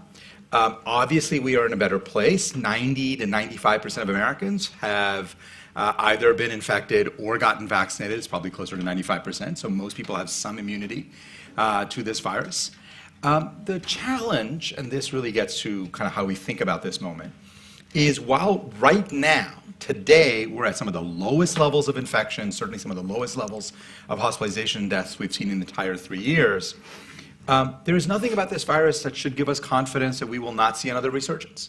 The virus continues to mutate and kind of have evolutionary drift at a pretty constant pace. We're seeing the emergence of new variants with some frequency, and we may very well, obviously we all hope we don't, but there is certainly a risk that we could see a very different looking variant that could really do a lot of escaping of our immunity. So the challenge for us, I think, inside the administration is both to acknowledge where we are. Most Americans have gone back to kind of their regular ways of doing things, but also make sure we are ready if such an occurrence happens, that we are ready for what will be probably cyclical surges, but then also that unlikely but potentially much more consequential event if we get a very different looking virus. So there has been some criticism in public health circles that removing some of these emergency measures and stepping back on restrictions and protections is leaving the most vulnerable at incredible risk. So what do you say? How do we think about that? Yeah, so look, there's just a lot of conflation and confusion about a lot of issues. So people often say, the ending of the public health emergency means free vaccines and treatments go away. They don't. Like, you can go out today to a CVS and get a COVID shot and get your Paxlovid. It'll be free to every American. Those will eventually go away, not because we ended the emergency, but because Congress stopped funding this. And so we can't buy vaccines and treatments without money. I mean, it sort of goes without saying. So even if we had kept the emergency on for the next 5 years, free vaccines and treatments would have to come to an end over this summer into fall, because that was really driven by the fact the US government was buying money. In terms of the most vulnerable, here's what we know. First of all, most people, including most immunocompromised people, do still benefit quite a bit from vaccines. And we have terrific treatments, but not enough. So we launched recently this project NextGen, which I'm happy to talk more about, which is actually focused on making sure we can get new monoclonal therapies and other treatments that will be useful for vulnerable Americans who may not be eligible for current treatments. We continue to sort of focus on, like, we're down about 130 to 150 deaths a day. How do we get that number lower? Most of the people who are dying are not up to date on their vaccines, or they're not getting treated, or are profoundly immunocompromised. We obviously want to figure out what we can do to keep driving that number lower. So now let's talk about preparing for the next one, the future. Yep. The first thing I want to know is, what do you think is the next threat, the next biggest threat? What are you most worried about? From an infectious disease point of view? Or? What disease is coming after us next? I wish I knew. If I knew, and if I knew the timing, I'm not sure if he's sitting here. You need to stay in your job for a while, and they'll change the name of it. Look, I think one of the things that we have learned over the last 20 years, if you just follow the data, is the frequency of novel outbreaks in human populations has been increasing. We can talk about why that is. Climate change is certainly one part of it, broader environmental changes. And then those outbreaks of novel pathogens, like pathogens that humans have not seen before, are becoming global much faster because we live in a highly globalized world. And those two factors together is very much driving us towards more and more outbreaks. And that means I have, obviously zero ability to predict when the next thing will hit. People often have this mental model of, well, this is the worst in 100 years. Does this somehow reset the clock for another 100 years? It doesn't work that way, right? The risk that was here 5 years ago is still the risk today. And so we just have to do preparation. Obviously, we're paying very close attention to avian influenza, not because we know that's going to become a real human threat, but obviously that's something that's very consequential. We're constantly monitoring around the world to look for emergence of new pathogens. I think the biggest lesson of the last 3 years is that in some ways we got to get out of the prediction business, and we just got to get into the preparation business. I have no ability, even with this virus, which I feel like I have spent basically every waking hour of the last 3 years thinking about, still hard for me to predict exactly what's going to happen with this virus in 3 months, 6 months, or a year from now. And so mostly the key is, let's stop worrying excessively about predicting. Let's make sure whatever comes our way, that we are as ready as possible.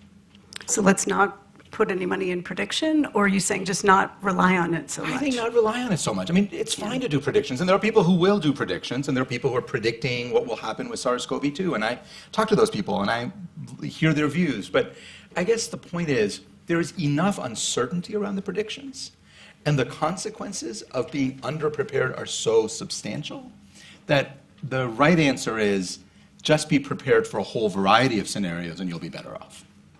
So let's talk about how well or not well we are prepared. Let me just ask you a broad question first, and then we can dig into questions on each aspect of it. But looking broadly, how are we going to come out of this pandemic? How prepared are we?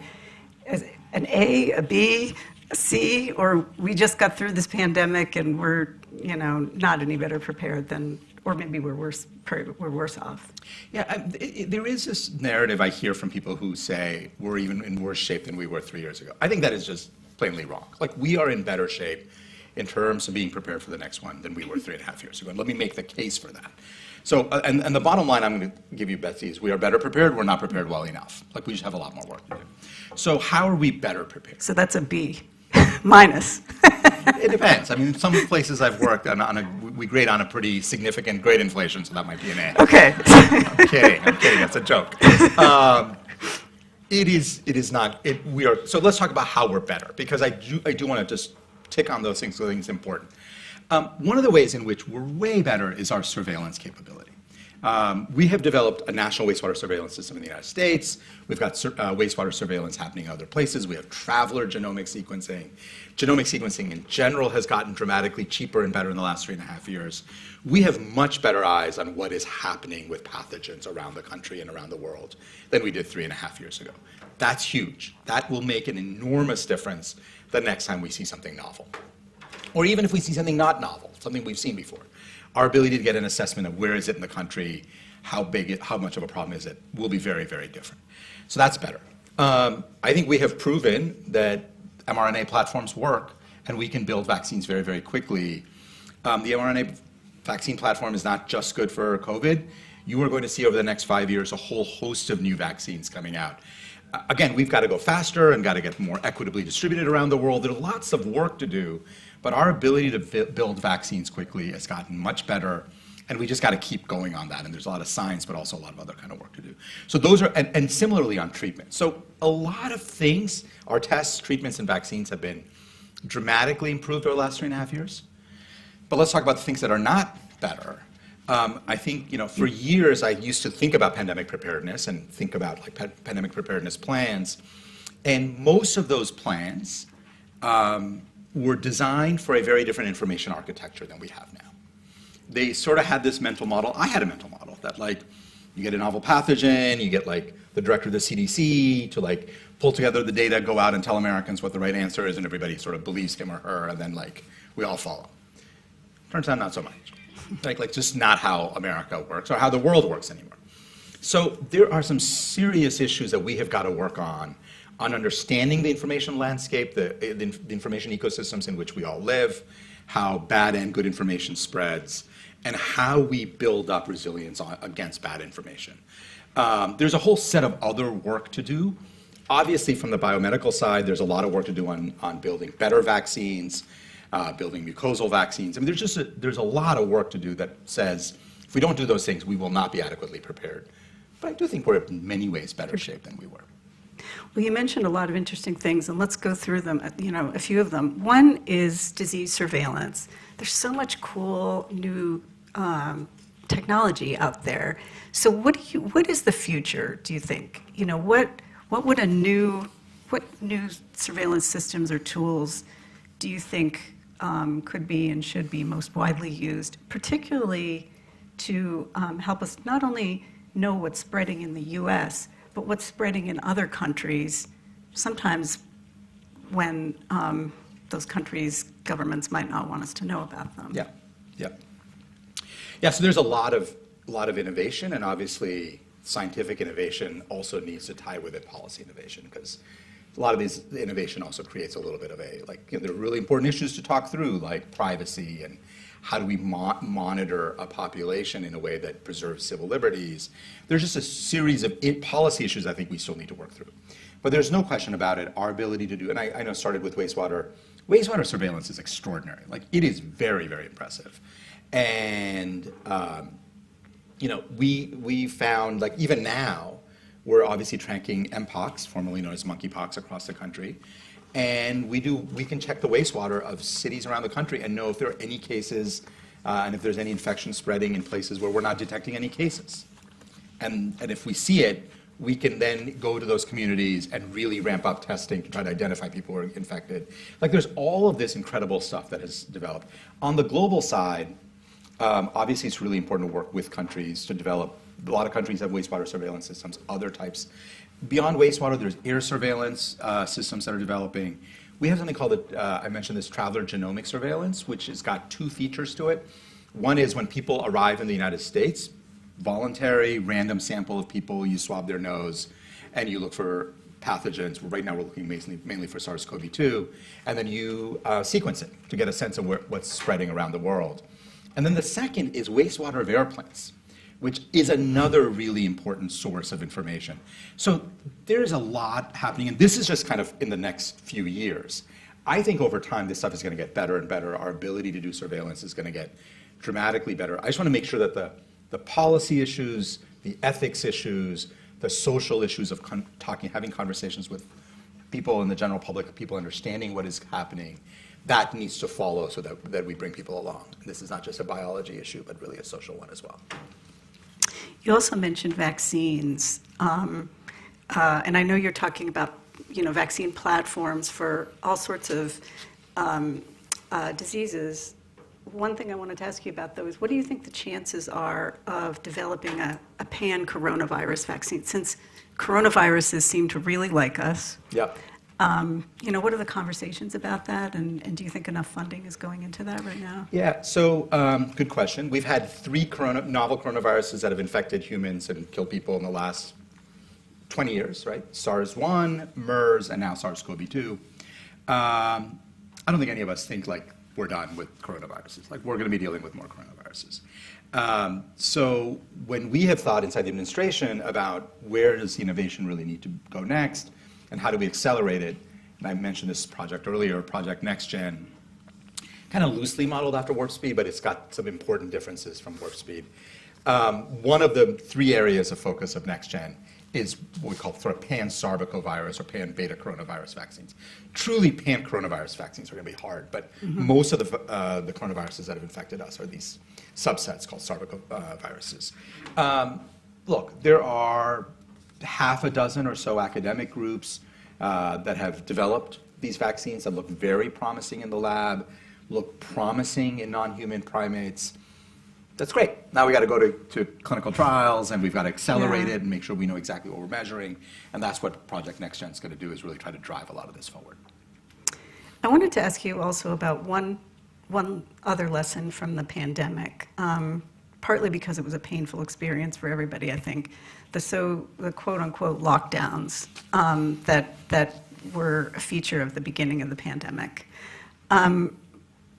What would the future look like with those? Could they be implemented again, or what should be done differently to stop or slow the spread of a highly transmissible respiratory pathogen? Yeah, that's a good question. It's a complicated question, so let me take it apart in a few ways. First, I think the president at the time, Donald Trump, did a nationwide lockdown, primarily because we had such bad surveillance, such bad testing. We had no idea where the virus was spreading. We knew it was spreading in New York. We knew it was spreading in a couple of other places, but we had no idea where else it was spreading. And because of that, we had to do a nationwide lockdown. Now, here's the thing. In New York, there is no question that substantial restrictions in activity, lockdowns, saved just a tremendous number of lives. I mean, if you think about those early days, if we had kept activity going and everybody kind of functioning normally, like our healthcare systems were at the brink, and you could argue went beyond the brink. New York just would have seen many, many more deaths. Did Montana need to undergo a lockdown? It's not really at all clear. So our lack of testing and our lack of surveillance meant that the public health restrictions had to be much broader, much less discriminate than one would ideally like. You want to use those restrictions, in my mind, you want to use public health tools, what people call NPIs, non-pharmaceutical interventions. You want to use them sparingly, you want to use them in a focused way, and you're really doing it as a way to slow things down while you can develop countermeasures. Right? That's the key point. Like, one of the things people don't understand is, like, why are we doing this if with a pathogen that's going to be around forever? So one of the arguments that a lot of people who sort of in the herd immunity, remember that idea?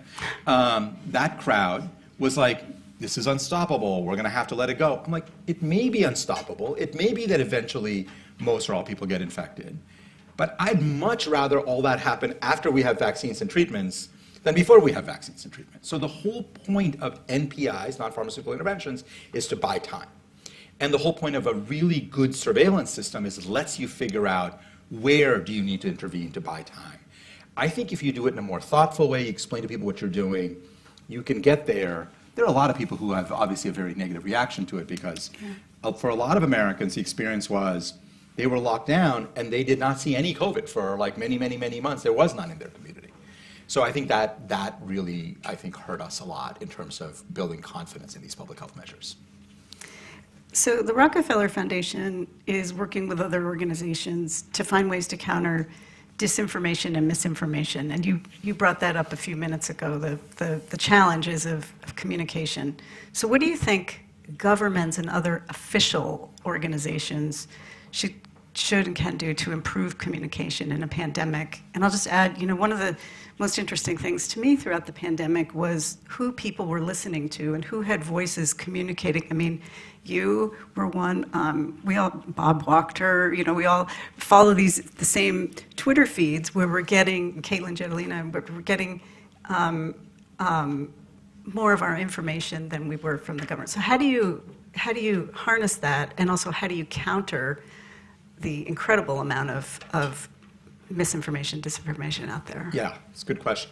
So, look, governments have certain set of challenges in how they do it. One of the things that we have been working on, and actually I think this is a really important innovation, is essentially pre-approving material to get out in the context of a misinformation event. Let me explain what I mean.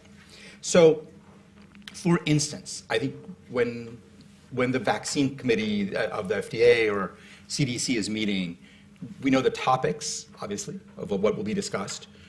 If you're smart, you can figure out how will the misinformationists and the anti-vaxxers use that meeting, and what will they clip, and what will they what is the narrative they're going to try to get out. So the standard way that governments deal with this is the meeting happens, people do that, and then we say, well, that's nonsense, that's not what the meeting discussed. And then you go through a 4-week process of developing a response, and you put out a 1-page web page update 4 weeks later saying, no, that's not what happened. You've totally missed the window. Because for 4 weeks, bad information just was out there sitting.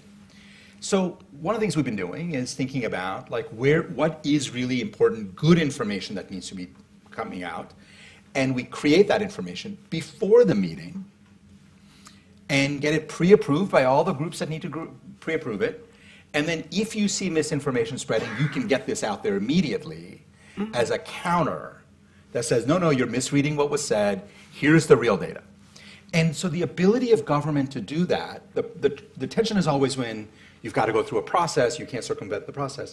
But there's nothing that says you can't go through the process up front. So we've been trying to do things like that to make the government more effective and responsive. But the government has only one role to play. I mean, it's really clear in this pandemic, and I think we've seen this in other health crises, that civil society organizations, what do I mean? Places like the Rockefeller Foundation, obviously universities, have a very large role to play. And what has been interesting to me is how ill-equipped most public health experts are at speaking in this information environment. So, we've got to train up our public health leaders to deal with and both share good information, understand the information ecosystem they're living in. Most public health people don't get trained in that. So that's something that we've thought a lot about before I came to the White House at Brown. I think it's a really important part of public health training moving forward. Well, you have appeared on a variety of news outlets, right? You seem to have made a point of that. So how does your messaging change when you, depending on who you're talking to? Because that's another aspect of communication. Yeah. So before I joined the White House, I was spending more time on Newsmax than I was on MSNBC. But spending plenty of time on MSNBC and others as well, and ABC News, et cetera. So first, let's talk about why, and then the second, let's talk about your question of how does the messaging change. Why is, in my mind, very straightforward. As a public health person, you've got to reach out to people in, across the spectrum. You've got to reach out to people in different communities, and different news outlets reach different communities. There is no single news source that I know of that reaches all Americans. And so you've got to go where people are, and there are liberals and conservatives who've self-sorted into different information ecosystems, and you've got to go there. And I think that is a really important part of bridge building in the United States. To the extent that public health is seen as a partisan thing, to the extent that it is seen as an enterprise of one political party, that leaves the whole country much, much worse off. And it leaves public health much worse off. So that is the reason to do it. Now, one of the things I had, as you might imagine, the questions I get on Newsmax is different than the questions I get on MSNBC. Certainly the setup of those questions is very, very different. One of the rules I had, as I would have a little team who kind of helped me with these things, was that I would argue to people, you need to be able to see me on Newsmax and MSNBC and say it's the same guy with the same message. Sometimes framed a little differently. Sometimes some of the words I use are a little different, right? So I would probably use words like freedom and personal responsibility more in some places, and kind of, our responsibility to others, and working together in other places. But they're all part of that. I mean, I believe both of those. It's not like I don't believe in personal responsibility and freedom. I do. I also believe in collective responsibility that we have to our neighbors and to our friends and our families. So I would probably emphasize certain words more than others. But the message was always the same, and they were pretty predictable about how to protect yourself, vaccines, treatments, mask wearing, certainly at a time when that was really critical, et cetera. So let's go to a couple of global questions, and then I thought maybe we may have a few minutes for questions from the audience, if you have some. The World Health Organization is negotiating a pandemic treaty, right? Yep. So what do you think the prospects are for such an accord, and what do you think about the proposed accord so far? Yeah, look, it's an ongoing conversation. Like literally in the last 24 hours, there have been updated drafts circulating around. So I think there is no, like I don't want to comment on the latest draft. What I will say is a couple of things. One is, I think from a U.S. government point of view, and certainly consistent with my own personal views, if you've known me before I joined the administration, is I think kind of more global coordination, global solidarity around health security issues is just a fundamentally good thing. The question is, how far can a single pandemic instrument really push that? And I think there are clearly areas where there's going to be agreement. But it is right now, I would say, and literally in the last 24, 48 hours, a source of a lot of kind of active debate, both inside the administration, but across the world. And right now, because it's the World Health Assembly is happening, and we're seeing efforts. But it gets to a slightly bigger point, though, which is, I think, my view early on, and I think this administration, when it came in, really focused on this, is there is no domestic-only solution to global pandemic problems, right? Like you cannot, basically every major variant we were hit with came from somewhere else. Obviously, the global toll of inadequate vaccines early is very, very large. We think 20, 25 million people probably died of this virus if you look at excess mortality, not just official deaths. And that's why early on in this administration, but again, consistent with my views, like we worked very closely with Gavi and COVAX to try to get vaccines out. Could have just done everything by ourselves directly as bilateral, but I think there was a belief that these multilateral institutions need to be supported by governments like the United States, and that we want to build them up and make them even more effective. So I think engaging in these multilateral institutions, which is a little different than our predecessors, did in the prior administration. These multilateral institutions are very, very important for kind of global effectiveness, and I think this administration certainly has been very supportive of that. Let's see, do we have any questions from the audience? Anyone would like? Yes. Hi, great presentation, thank you. My question is, 3 years ago, I never could have imagined that we would reach a point where even after so many people died, early in the pandemic, that there would be such resistance to the idea that this was actually something real. So both from a partisan perspective, viewing a healthcare crisis through the lens of, the partisan divide, and also just the galvanization of the anti-vaxxers, the people that basically at the end of the pandemic, if you go down those rabbit holes, what they say is, see, you were vaccinated 5 times and you still got it. So it's heartening to know that we're in a position where we're actually better positioned to address the next pandemic. But how great a challenge is that, both the partisan challenge as well as the general sort of noise about how this is all a big joke and a hoax? There are several pieces to that question. Let me see if I can take them on. One is, I worry a lot about the spillover of the anti-COVID vaccine to anti-vaccine to anti-medical science to anti-science more broadly. Like, that is a slippery slope that is actually both very steep and very short. And we're seeing people get there very quickly, right? Because a lot of the counter arguments I have tried, like 98% of doctors got vaccinated. And they're like, oh, the doctors are all corrupt. I'm like, the doctors are all corrupt? Like, my God, like, how did we get there that fast, right? Well, the nurses too. Like, holy cow. Again, doctors and nurses largely very trusted in America. But there has been this kind of that's a real problem. Look, there's real debate about how to characterize this. I have believed, and I still believe, that this is less of a partisan problem, even though you may feel like you hear more from one group or another. And just a kind of,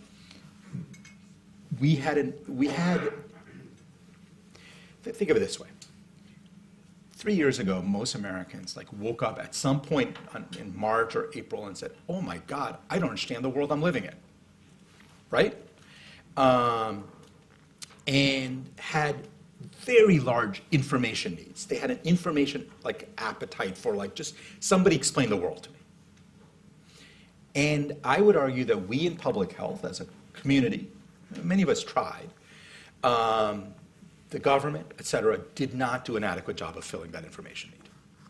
And that set us up for people sharing misinformation. At this point, I see lots of bad information happening across the political spectrum. It's actually interesting to me how much, there's this whole, on the anti-vax side, died suddenly thing that people, I don't know if you were seeing this, anybody who dies of anything, they're the anti-vaxxers are it was the vaccine. No, the guy got in a car accident. That happens. After he got vaccinated 6 months ago. I'm okay. But then the flip side is you're seeing from another extremist group, kind of on another part of the political spectrum, saying COVID is just killing Americans left and right. Long COVID is. Long COVID is a real problem. But it is also kind of being weaponized to say, this person died suddenly. It must have been the COVID they got 9 months ago. And so that is a real problem that in my mind is less partisan and more about really much more proactive, effective engagement with people and helping people understand the world we're in. We have just a couple minutes left, so is there any other question from the audience? Just a quick question? Yes, go ahead. Yeah, thanks very much for this. Can folks hear me? Going back to sort of the comments you were making about globalization, about the different kinds of diseases that are coming down the pike because of climate change. Well, how can we get ahead of that from a communication standpoint? We know that climate change is already a challenging topic to talk about, not just in the United States, right? Around the world as well, because it has implications for different folks in power. So how can we start communicating, start building that culture around being able to understand the effects that climate change is having from a public health standpoint, not just in the US, but more broadly? And I guess this question has a lot of different forks, but I guess one of them is not just as a government or as an institution like Rockefeller, but across sort of all the different roles that everyone plays. Yeah. One quick story, and I think a more direct answer to your question. I think it was 2018, the House Ways and Means Committee had its first sort of hearing on climate and health. No, I'm sorry, not climate, just on climate change. And there were 5 people. I was the only health expert in the room. And the others were all energy experts and scientists who studied climate change. And 80% of the questions came to me. I thought that was super interesting. Not because I was the most interesting person in the room, by far not. It's because health is the angle by which people understand climate change. And so no one understands or cares about 1.5 degrees centigrade. We all do because we understand that that's actually a real problem, let alone 2 or 4 degrees. Most people think 1.5 degrees centigrade, is that the same as Fahrenheit? And so you're saying it's going to be instead of 75, it'll be 78. I don't know, that sounds fine, I can live with that, right? And if you're in the more colder climates, you're actually maybe nicer winters. No one, again, just hard to motivate people. Also hard to motivate people by sea level rises, and unless you live in Miami Beach, and your real estate's going to be hit.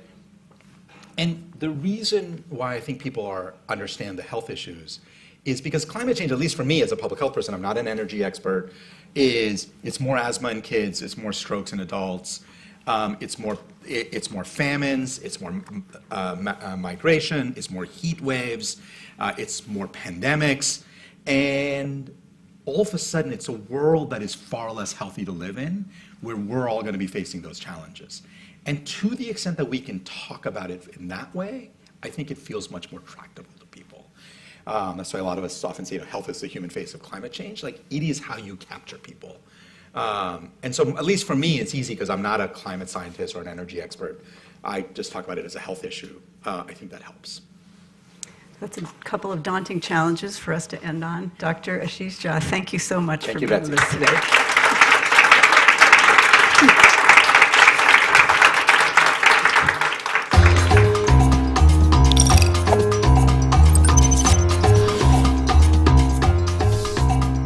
I really appreciate the support in terms of these good food strategies that Rockefeller has so that we can make sure that the children are getting a nutritious meal. Rockefeller Foundation and the American Heart Association are expanding research into the relationship between food health and health equity. Bringing transparency and fair pricing to food, I think, helps people understand the real cost of food in society, how it impacts their neighbors, how it impacts their economy, and how food can be used as a tool for healing.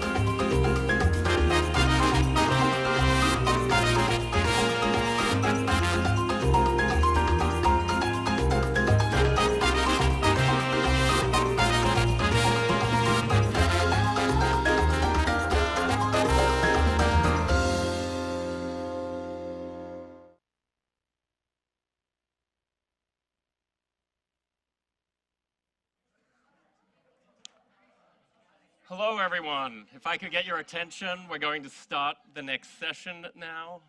Hi, everyone. My name's Ryan Heath. I'm Global Technology Correspondent at Axios, and we're about to welcome onto the stage two distinguished panelists, and we are going to be talking about how to use data and other fantastic new technologies to reduce food insecurity. So without further ado, I would love to invite onto the stage Dr. Paul Romer, who's a very busy man because he has a new job. Welcome to the stage, Dr. Romer. You are now the Seidner University professor at Boston College, and you are charged with launching a new center for economic ideas. And amongst many other titles and achievements, he did win a small prize from a minor Swedish organization a few years ago. Don't know if you've heard it. I haven't heard about it. This is the Nobel Committee? Yep, that one. And then last but not least, we have Sarah Menke, who is the Chief Executive Officer of Grow Intelligence. Welcome to the stage, Sarah. Now, for those of you who don't already know her work, that makes her the queen of food security. And you have been augmenting human expertise with wonderful technologies like AI before any of us even knew what that meant. And we're going to dive into all of these topics today. We've got about 30 minutes for this discussion, and let's make it interesting. Sure. Now, Dr. Romer, you, in preparing for this panel, you said that we're facing major challenges, as big as the 1970s, possibly headed towards the scale of the 1930s. And while we do have ambitious global goals, the UN SDGs, at the same time, we're not really innovating across the board or achieving the productivity growth that we did in eras such as after World War II. And on the other hand, billions, trillions of investment in new technologies, but often directed at relatively trivial challenges, not the biggest social challenges and economic challenges that we face. So to tie all that together, I wanted to bring the topic of the moment, artificial intelligence, to this discussion. Is something like AI big enough and transformative enough to really reset those innovation dynamics, or is it some other driver or set of drivers that is going to get us to close these innovation gaps? Well, we might disagree on that, which is good. That makes it more interesting. But I think AI is a kind of a fad and a distraction. I don't think it has any prospect of addressing whatever it is that's gone wrong. But I think we do need to start being honest that something serious has gone wrong, and it's gone wrong in a bigger way in the United States than in other places around the world. When I used to talk about the benefits of growth, and when I was the most optimistic economist in the profession, I would say, look at history, look at all the growth we've had, and here's this indicator of growth. It's hard to measure GDP in the year 500, but look at what's happened to life expectancy. Well, look at what's happened to life expectancy in the last 20, 30 years in the United States, especially relative to countries around the world. If that was our indicator of things going well, things are going badly in the United States. And we need to grapple with that and think hard about what's caused us to turn from positive to not only falling behind our partners, but negative. And then think about how do we address it. And if AI is not the catalyst for a big leap forward, what would be? Well, I think no technological silver bullet is going to fix this, because we've had lots of technological innovation. The problem is that technologies create possibilities. Some of those are good, some of them are bad. If you've got a government that can act on our wishes as citizens and say, don't let people do those bad ones, just do the good ones, then new possibilities is going to be good on average.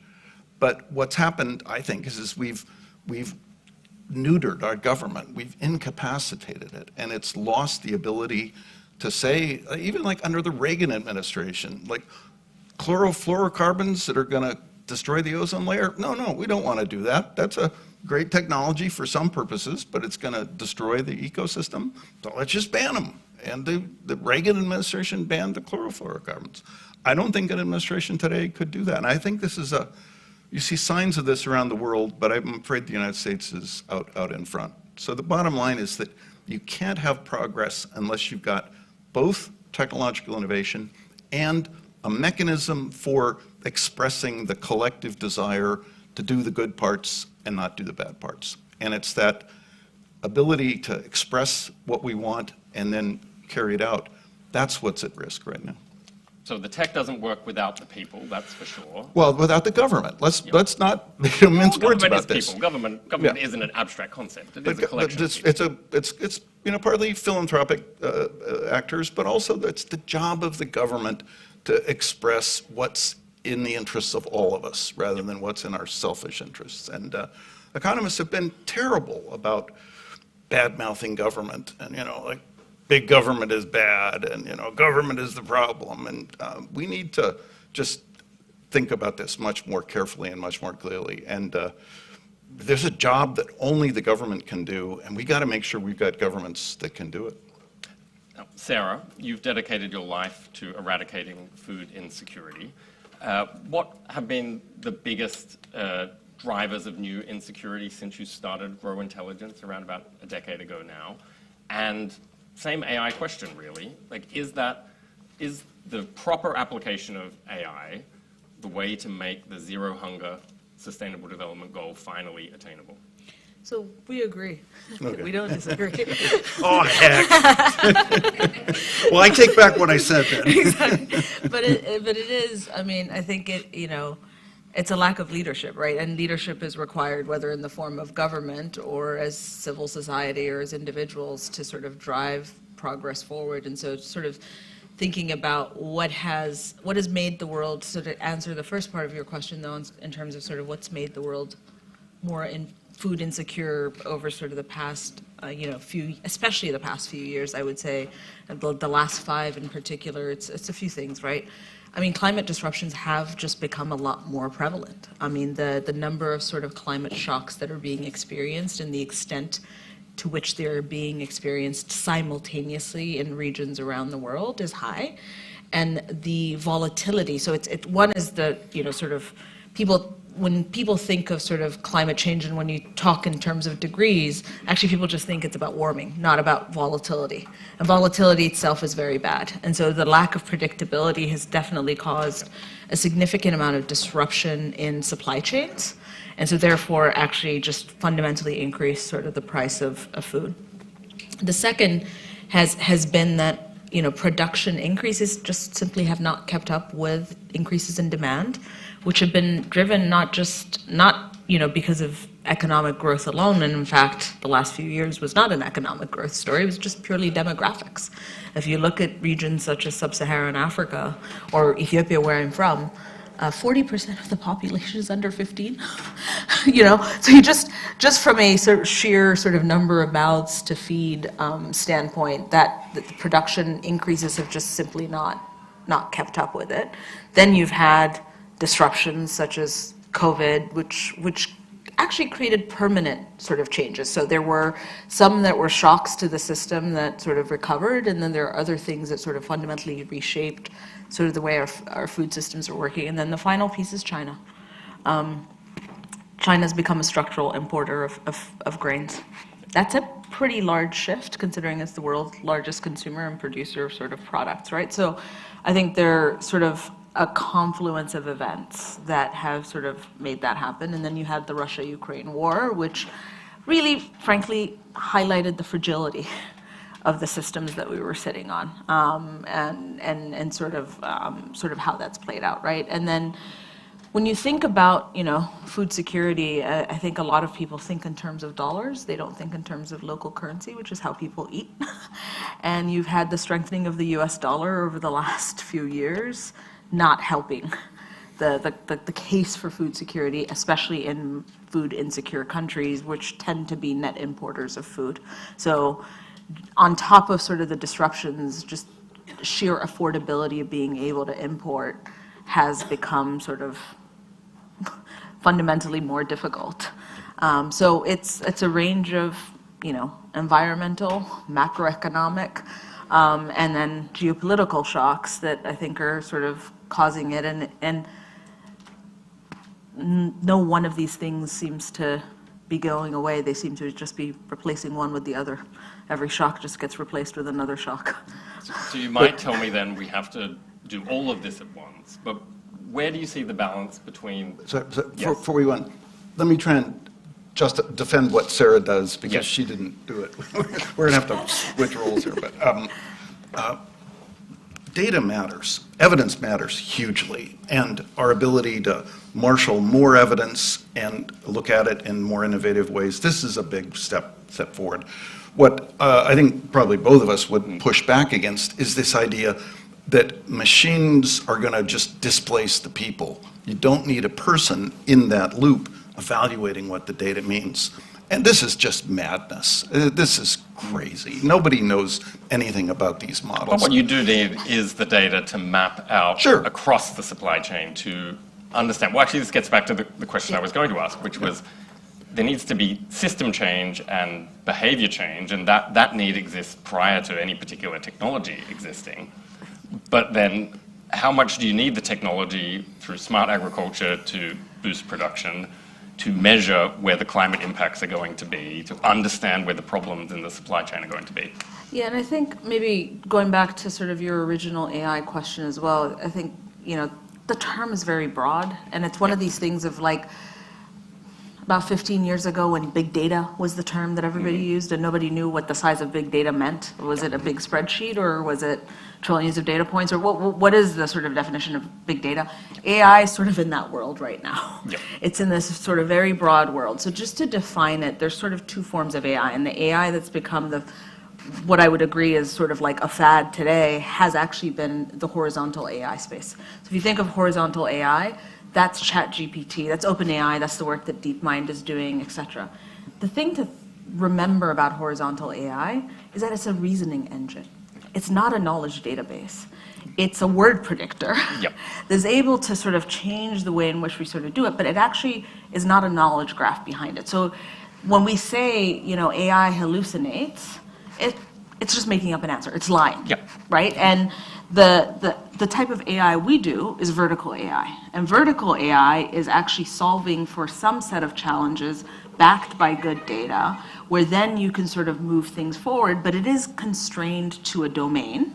And so this idea of sort of truth, this idea of explainability, all of those things become sort of more possible. Not entirely, because there are things in the way that the models work where it's still hard to explain, but way more explainable than in horizontal. But actually where sort of horizontal and vertical coming together becomes powerful is now the way in which you deliver that information becomes way more accessible, right? Because horizontal infrastructure that sort of makes it work. So to answer your sort of question around the piece of, you still need people, and will AI sort of empower this, and how, what does that look like? One, you need people to be participating. You need domain experts in the AI world. Like, AI without domain expertise is dangerous. Yep. That's the first piece. And then the second is you need sort of the ability to sort of interpret and do something with that knowledge and sort of that data. And that's where sort of humans come in, where that's not going to be replaced, right? And that's where leadership also comes in, which is AI can tell you that a food crisis is coming and that you should have a better national strategic reserves program, or that you should diversify your trading partnerships because you have dependency risk on a particular country, and if something were to happen, this is how it's going to play out.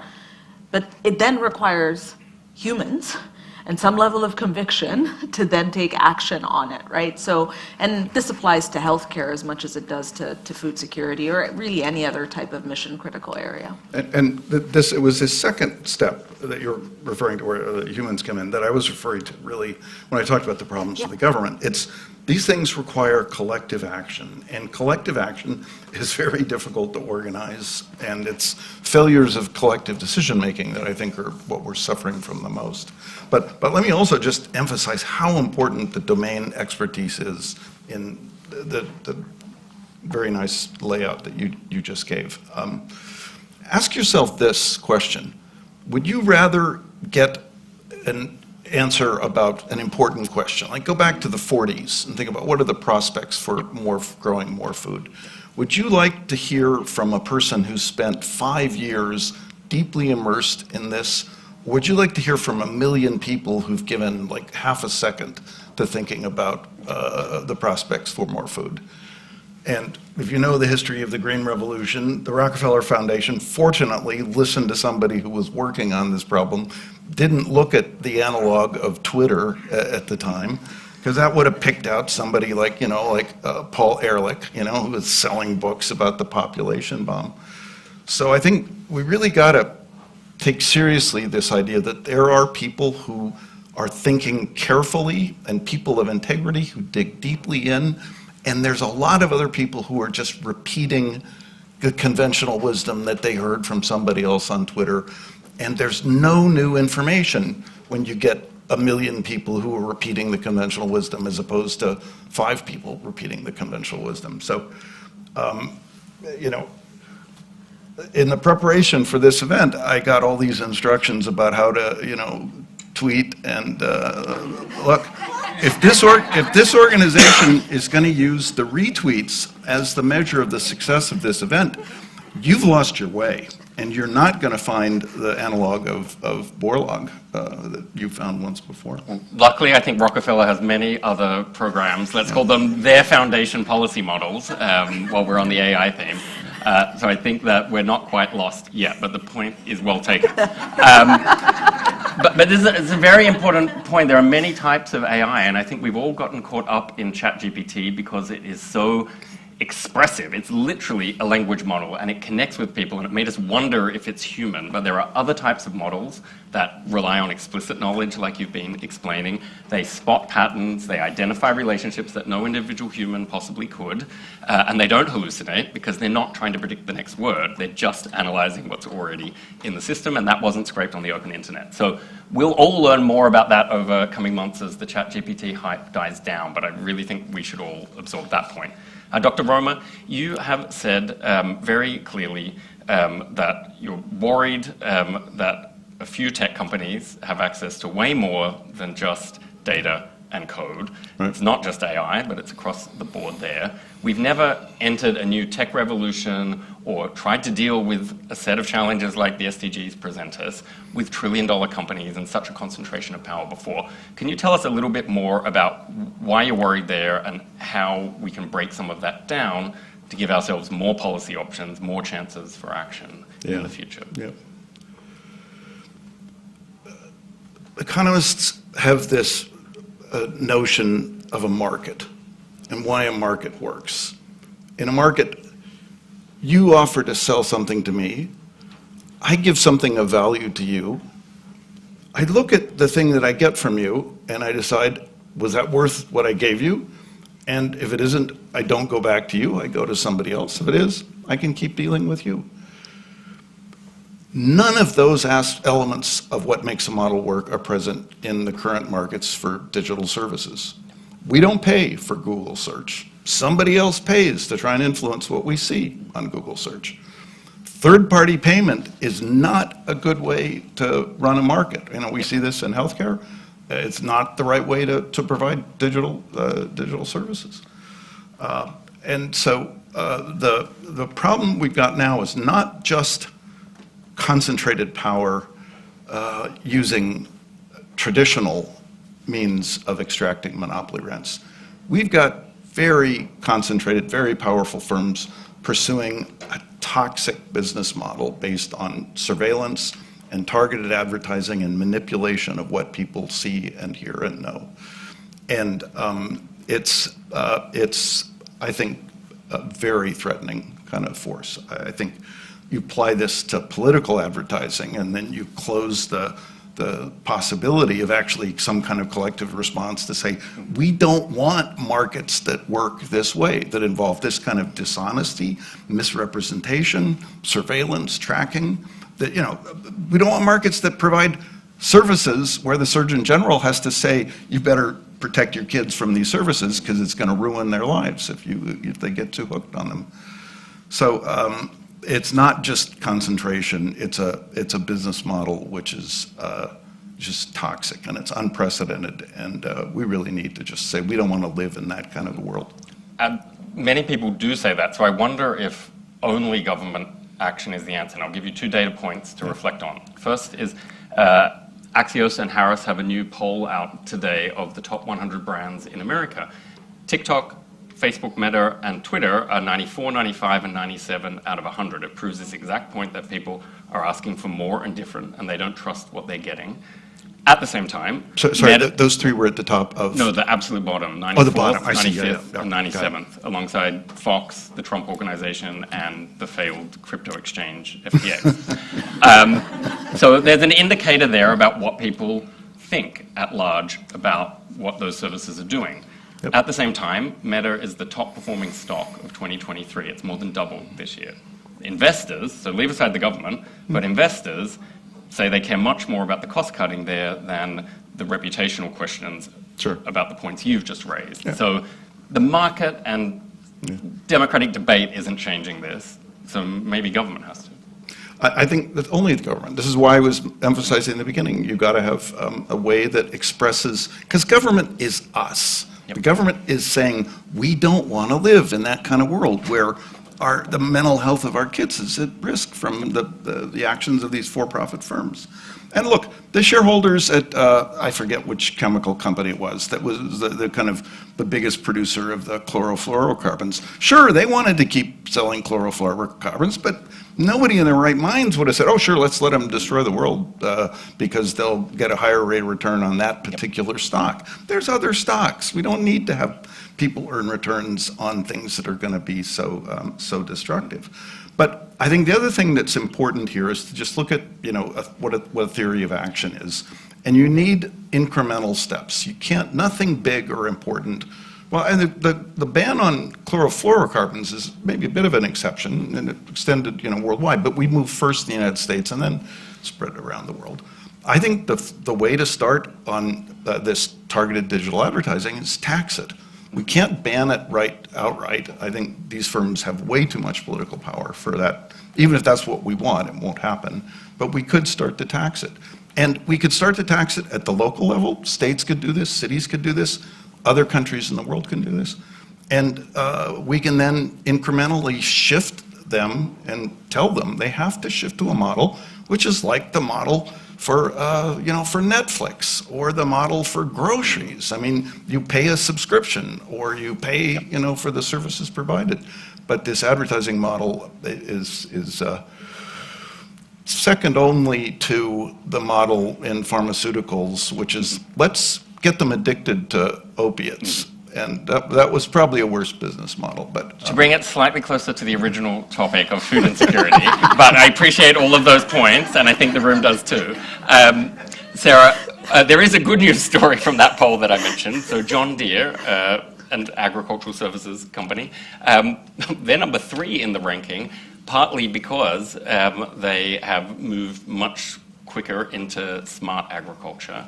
And they make things, and they have got reasonably short supply chains, not the complicated ones that break down, that are sometimes too global. So I don't want you to comment on John Deere, but I wanted you to talk a bit about what are the least worst ways to fix some of the problems that we've seen in supply chains in recent years. How can we make the supply chains simpler or shorter or more traceable so that we are getting better food security results? I love how you called it the least worst ways, as if there's like. I mean, every action has consequences. I don't want to say that there's any solution, technical or otherwise. Ray of sunshine and hope.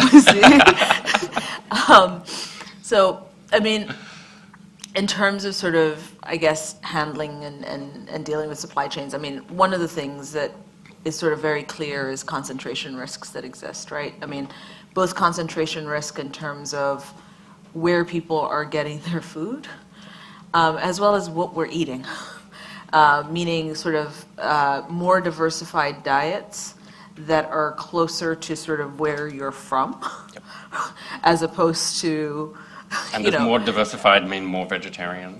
More diversified. In this case, if we're dealing with the basics and we're just dealing with supply chain issues as opposed to other things, like to me, even that sort of first step becomes necessary. But our food systems are not designed or even optimized for that. And we as consumers are addicted to cheap, right? So in the sense of just the trade-off between what that then implies for prices, at least in the short term, because the amount of investment that would actually have to go into the supply chains to repurpose them to undo basically what was built over the past sort of 50 plus years is not an insignificant amount of sort of investment. And you have capital markets. But it's basically essential, isn't it? There's no way out of it. We're going to have to reconstruct the supply chains. It's reconstructing itself. It's forcing itself upon us. But in that process, it's more expensive than it needs to be because it's being shocked into it as opposed to planned, right? The difference between the two is one is you're just being forced and you're doing it in smaller bite sizes, it's like swatting one thing at a time as opposed to saying like, what does redesigning a system actually look like? And then who are the players we need? And you need participation everywhere from sort of the farm level all the way to sort of the markets, right? And you need policy to also be an enabler for that. And sort of thinking about what that actually sort of looks like. So it is, more quote unquote localized. You can't produce everything you need in every country. That's also impossible. But there's some happy middle ground that doesn't involve, 70% of exports coming from one specific country or, and we have just highly, highly concentrated supply chains that need some level of fragmentation to mitigate that risk, and that's doable. But it will I'm seeing a concentration pattern across the industries and themes here. It's time for questions from the audience. Is there anyone who would like to ask a question? Just one positive comment? Yes, of course. Yes, absolutely. Preceded by another rant. A very short rant and a very positive comment. Autonomous vehicles are the prototype of what the experience is going to be like with AI. Yep. They're going to make a lot of progress early on. Everybody's going to go, holy cow. And then you're going to find that on the last 10% of what you got to get working, it just doesn't work. But you know where autonomous vehicles are actually going to work and are already working? John Deere tractors. Yeah. There we go. Out in the field, you can have a whole flock of tractors all working at the same time. But just have to remove all the people. Watching all the jobs first, and then put the. Having one of those vehicles, like figuring out whether it's okay to go through the crosswalk. That's not what I want. But. Who wants to come to this crosswalk and ask a question?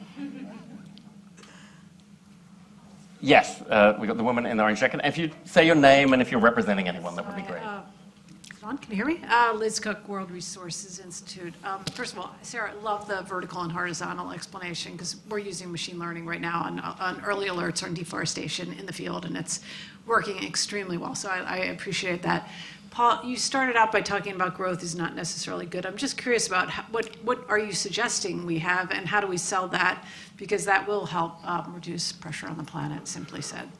Well, I've shifted to trying to use the word progress because progress is possible. We've seen it historically. We could recreate it now. Progress will come from new discoveries, figuring out how to do even more with less in the way of resources and energy. And what do even more means is provide more satisfaction to people. It's not more kilograms of stuff, but it's more satisfying lives. So progress is possible. The usual metrics we use, like GDP per capita, are one indicator of progress, especially the trend. But I think there are just other indicators that you have to look at. And if you got a country where GDP per capita is going up, but life expectancy is plateaued and then is falling, something's wrong.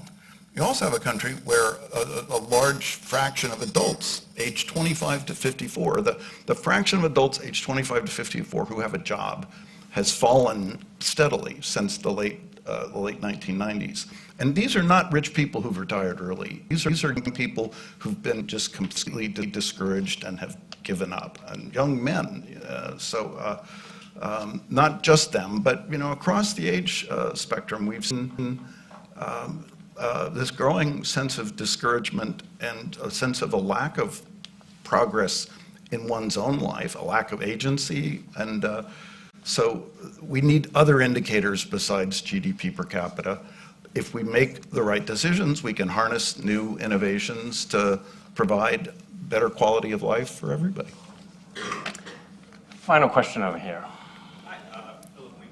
Representing Philip Winkle. I saw it reported that in the wake of the pandemic, the collective revenue of the top 3 shipping companies exceeded that of the Build Back Better bill passed by this administration. In regards to your conversation regarding monopolies, the need to fragment the supply chain in government, what do you feel is the role of government in helping fragment that supply chain or making the supply chain more affordable? Do you want to? I can give it a try. It's hard. I mean, because I think the shipping company comment is right, but it's, if you think of the biggest component of that, it was fuel and the cost of oil. Right? So, and that sort of is one step removed. But going back to sort of the role of government, de-risking, right? So if you look at why the sort of U.S. ag industry is where it is, it was a set of deliberate decisions made post-Great Depression around what the role of the USDA would be in sort of ensuring food security for the U.S., right? And if you think of financing in the U.S. today and sort of U.S. agriculture, it's still largely backstopped by government, whether it's on the loan side or the crop insurance side, et cetera. It's not possible to that extent at global scale for reasons that I mentioned, including just the balance sheets of different parts of the world. But there are de-risking mechanisms that need to come into play for that kind of sort of fragmentation to start to occur, because the markets today are not positioned to be able to do it, largely because of the point I made, which is because what we consume is also so concentrated. Very few of the sort of agricultural products we'd want to diversify to have even any form of a market that you can trade. Like, we have 8 things that we can trade on an exchange today, which is sort of your proxy for how deeply capital markets can be involved. So I think government and public institutions, I would say, would have to play a pretty big and catalytic role on the risk management and the risk mitigation side to allow for sort of that type of change to happen. If I just comment, we've actually seen remarkable technological progress in shipping because of innovations like the shipping container.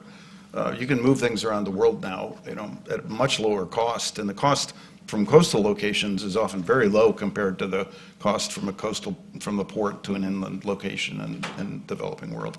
So I wouldn't flag shipping as like the worst kind of bottleneck that we're facing. The one exception, of course, is that there's very little regulation of the pollution that ships emit, and we do need to fix that.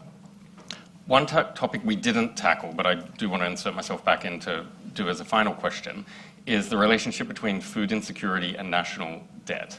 And I don't know whether you would pin it on bad policy making at the global institutional level in terms of global lenders, bad policy making at a national level where people aren't choosing the right priorities inside the national budgets as they try and deal with rising debt, whether inflation and currency issues are a big factor there.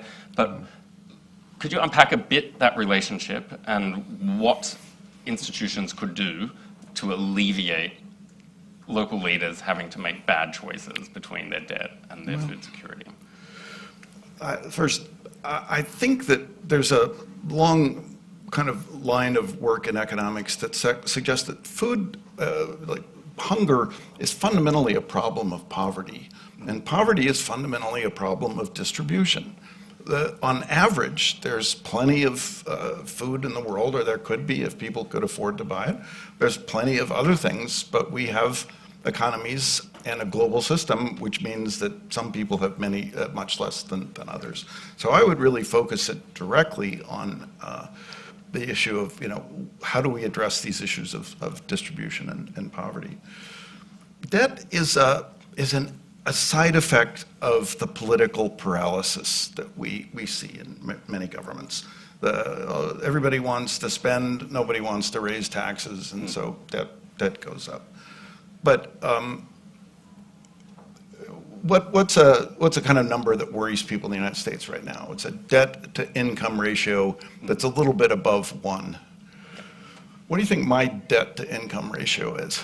Well, as a household, from a very high earning household, yours is going to be higher and you've got a greater capacity to service it. Well, yeah. And your bank isn't going to double your interest rate like the IMF does. If you look at what most people can afford in a mortgage, yeah. Three to 6. Yeah, they have 3 to 6, yeah. So this idea that we can't afford to pay for the debt is just like Looney Tunes.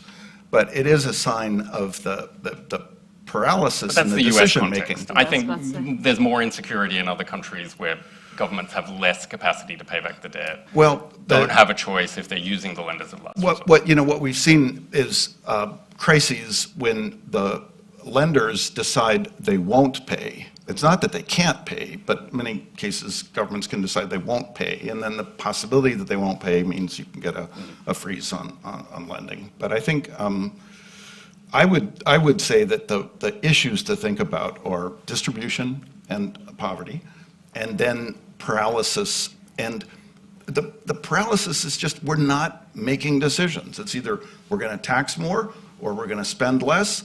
And to a certain extent, you can think of yourself as being on the top of a hill. It doesn't really matter which solution you come up with. We should just make a decision. And it's that incapacity to make a decision which leaks into debt. And it should be the thing that should worry us, is we just lost the ability to decide. Final word to you, Sarah. Yeah, I was going to say, I think maybe just sort of putting some numbers on the problem we, I think, sit on today from a global standpoint, which is you have a lot of countries that have borrowed money over the last few years where markets were searching for yield and interest rates were very low here, and issued a lot of foreign currency denominated debt at record levels. Yeah. So the last 10 years you had record levels of foreign currency denominated debt being issued by a lot of countries.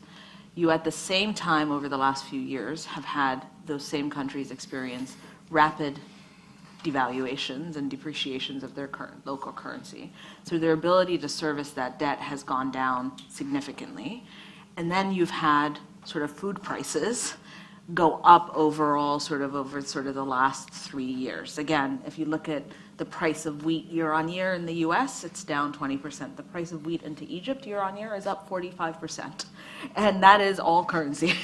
And so what you're starting to see is, if you do a y-axis of basically percentage of a consumption-weighted basket of food for a country, how much that basket is up on a local currency basis over the last 3 years. And then on your y-axis, if you do a calculation of how much foreign currency denominated debt, mostly in US dollars today, is coming due in the next 2 years, the way that you see the countries fall down that sort of line that emerges is literally government after government that's falling.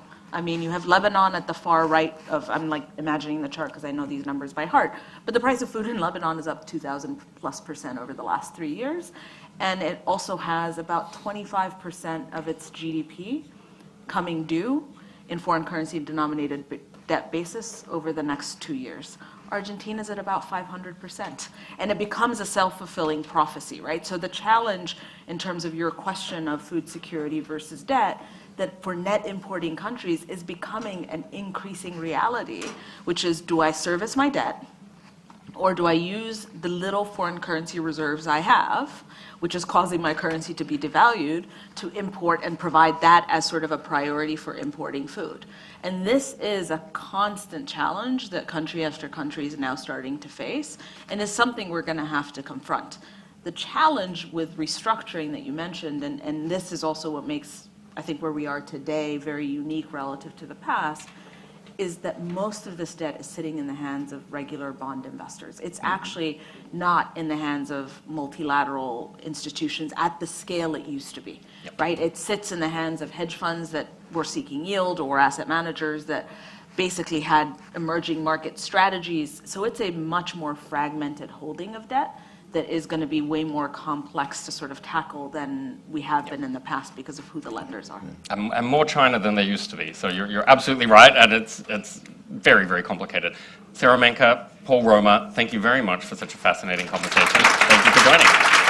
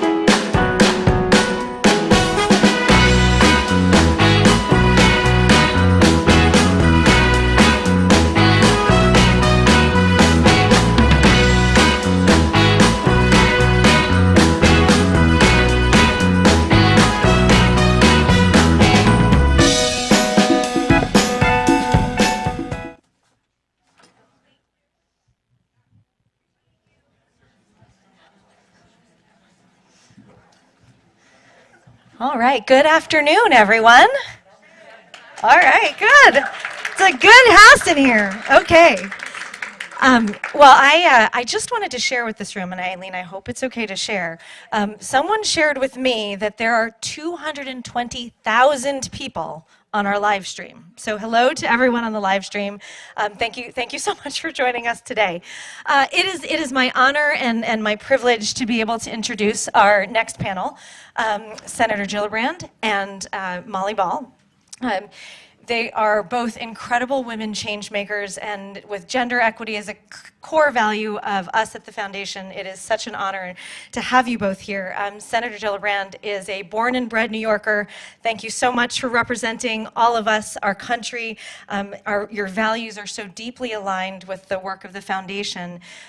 And I think the thing that we were talking about just earlier was the Inflation Reduction Act. Senator Gillibrand was a huge champion and driver for that, for New York State, for our country. And as a foundation, I think we're very, very focused on making opportunity universal and sustainable. And this is one huge step in doing that. And we're very pleased to help support that for communities across the U.S.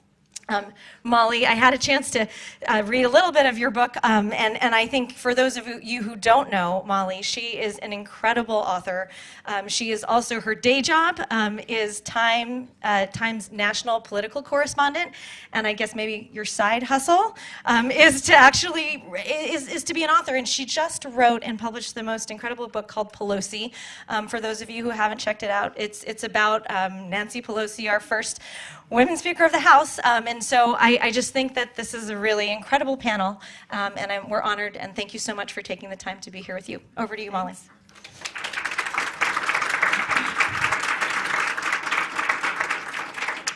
Thank you so much, Liz. Thanks, everyone, for being here. Thank you, Senator. So I think the best kept secret in Washington right now is there's actually quite a lot of bipartisan activity, especially in the Senate.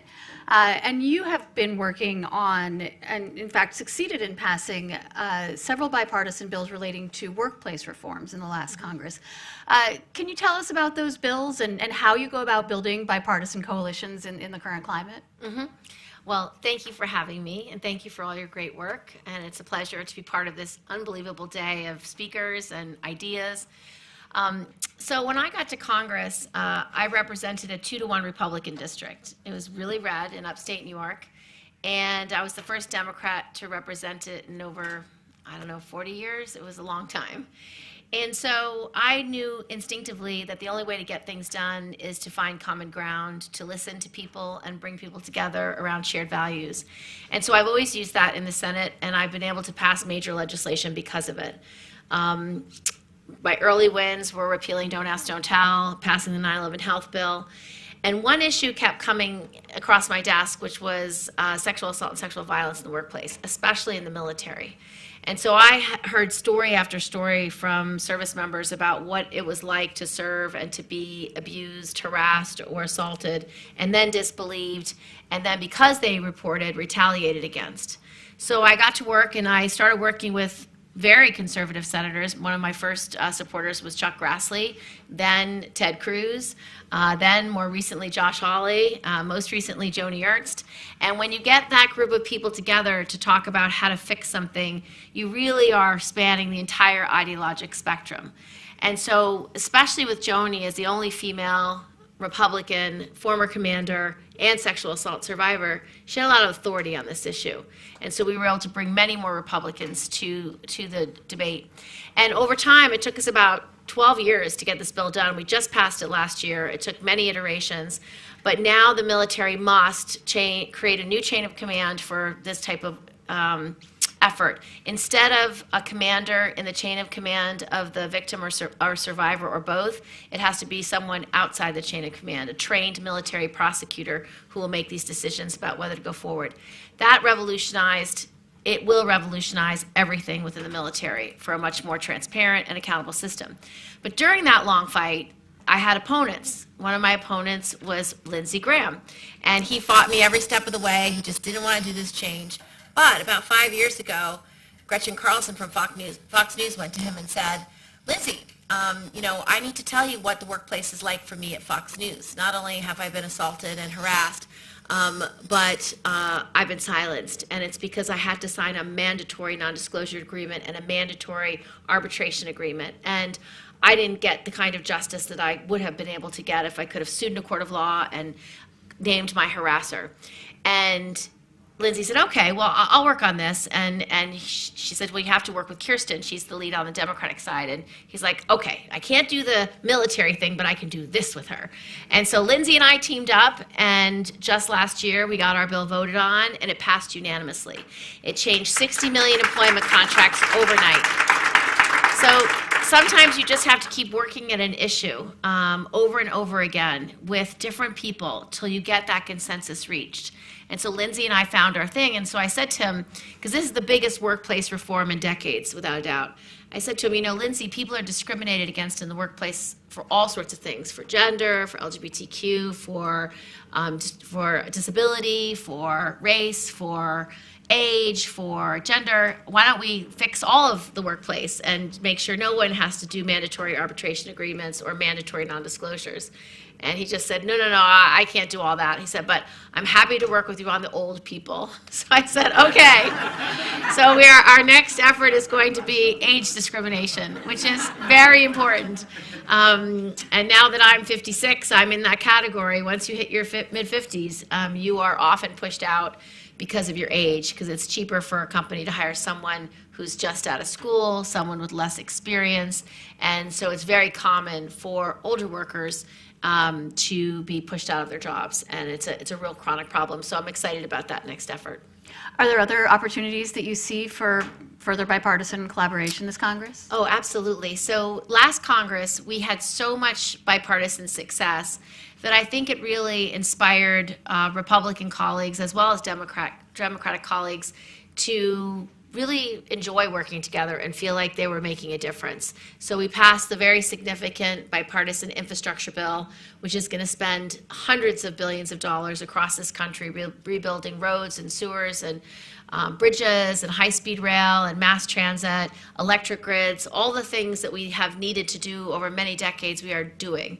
And that's huge. We passed a semiconductor bill for advanced manufacturing in the United States that will do not only semiconductors, but AI and supercomputing and quantum, all industries where we want to be at the forefront so that we can set the standard and be nationally secure. We passed a bipartisan gun reform bill and mental health bill that had at the core of it my gun trafficking bill to ban gun trafficking, make it a federal crime. We've already, in New York, prosecuted 6 traffickers, confiscated 200 weapons. That's going to be magnified by the hundreds and thousands all across the country. So it's a way to address public safety. And as any parent or grandparent knows, COVID did not go well for our young kids and for our children. And so when you have seen a rise in crime in New York, it's among youth. It's among recidivists. It's not a rise in serious crime. But a lot of those are COVID hangover effects. And so getting billions of dollars for mental health, also widely bipartisan, is something that's going to make a huge difference in addressing some of our most entrenched public safety issues, including homelessness. And so those are the things we did. And so in this new Congress, there's a lot of momentum to keep going. And so I'm working with Republicans on a paid leave bill. I'm working with Republicans on Katie Britt, the new senator from Alabama, on affordable daycare.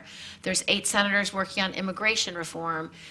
There's a lot of interest. Senator Schumer has committed to working on an AI bill on a bipartisan basis in this Congress. So there's a lot of urgent issues. And then there's some easy things that we always do on a bipartisan basis that we should also be able to do this year, which is the Farm Bill. We do it every 5 years. It's where we address agricultural policy, but also rural development and food security, 2 issues very important to New York. And the Defense Bill, where we are going to do a lot of work on cyber, on support for our service members and their families, a lot of issues on emerging threats, addressing risks with regard to Russia, Ukraine, and China. And so it's a very important bill. So I think we'll do all those things and hopefully more because there is this momentum in the Senate. Now the House is different. We have a new speaker, largely untested. He's working very hard right now to figure out how to make sure we don't default on our nation's debts. and President Biden is very dedicated to finding that bipartisan solution. I'm optimistic that they will find their way. If for some reason those negotiations implode, we have the 14th Amendment. I think the administration should use it in the 11th hour if necessary, because it's in the Constitution. And I think even taking it straight up to the Supreme Court as quickly as possible, Trump just appointed 3 originalists, and they will adhere to the original text of the Constitution, which says you may not hold the full faith and credit of the United States hostage. So I think we'd have support, especially from someone like Gorsuch and Roberts, because Gorsuch was a corporate lawyer and Roberts is the chief judge and doesn't want to see the U.S. economy collapse on his watch. So I'm optimistic that even if we can't get us to the bipartisan deal, that this last effort by the White House is definitely worth it, and I would urge the president to do it if McCarthy somehow steps away from the negotiating table. It's interesting to hear you talk about your work on things like military sexual assault as workplace bills, which they are, right? Yeah. But when you talk about something like paid leave, that's something that a lot of businesses worry is going to cost them money. Mm-hmm. How do you talk about that and other of these workplace reforms with the business community, and why do you think they'd be beneficial? Well, something like paid leave, we have a lot of data on about how much it helps the economy and businesses. California has had a paid leave program in place for over 10 years, and when they've done statewide polling of their businesses, 99% of businesses have said that it had 99% said it improved their retention and improved their morale, and 90% of businesses said it had no negative impact on their bottom line or a positive impact on their bottom line. So there's just very comprehensive support, and it works for workers. We just got through a pandemic. Every family member understands sometimes you need time with your family, whether to care for a loved one who's sick, or to welcome a new child, or to help a dying parent. These are real family challenges that everyone faces, and if you cannot take time off and be paid, you may not be able to take that time off, and you have that gut-wrenching decision about whether to meet your family's need or earn your paycheck to put food on the table. So those are real challenges. I think we can make the case to the business community that paid leave makes sense. From the Republican Party perspective, the perfect paid leave plan for me is universal and mandatory, and it pays for itself if everyone pitches in, like Social Security. They don't want anything universal or mandatory, but they might consider an opt-in type of program where a state can opt in, or a business or an individual, and that we pay for, that we figure out a proper way to pay for it. That would work, and we're working on legislation right now to do that. So we'll see if we can get that through. I think it would be something that small states would really appreciate, because they can't afford to do the economies of scale that the big states have done. And I think a lot of small businesses would love it, because if there's a plan that they can just buy into or opt into, they don't have to create it themselves. Because retaining good employees that you've trained is really, really important. And making sure their workforce is happy and thriving is also important. So I think we can make the case. As Liz mentioned, you also worked very hard on the Inflation Reduction Act, which is not bipartisan, but and despite the name, it's mostly a climate bill. What do you hope for from those climate provisions, the climate spending in that bill, and what do you think we still need to do on climate? So the Inflation Reduction Act was the one dem-only bill. It had two main provisions. The first, as you said, was the climate provisions, and I'll describe those in a minute. And the second was lowering the cost of prescription drugs. It allowed us finally to buy in bulk for Medicare. It allowed us to negotiate the 5 most commonly used medications for our seniors, so that they could cap their costs at $2,000 a year, period, for all medications. It also allowed for insulin to be capped at $35 a month. So huge savings for our seniors. For many of us, we believe healthcare is a right and not a privilege, and basic access to medicine is essential. It's absurd that we don't get to negotiate in bulk, but Canada does and other countries do. And it's absurd that even the VA gets to negotiate in bulk, but not Medicare. So its time has come. It's something we're going to keep working towards. On the climate provisions, it's an investment in renewables. It really incentivizes renewable industries to grow and provide energy. It incentivizes businesses to be green. It incentivizes different industries to get rid of toxins that create toxicity in air and water. So just there's a lot of resources to move us away from fossil fuels towards renewables and to attack pollutants that pollute our air and water directly. So there's a lot of money and resources to generate this industry, and it's very, very exciting because it's across industries. So it's not just energy generation and fuel, it's also efficiencies in buildings, efficiencies in appliances, efficiencies in transportation. It incentivizes electric cars. It incentivizes the infrastructure so electric vehicles works. So it's across all industries, which I think is really exciting. This issue, though, is so polarized. I mean, do you see any openings for bipartisanship on climate? I do. So the Farm Bill, as we mentioned, is coming up. And in the Farm Bill, there's a number of areas where we may be able to get very pro-climate issues paid for and included. One, for example, is brownfield sites. Every community, everywhere in America, has brownfield sites. They have toxic water, toxic air. They have generational pollution. So, for example, we know that PFOA, forever chemicals, are generated for two reasons. One, in manufacturing of plastics. Another is in, it was used by the military in firefighting foam, so all our military bases have PFOA. So we can get money in the Farm Bill to clean up toxic air, toxic water, brownfield sites that everyone will support. And that is a huge climate goal. Because when you can clean toxic sites, you can reuse those sites. It allows you to have greater access to clean water for agriculture so we can be more sustainable. There's lots of incentives for sustainability in the Farm Bill for our farmers. We have a conservation program, which is one of the most often used and desired programs for farmers to learn and to have different methods of clean air, clean water, and conservation. But we run out of money every year. Like there's never enough conservation money for the number of people who apply for it. So really funding conservation is a huge opportunity in the Farm Bill. And just create more stewardship, create more incentives to be stronger stewards of our forests, of our grasslands, of our ports and our water infrastructure, and a lot of that can go into the Farm Bill. You mentioned the gun trafficking legislation that you worked on. We've just had the 1-year anniversary of the tragedy in Uvalde. And that's an issue where I think so many people have sort of lost hope that anything can be done, but there has been a small amount of progress. Do you see any prospects for doing more when it comes to guns? Oh, yes.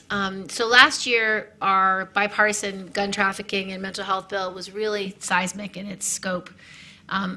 Places like New York, we have gun death of children almost every day. Stray bullets hit a 4-year-old on a park bench in Brooklyn. A stray bullet hits a teenage girl on her way to graduation, about to go to UPenn. These are stories of families that I've heard in New York that are devastating and gut-wrenching. So to get rid of that kind of gun death, you really needed to deal with trafficking, because in New York, almost all these guns used in crimes come from out of state, and they're almost all illegal. And so stopping that flow of weapons is essential. The Uvalde shooting and many of the other shootings around the country that get the headlines, those are often assault weapons bought sometimes legally without even any red flag. That's hugely problematic. And so the solution in those cases is banning assault weapons and banning large magazines for the entire civilian population. These are weapons of war built for military use only. And it's outrageous that people insist that an 18-year-old can buy a military-style weapon that our service members train on for years. It's an outrage. And so, so we have to keep fighting for that.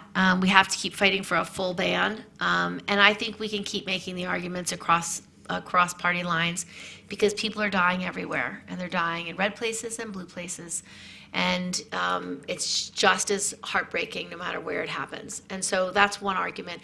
The second argument is we still can clean up the background checks and the red flag laws. They're not perfect and they're not complete. And so there's more common ground to build there. And I think there can be momentum on both those issues. I think one thing that a number of states are working on is trying to get rid of the ban on suing gun manufacturers. And so there's a lot of law firms and lawyers, not-for-profit law firms, that are doing this work right now to try to find another way for justice for these victims and their surviving families.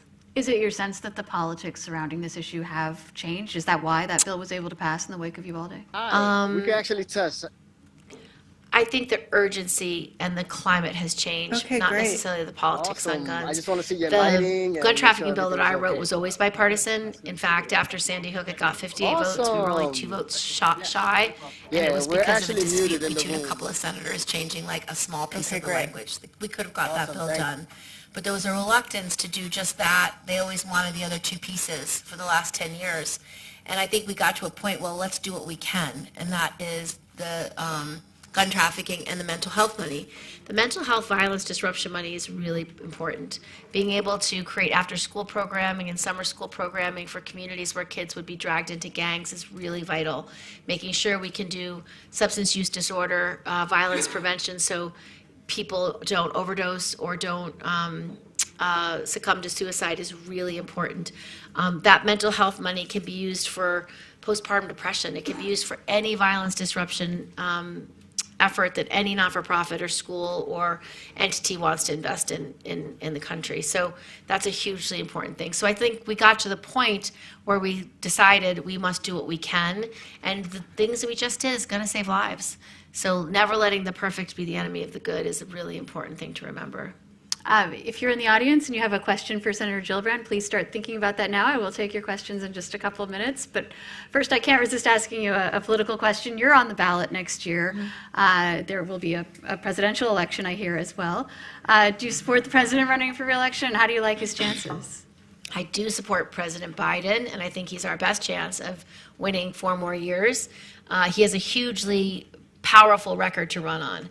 Passing all of these bipartisan pieces of legislation, investing in families, helping the economy grow are so important.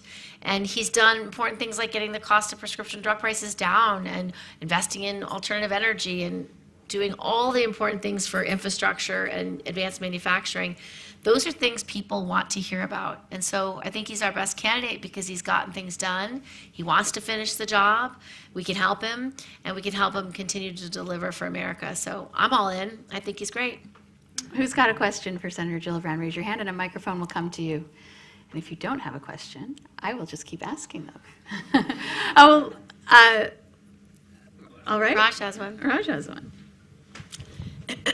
Senator, thank you for being here. Raj with the Rockefeller Foundation.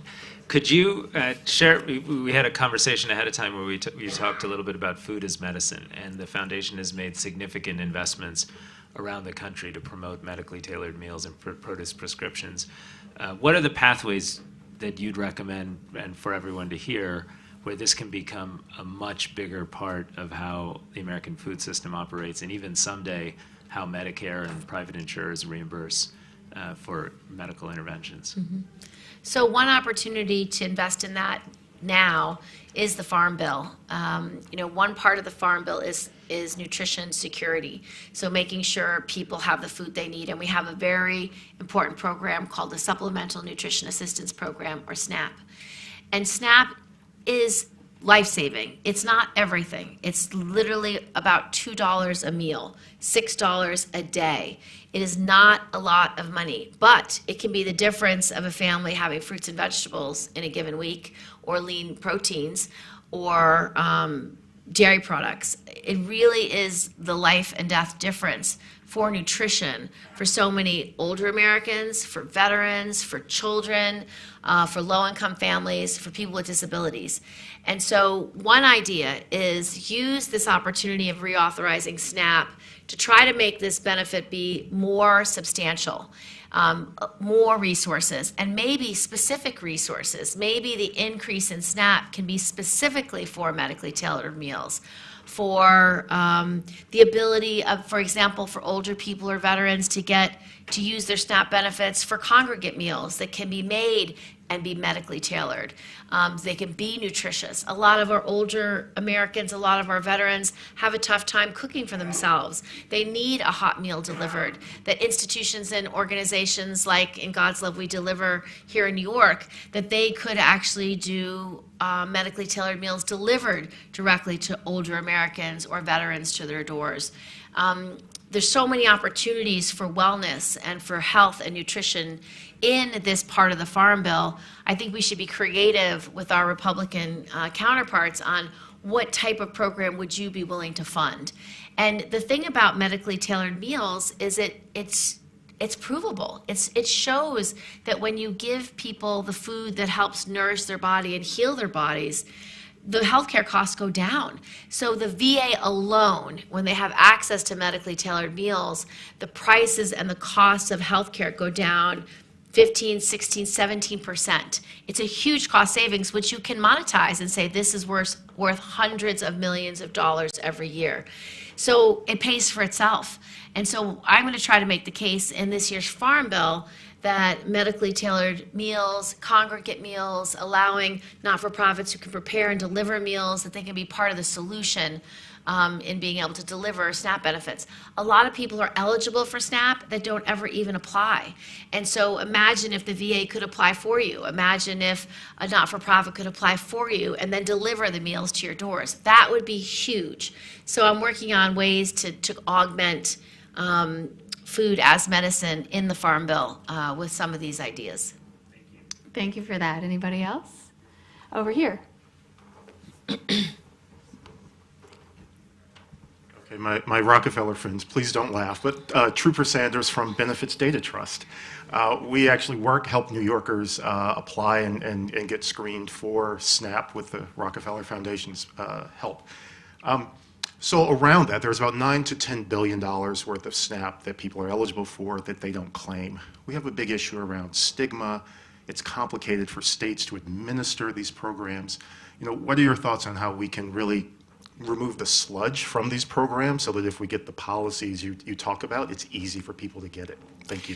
So specifically for the 9 to 10 billion of unclaimed SNAP funds, I would really try to get legislation written that allows not-for-profits to apply on their behalf, who will serve them the meals. That would be enormous for every community kitchen, every food bank, every institution that takes care of older people or veterans. It would be transformative. And if the incentive to allow these programs to expand is that they're offering medically tailored meals, it has the double benefit of saving money for Medicaid and Medicare. So it pays for itself. And so that's why this is such a win-win issue. When people want to denigrate SNAP recipients, they will always denigrate them by, well, they're just buying potato chips and soda. Well, that's not true, number one. And number two, let's do a deal then and say any addition to the SNAP program is going to be for medically tailored meals and highly nutritious meals.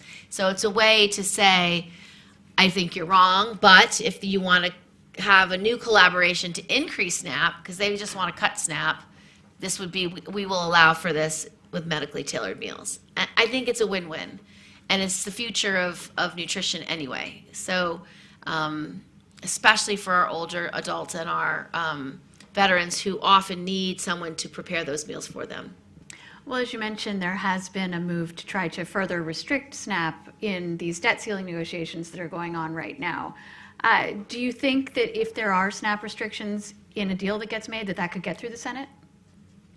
It depends what the restrictions are, and it depends if we can backfill. So, for example, there's lots of ways to help people. So if there's one program that is part of this deal that's something that would be really cutting something beneficial to a group of people, maybe there's another way to restore the help that's given in a different way. I just don't want to rule anything out until we know what the deal is. And so, but I have good faith in President Biden to find that common ground and to negotiate that deal where it is. But my job is to make sure the people who need help are getting help. And if they are denied any help through this deal, I will be working overtime to get that help restored in whatever form it needs to be. Anybody else got a question right here? Hi, Senator Charlie Dent. Good to see you again. Good to see you. Yeah. Hey, quick question on the SNAP program. I should have done this when I was in Congress, but trying to, with the WIC program, Women's, Infants, and Children, there was restrictions on what people could buy. You had to buy nutritious foods, but less so with SNAP. You kind of just alluded to that. Would it make any sense at all to apply that same WIC standard to SNAP, more nutritious foods? I remember getting in trouble. Susan Collins and I tried to allow potatoes to be included in the WIC program, and I was accused of being a tool for Big Potato, which I thought they were nutritious Potatoes foods. have potassium even more than bananas, so Yeah. that person was uninformed. I said, I can take I will not. Potatoes are delicious, and they fill up young Well- children who need energy to run around. It was apparently a human rights violation to suggest this, but I would not tolerate the bashing of the potato. Mashing, however, is okay. But that said, but to at least make SNAP maybe look a little bit more like WIC in terms of the types of foods that can be purchased. Is that something that you guys have thought about? I don't think so. And it's largely because we want people to have the dignity of going grocery shopping in the way they want to go grocery shopping. And you could put whatever requirements on it that you want, but do you want to be the mom that's with their kid and she buys 1 pint of ice cream for the birthday party and the lady at the cash register says, "I'm sorry, ma'am, you need to bring that back"? Like, why would you do that to someone who's just, it's inhumane, it's unkind, and it's mean-spirited. And yes, it could be done, but I wouldn't want to do it. And yes, I want people to eat nutritious foods, but I have had children too, and they want some Oreos. They want, yes, you'll feed them the chicken and the vegetables and the potatoes and the sliced apples, but they also want Oreos once a week to put in their lunch. They don't want to be the kid that only gets an apple.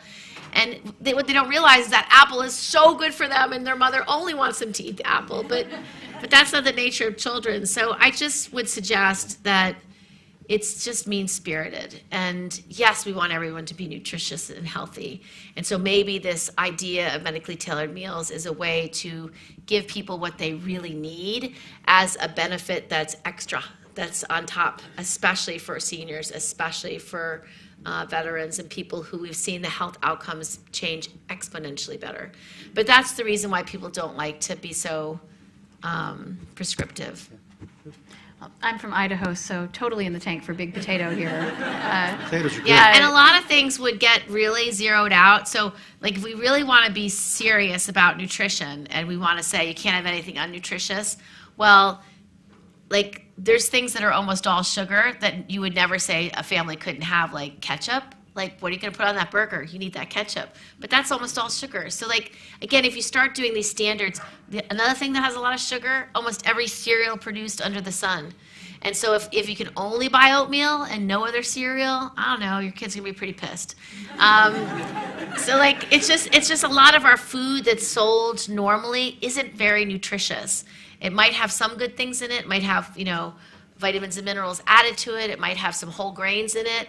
But if sugar contents is our cutoff, you're going to be surprised what you eat that you think is good for you that has a lot of sugar. I'm an expert on food, so I can tell you I know all the things.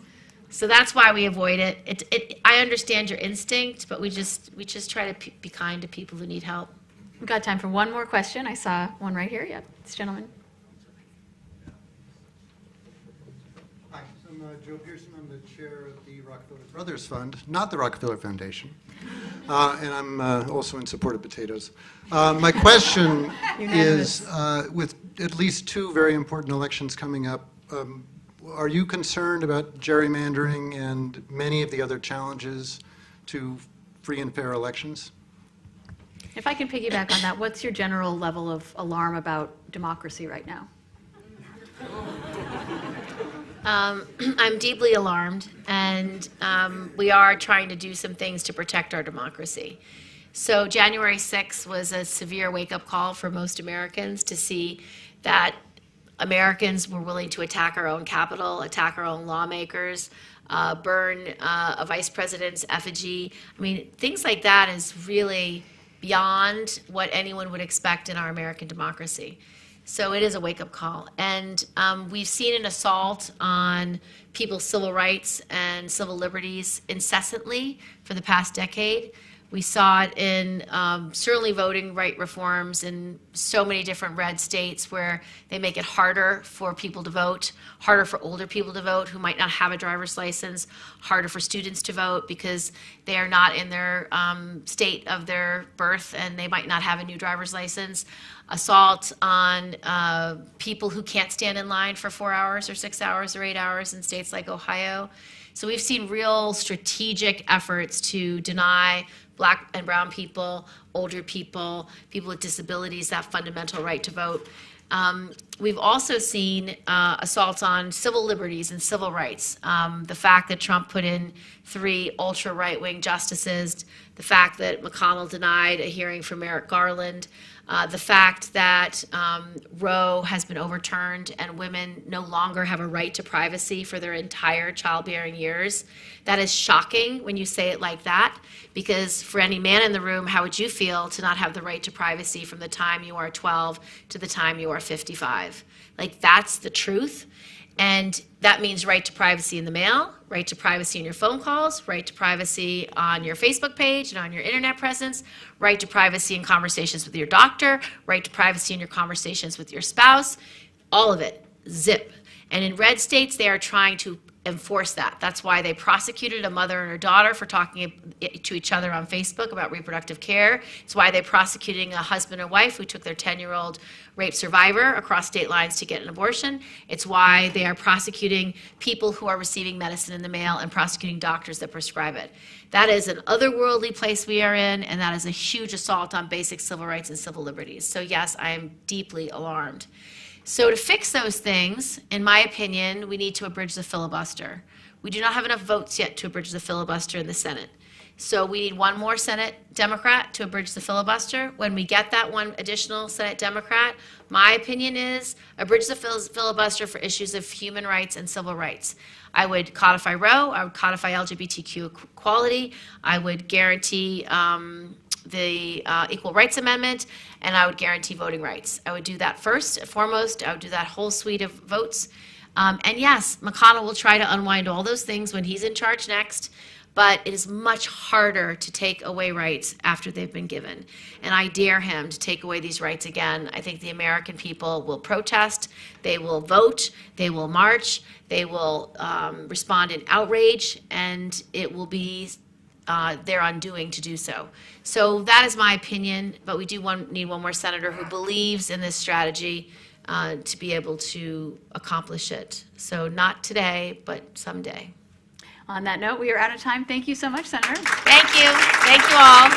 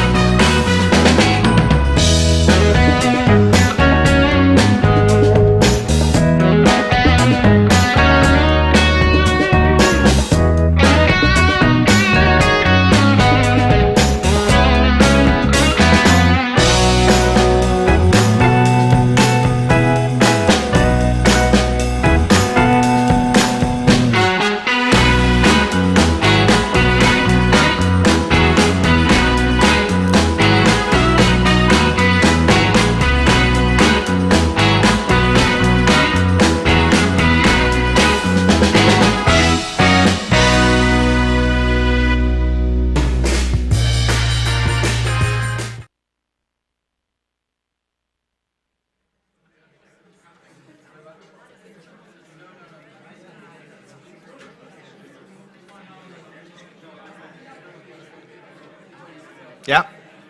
Good afternoon. I'm going to do it one more time and see if we can close the doors. Good afternoon. All right. Aijen, can you hear us? I can. One more. Oh, we lost her. Let's try again. Aijen, are you with us? I'm here. Can you Okay, hear me? great. And the doors are closing. The space is convening. I can feel it. We're all coming together energetically at the end of a long day. All right, I think the door is closed. We just had Senator Gillibrand, so it's lots of good energy in this room.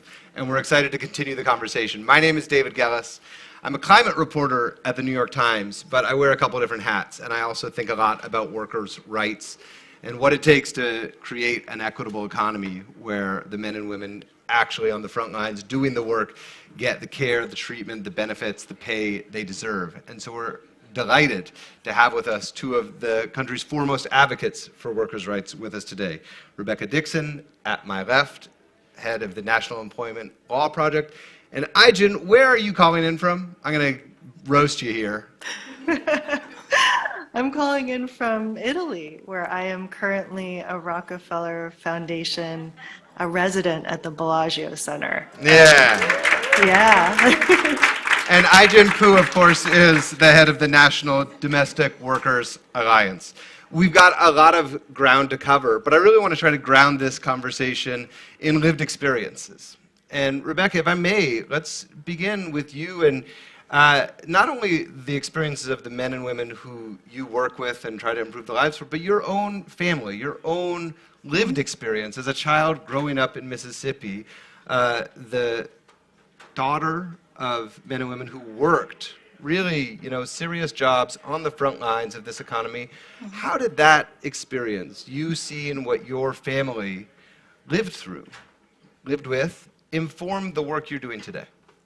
Sure. So I'm from a small town in rural southwest Mississippi. It's called Brookhaven. And it's the kind of town where the major industries are lumber and like grocery warehousing, Walmart distribution center, that kind of thing. And it has a storied history in civil rights. And one important fact is it didn't desegregate schools till 1969. So that was way past Brown v. Board of Education. So if you understand sort of the kind of environment it was. And so my father would be 85 years old this summer. And that's the kind of environment he grew up in was worse than the kind of environment that I grew up in. And he worked really hard. He worked all the time around the clock, 2 jobs, 3 jobs, odd jobs on the weekends. And I remember him coming home exhausted, but also angry. And I remember vividly this vein dancing on the side of his head while he was yelling. And it was because he could never get ahead no matter what he did. Part of the reason that is some of the work that we do here at NELP. So the Fair Labor Standards Act is part of the New Deal suite of programs, and that policy will be 85 next month. And so the things that we put into place in that policy, where we excluded folks who worked in agriculture, so a chunk of my dad's life he worked on a dairy farm, that work didn't count for Social Security. It didn't count for unemployment if he had lost his job. And so we excluded Black workers, we excluded women, we excluded immigrant workers from these foundational rights, benefits, and protections. And they're still excluded in a lot of ways. And so the work I do is how do we fix that? And how do we shift the economic paradigm for working people so that folks like my dad, that their work actually means the same as the rest of our work? Thank you. Aijen, I can't see you anymore. Are you still with us? I am. I'm okay, here. I'm just not looking at you at that screen. I don't know if there's a way to. But without looking at you and without twisting my neck, I'm just going to have, there you are. All right, that's awesome. Much better. I wonder, this notion of sort of workers who fall through the cracks. It was powerful to hear Rebecca's own experience with that. And the work you do with domestic workers, I have to believe, is very much a part of this same conversation. Can you talk about this class of domestic workers who, as a business reporter, someone who's thought a lot about these relationships between major employers and their workers, that's sort of a relationship many of us sort of intuitively understand. But the domestic worker, I think, is sort of a category that often, I gotta believe, falls through the cracks. Who are the men and women you're trying to represent, and what are some of the challenges they're facing? Right. Well, so domestic workers are all the workers who work inside of our homes. Essential,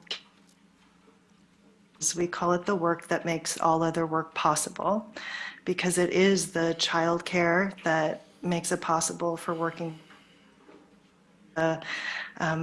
Aging and disability care that supports the dignity of people with disabilities and older loved ones so that they can actually stay at home and age in place. And it's the cleaners who maintain sanity inside of our homes. And it's a workforce that's overwhelmingly women, more than 90%, and majority women of color, and has always been a profession that's been associated with women of color, immigrant women, Black women.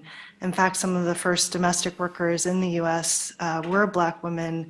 And there is a long pattern in history of exclusion from labor rights, like Rebecca talked about. And that exclusion has kind of repeated itself over and over again in a way that's kind of embedded in our culture, so much so that we often refer to the work as help, as opposed to the profession it is for millions of people.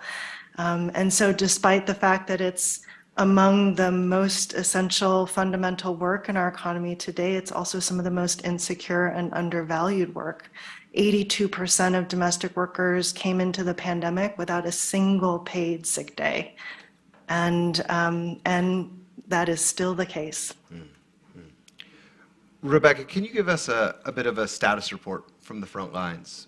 When you're in dialogue with workers out there, what are some of the challenges they're facing? We heard about some of the ones for domestic workers in particular. Can you paint a slightly broader picture? Again, from where I sit on the business desk, we sometimes found ourselves writing stories about how corporations were actually taking better care of their workers during the pandemic or trying to step up and give bonuses. I have to believe that wasn't the case for all workers across the country. Right. So we remember workers being called essential workers, and then that kind of fizzled out, right? But we know historically that Black and brown workers have always worked the most dirty jobs, the most dangerous jobs. And so much so that they used to call those jobs Negro work back in the day.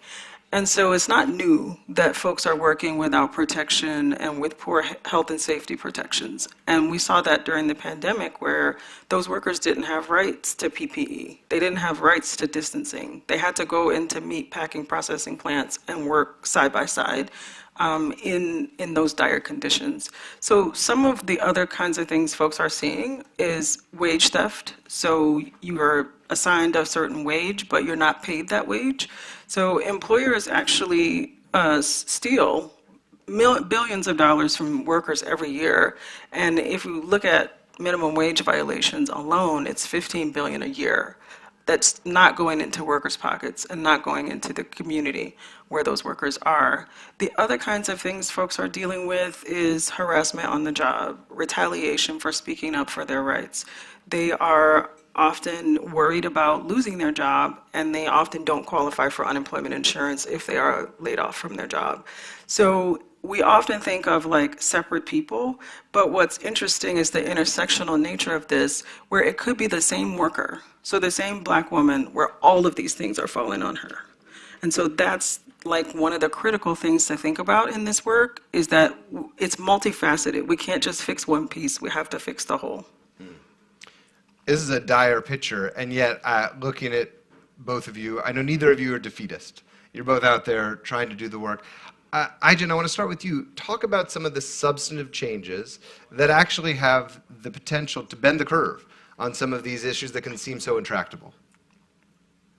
Well, so we have an epidemic of low-wage work in America, and I think raising wages is the first step to addressing it. And so raising the minimum wage would be hugely transformative. And that's something that Rebecca and her team have been leading on for a long time, along with many unions, SEIU, and others. I mean, this is a surefire way to address the quality of work in this country. One of the issues I work a lot on is the care economy, actually improving the quality of care jobs, which are jobs that can't be outsourced, they won't be automated, And they're jobs that are in huge and growing demand because we have a growing aging population in need of care. And millennials are having babies at a rate of 4 million babies born per year. We know these jobs are needed and are here to stay, and we could make them great jobs. Just like we turned manufacturing jobs from dangerous sweatshop jobs that lots of immigrants did and poverty wage jobs, we turned them into a pathway to the middle class and created the largest middle class in the history of the world. If we invest in low-wage service jobs like care jobs, we could do the same for this era. And I find that so hopeful. There are things that we know how to do, that we know can be make a transformational difference in this moment that we're in on low-wage work in America. And I'll just note that it seems like the opportunity there is only going to get larger as more and more of the economy shifts to service roles, particularly on the domestic workers front. Rebecca, on the minimum wage, the federal minimum wage is still $7.25 an hour. In reporting a book recently, I came across a statistic that made clear that if the federal minimum wage had simply kept pace with inflation over the last 30 plus years, it would be closer to $25 to $30 an hour. And so that gives you a sense of just how much everyday workers in this country have fallen behind over the past couple generations.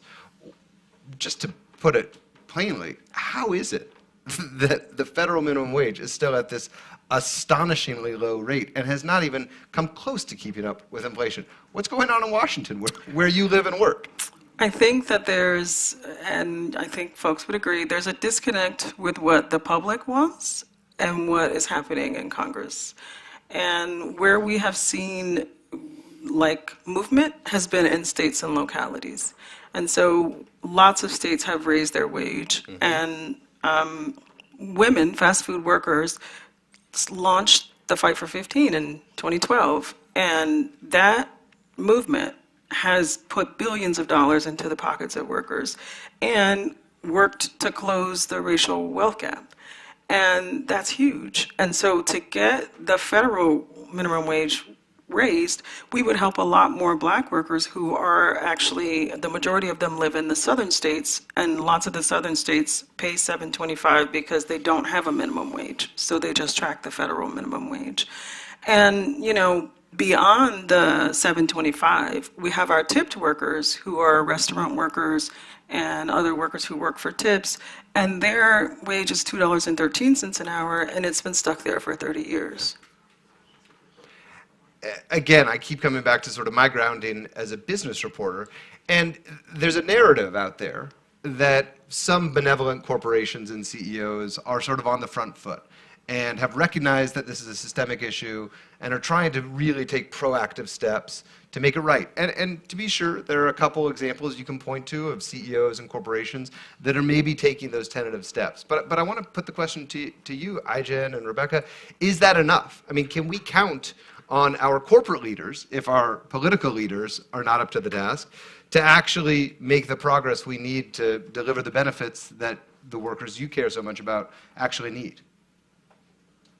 We absolutely need our corporate leaders to step up, and we need them to put their government relations dollars behind advocacy on behalf of improving the quality of work and wages for workers. And I think it's good for business, and it's bad for the country to have an economy where literally millions and millions of people are working incredibly hard, doing everything right, and still can't make ends meet, still can't take care of their families. And I think, it's bad. It's a bad look for the country. And we need our corporate leaders to step up and address it, both in their own internal policies, but also in advocacy for change. Yeah, I mean, Rebecca, I would love your perspective on this. I would love to believe that the government relations dollars of multinational corporations were being directed at efforts to raise the federal minimum wage. Something tells me that's not what's happening. What are you seeing actually when it comes to the way big business is trying to influence federal policy on these critical issues you care so much about? Well, they definitely are wanting to capture all of the power. And by that I mean, when the Fair Labor Standards Act and those other laws were passed, there was strong law about being able to organize. And over time, we've seen that erode. And so workers can't easily join together to form a union and be able to bargain with their employers over wages and working conditions. And employers are standing in the way of the PRO Act, which is legislation that would actually make it easier for workers to join together collectively and press for their rights. So what I'm seeing is employers actually sort of building in their business model exploitation of workers, particularly our underpaid workers of color. Aijen, you mentioned the minimum wage as one tool that could broadly improve conditions and lives of some of the workers we're talking about today. What are some others? We just heard about unionizing. Is that even, is organizing something that works for a workforce as disparate as domestic workers? Absolutely. I mean, well, domestic workers actually are legally not included in the right to collectively bargain and organize under the National Labor Relations Act, but that has not stopped domestic workers from organizing. We have a community at the National Domestic Workers Alliance of almost 400,000 domestic workers around the country, 69 local affiliate organizations who are organizing day in and day out, advocating for better working conditions and for dignity for this workforce. And Black women from the South who migrated to the Midwest to cities like Chicago about 45 years ago were among the first to start the first home care unions in the country. And now there are over 1 million workers who are unionized as home care workers. And it really is the only pathway that has been proven to create good jobs for workers like home care workers and other care workers who work in sectors where the wages are chronically and shockingly low. And so, for example, SEIU Local 775 in Washington State, the starting wages are $17 an hour, entry level for a home care worker, because the union has fought and fought and fought to raise those wages. Those workers also have health care. They also have retirement benefits. Now you're starting to see a pathway to a job where workers can really sustain, as opposed to the dominant model in home care right now, where you have annually a 50% turnover of the workforce because people simply can't survive doing this work. Well, those are important glimmers of hope. I want to hear a few more in just one sec, but first I'm going to plug the Q&A session. In just a couple minutes, I'm going to be turning to you, so think of some questions you have for both of our panelists. We'll get to those in a few minutes. Rebecca, some other glimmers of hope. We know how dire the challenges are, but we also, as I said, you guys are not defeatists. You're out there doing the work. Mm-hmm. Point us to some victories in the last couple years. What is giving you hope? What gets you up every morning when you say, that worked, the next thing can too? So one of the things that is giving me the most hope, and building on what Aijen said, is policy plus power. So when I started in this work, there was not very much like making sure that you were talking to directly impacted folks about what they need, about what their challenges are. And so policy would get created and it wouldn't help them because we weren't centering them in designing it. Well, what I've seen now is workers at the forefront of designing the policies and the work, and like a recognition that their agency and their organizing is needed in order for us to win these policy battles, to make sure that the policy gets enforced, to make sure it doesn't get reversed as soon as there's another legislative session. So really am hopeful about policy plus power, and it is like connecting with the upswing we're seeing in worker organizing. Now, from a practical standpoint, we did see during the pandemic that the federal government invested substantially in unemployment insurance and expanded it. $700 billion went into the pockets of families. That's a huge victory, and we are trying to build on those expansions and use the evidence of how that reached more workers to create permanent reforms in that program. And I would say the other things that are happening is there's a lot of activity around gig work and platform-based work, and those workers organizing for health and safety and wages and a whole suite of benefits and protections. Thank you. We'll go to Q&A in just a minute. Aijen, I'm not looking at you anymore, but I think you're still there. I can see you over my shoulder. I'm going to pretend you're there. I'm going to radically oversimplify here, but it does seem to me that our nation has sort of been on a multi-generational journey, and that, just to be reductivist about it, things have gotten worse for workers over the last many decades. Do you feel like we're still continuing on that terrible trend line, or are we at a moment where maybe this pendulum that has swung so far in the favor of corporations and business interests and so far away from the interests of workers is potentially at that moment where it sort of pauses and maybe starts to swing back in the favor of the men and women actually doing the work on the front lines? Well, I don't know if we're quite at a pendulum swing moment yet, but I do know that there is a rising movement of low-wage workers that is demanding change and is not accepting poverty wage work any longer and the insecurity of work in America. It's a movement that is incredibly inspiring. It's multiracial, multi-generational, lots of young workers getting involved, and you're seeing it in the care workers movement.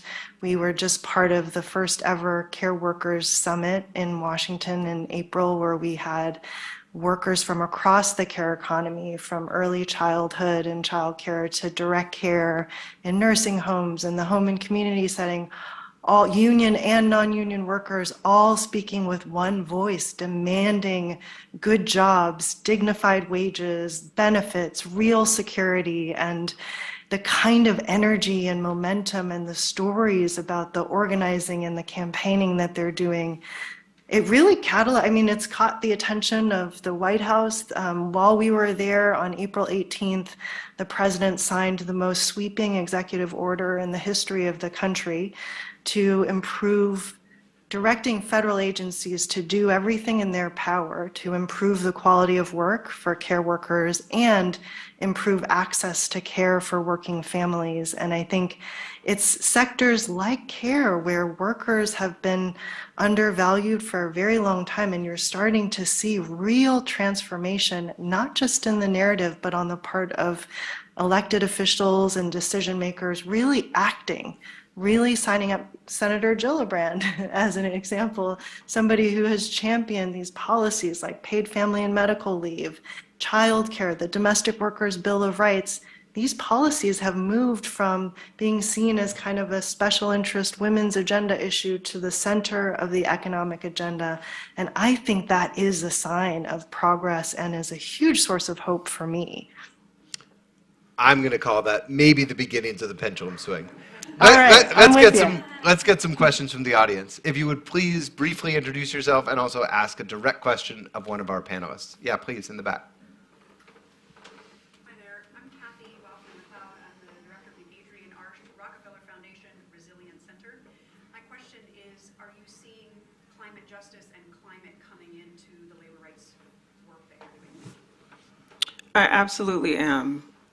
So there's a lot of money that was pushed through Washington with the Inflation Reduction Act and the other legislation, and a lot of that is directed towards climate. And then there are certain industries where the impact is going to be felt.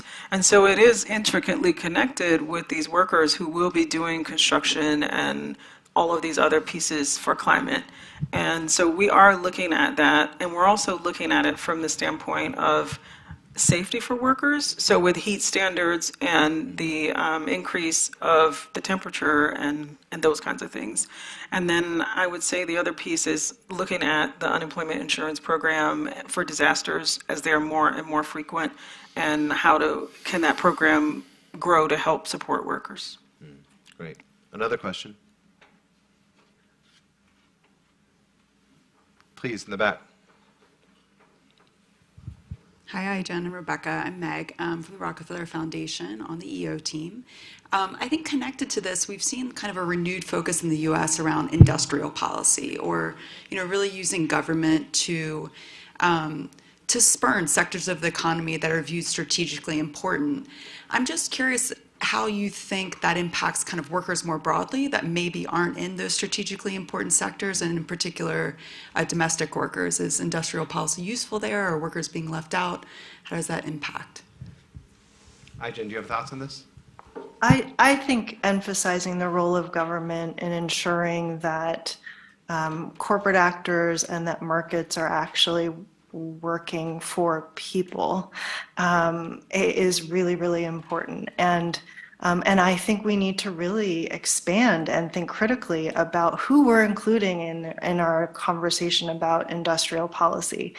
When I think about, a lot of people don't think about care as an industry, but when you do think about where there's going to be job growth, where there's going to be huge amounts of economic activity and need, care and care jobs are front and center. And in fact, when a government actually can pull levers like resourcing Medicaid and expanding funding for Medicaid that raises wages for home care workers, for example, in the home and community-based service program, that is industrial policy.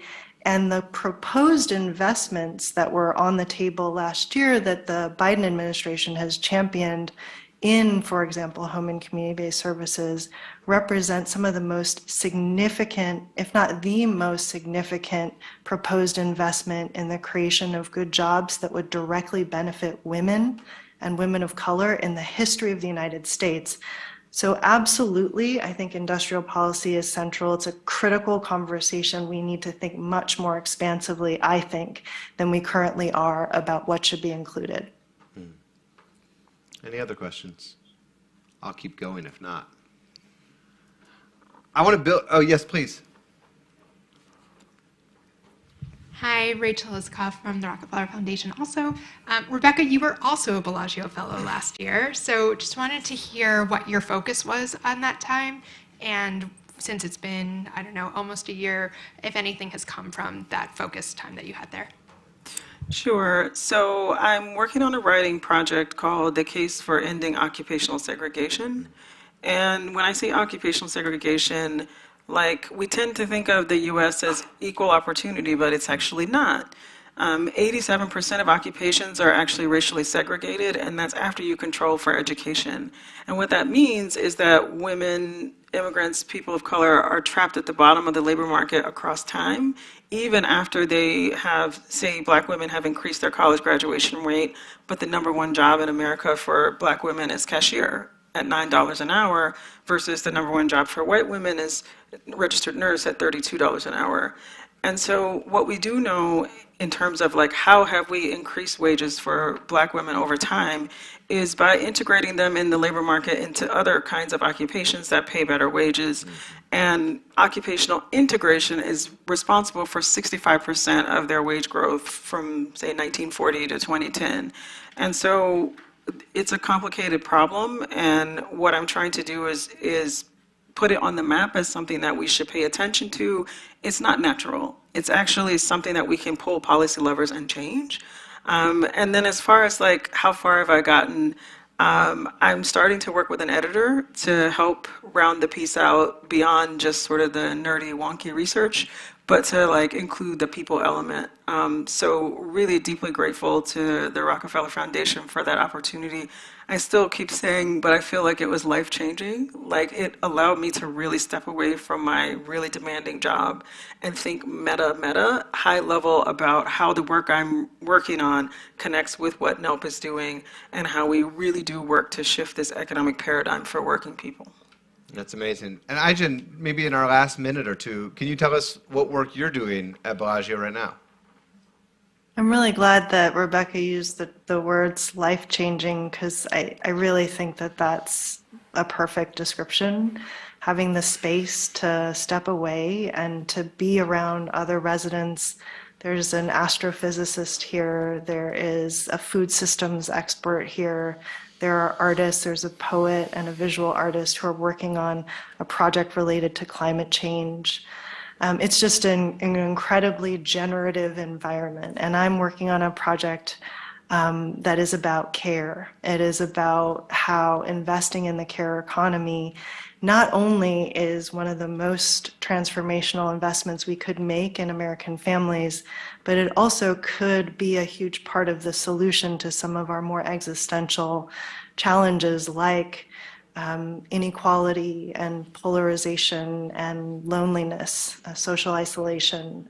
So that's what I'm working on here. That's great.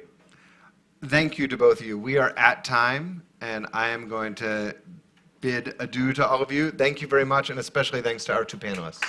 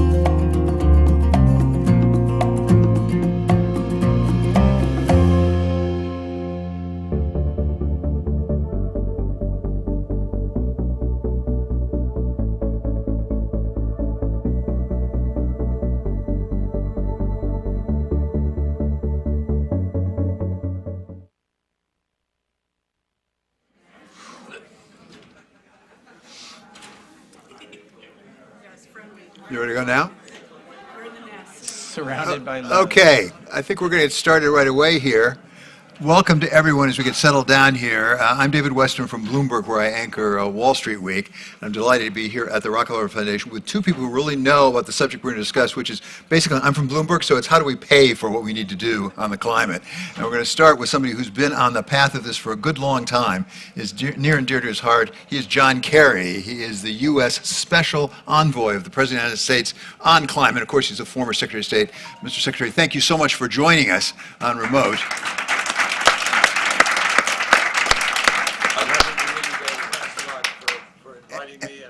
To be with Chris Coons, who's been a super partner and great champion on this, and particularly with the Rockefeller Foundation, 110 years of unbelievable history, and we are enormously appreciative. You began with health and the environment way back when, and no, I was not at the first event, but delighted to be with you here.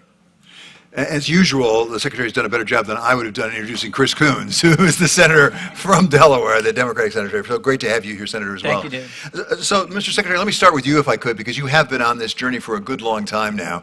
Give us a sense of where we are on the journey. I mean, I think many of us have some general sense of where we need to get to zero emissions by 2050, if I can use that as sort of a marker. What do we need to do to get there, and how far are we along the path? Well, David, first of all, I would strongly ask you and others not to use 2050 net zero as the marker. The marker is 2030, 45% reduction. And if we don't get the 45% reduction minimum by 2030, there is no 2050 net zero. So we've really got to begin at the beginning. So looking at that first step, which is 2030, and the COP this year, the Conference of the Parties, which will take place in UAE and Dubai, we have a critical challenge ahead of us. First of all, there is a global stocktake, which will report globally on where we are with respect to it. And I think everybody knows from the IPCC report that just came out recently, we're not in great shape. we're not living up to the promises that were made in Paris, in Glasgow, in Sharm el-Sheikh. And what we do know from the International Energy Agency is that if we were to live up to those promises, we could be, by 2050, not only net zero, but we could hold the Earth's temperature increase to, Glasgow says 1.8 degrees. The promises out of Sharm el-Sheikh say 1.7 degrees centigrade above the pre-industrial level. So we're not achieving that, David. We're currently heading towards 2.5 to 3 degrees centigrade. Emissions are going up, not down. And very large emitters are building coal-fired power plants, which if they bring them online is only going to contribute more to the challenge.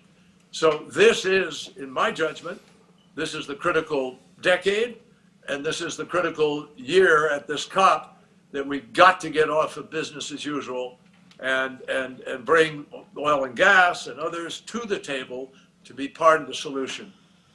There's no other way for us to do this. And then, quick aside, and Chris, I know will not only strengthen this, but be more articulate about it. We are,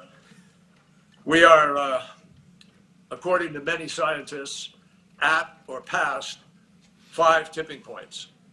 The coral reefs of the oceans, the Barents Sea and the sea ice, the permafrost, which is releasing unbelievable amounts of the most destructive gas, which is methane, which is 20 to 80 times more damaging than CO2, and the 2 biggest and most threatening of all, Arctic and Antarctic.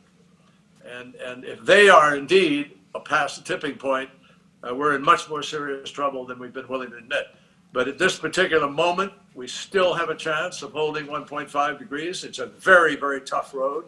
It's a very big leap. But we have the tools to be able to do it.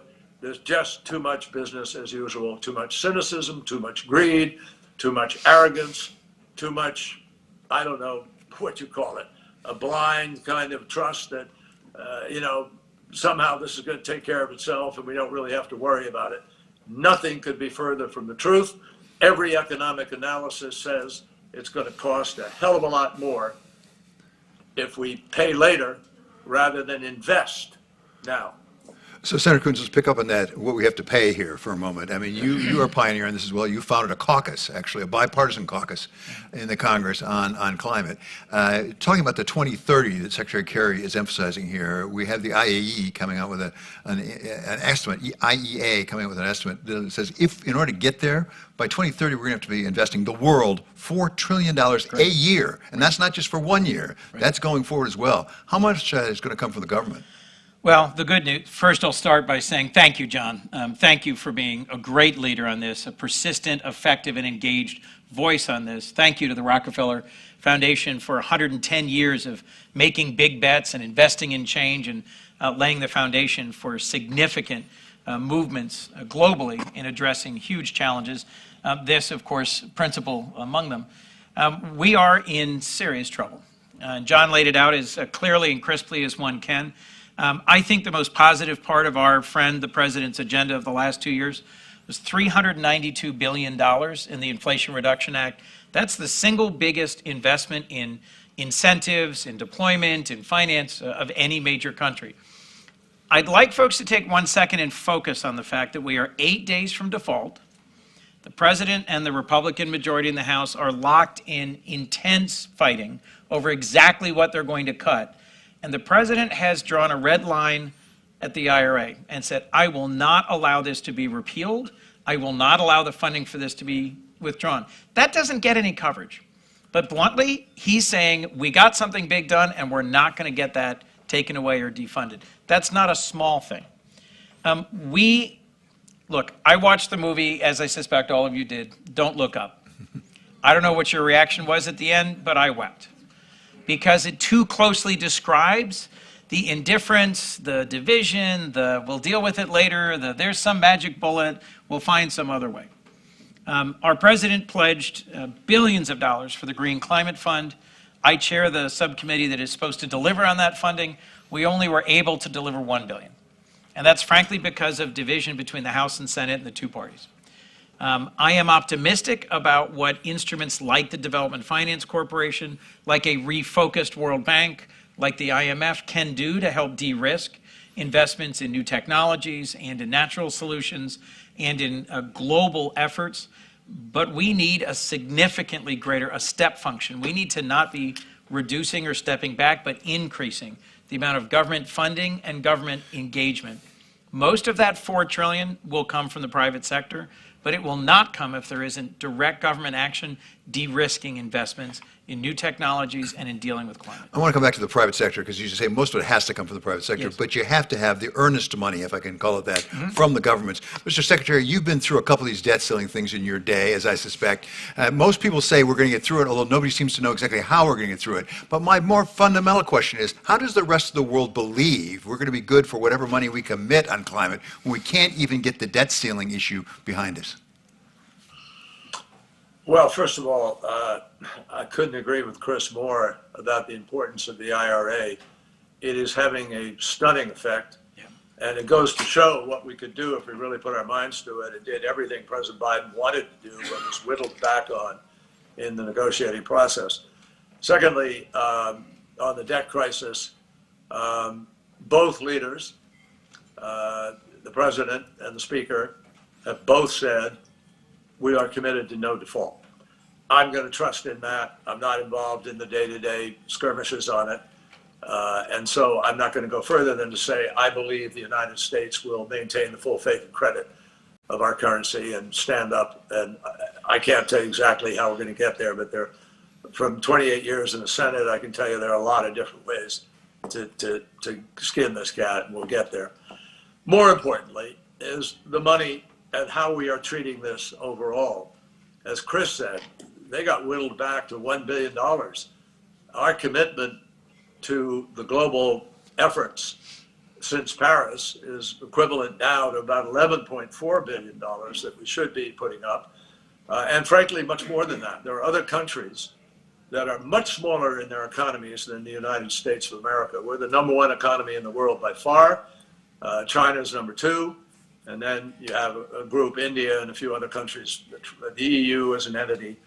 But we are by far the one that is trying to fight for the allocation of funding today. And some of those countries smaller than us are actually putting in more real dollars than we are into this effort.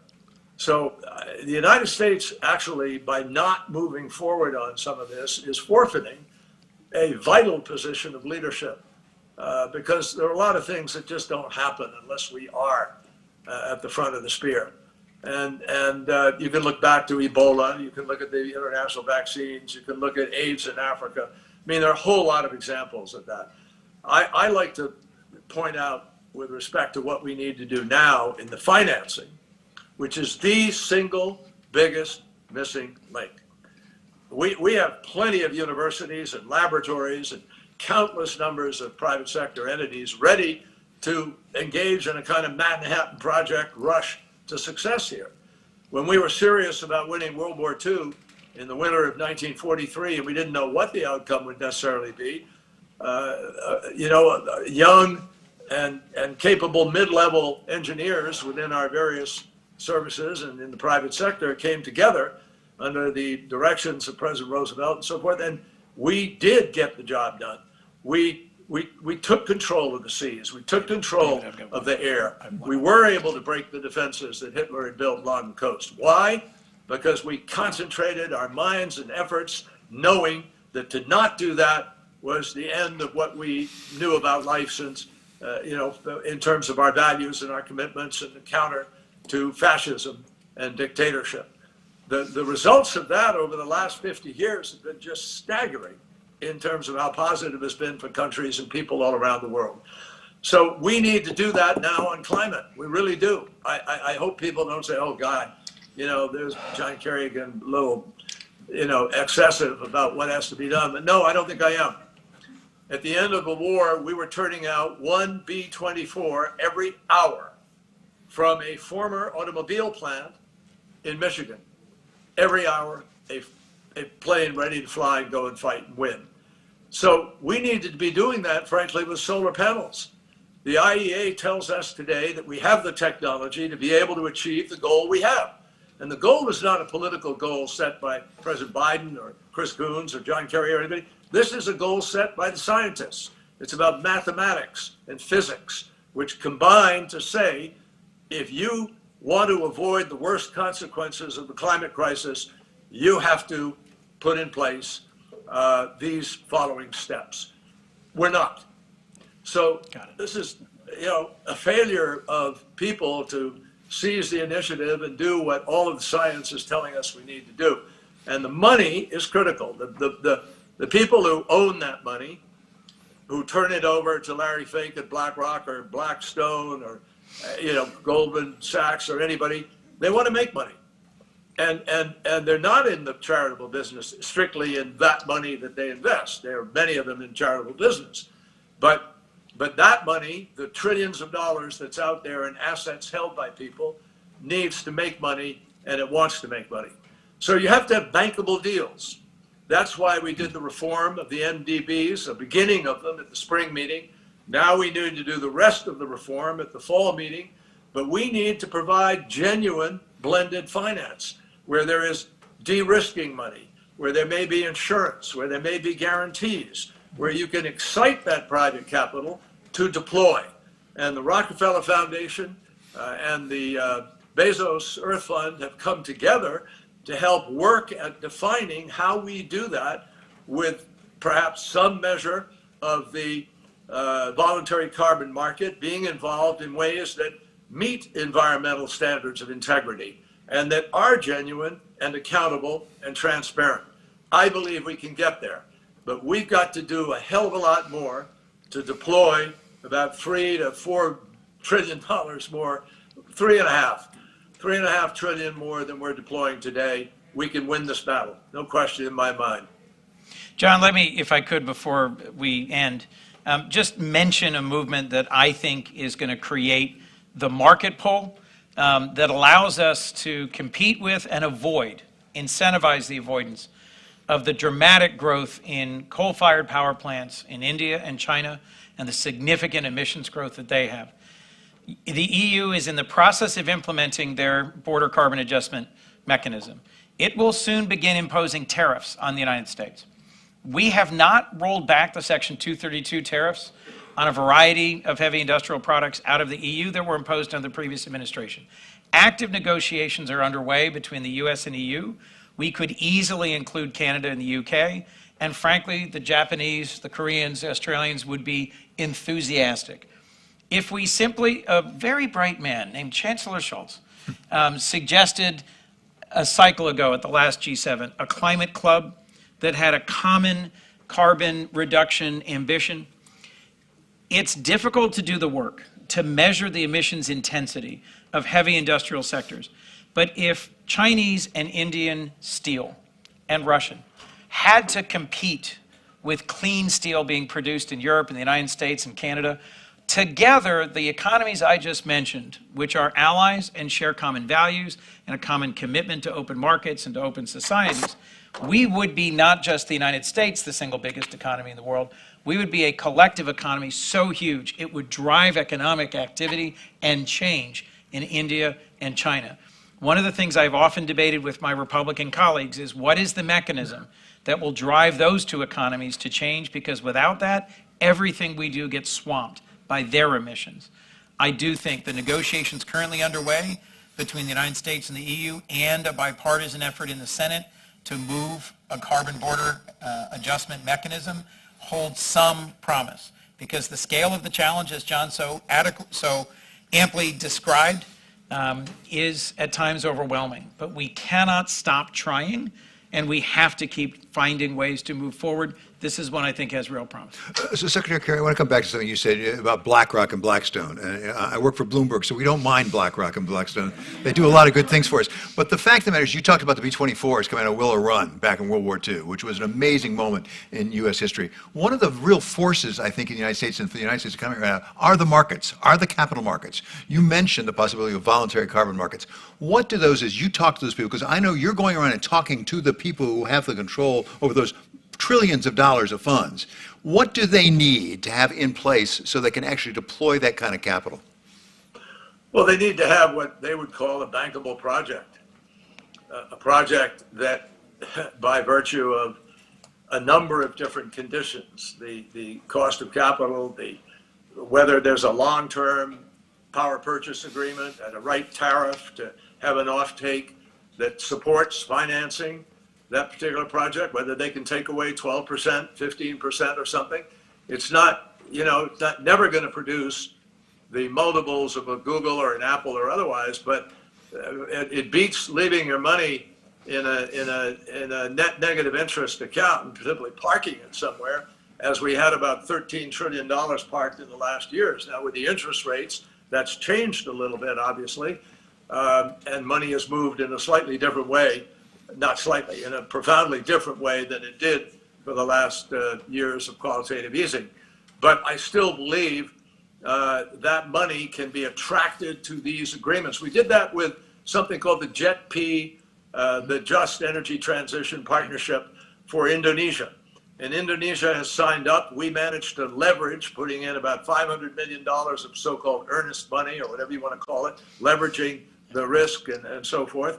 And we've got 10 billion of public sector and 10 billion of private sector lined up to accelerate the transition away from coal and into renewables. Now we've got to actually implement that, make it happen. We're working on that with Vietnam. We're working on it with Mexico. We're working on it with South Africa and Brazil. Brazil is a different matter because most of that is going to be wrapped up in the relationship to the Amazon, which is a different kind of instrument. But the bottom line is, David,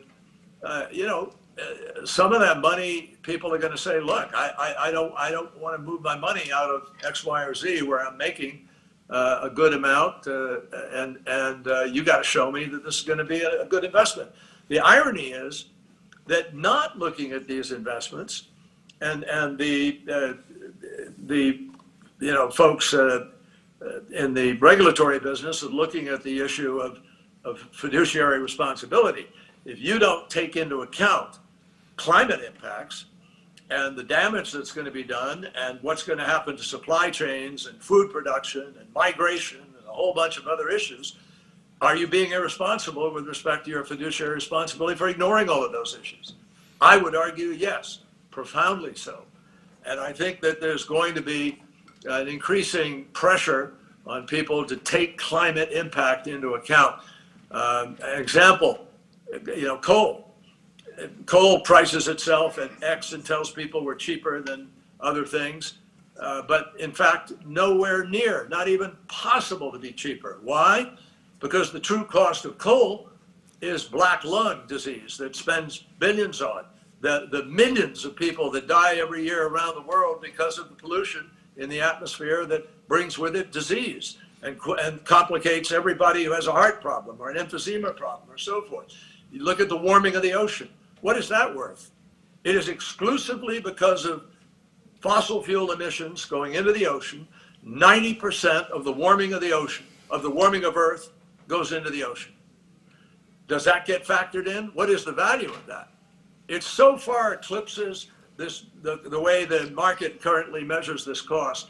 And I think this TCDY or somebody's going to come along and say, stop, we got to get responsible here. And that will drive capital into some of these other investments that may have a lower return on investment, but they're going to be legitimately priced and transparent and accountable and environmentally responsible. So, Senator, it strikes me we've had this discussion for a little over 20 minutes now. We've now mentioned the second largest economy in the world, and either the largest or the second largest by population, that's China. What can we do effectively in climate globally without China on board, or maybe how can we bring them on board if they're not? So my core concern is that if China doesn't follow our direction, if China is not also seized by climate ambition, their scale and their growth and their model leadership in their region will end up erasing whatever impact we can possibly have. John's done remarkable work building real significant relationships across many years with Chinese leaders. It is hard when their economy, their growth is genuinely slowed and at risk. The pandemic had profound impacts on China. And for a country that is still developing, still growing, both India and China are building more coal-fired power plants than they are deploying renewables. The price of solar has come down as quickly as it has because China's been involved at scale.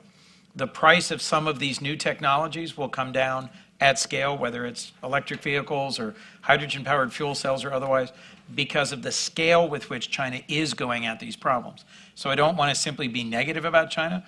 They are innovating, they are investing, they are tackling climate and deploying new technologies, but they are also continuing to be a very significant user of coal and of coal-fired power. So, Secretary, where are we on that? As the Senator says, you spent a lot of time on this. I know you've worked really hard on it. There's a lot of talk in the United States about this is the one place maybe we could agree with China, although I'm not sure if we're seeing it yet. Where are we? What's an update? Well, in Glasgow, we joined together in an agreement that we were going to work together on 3 major items. The first was they signed up for a national methane plan to reduce methane in China. They have a plan. We've seen it at Sharm el-Sheikh. They're getting sign-off from various folks now. It's contentious, as you can imagine. Even there, they've got a certain kind of politics. And so that's an issue.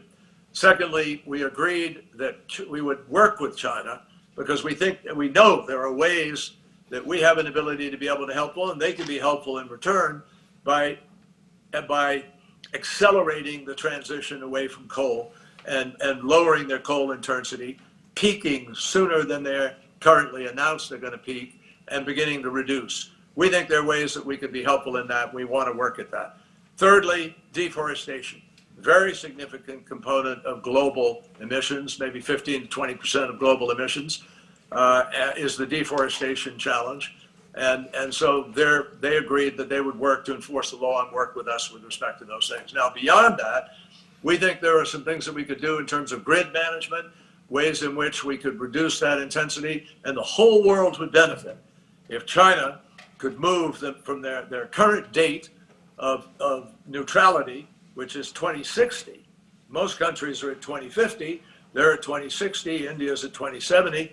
And there's no way we can keep 1.5 degrees if that's where it stays. So we want to work with China. Our hope is that there'll be some meetings that can take place somewhere in the next days at the highest level, and with Secretary Blinken and others, and we'll see where we go. And you know, we certainly are prepared to act responsibly. We have said from the beginning, the climate crisis is not a bilateral issue. It's a universal, global, international threat, an existential threat.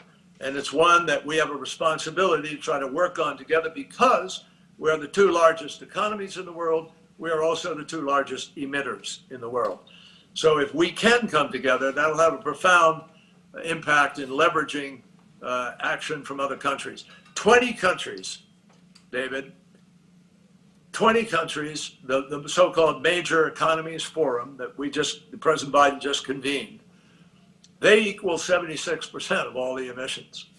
48 countries in sub-Saharan Africa equal 0.55%.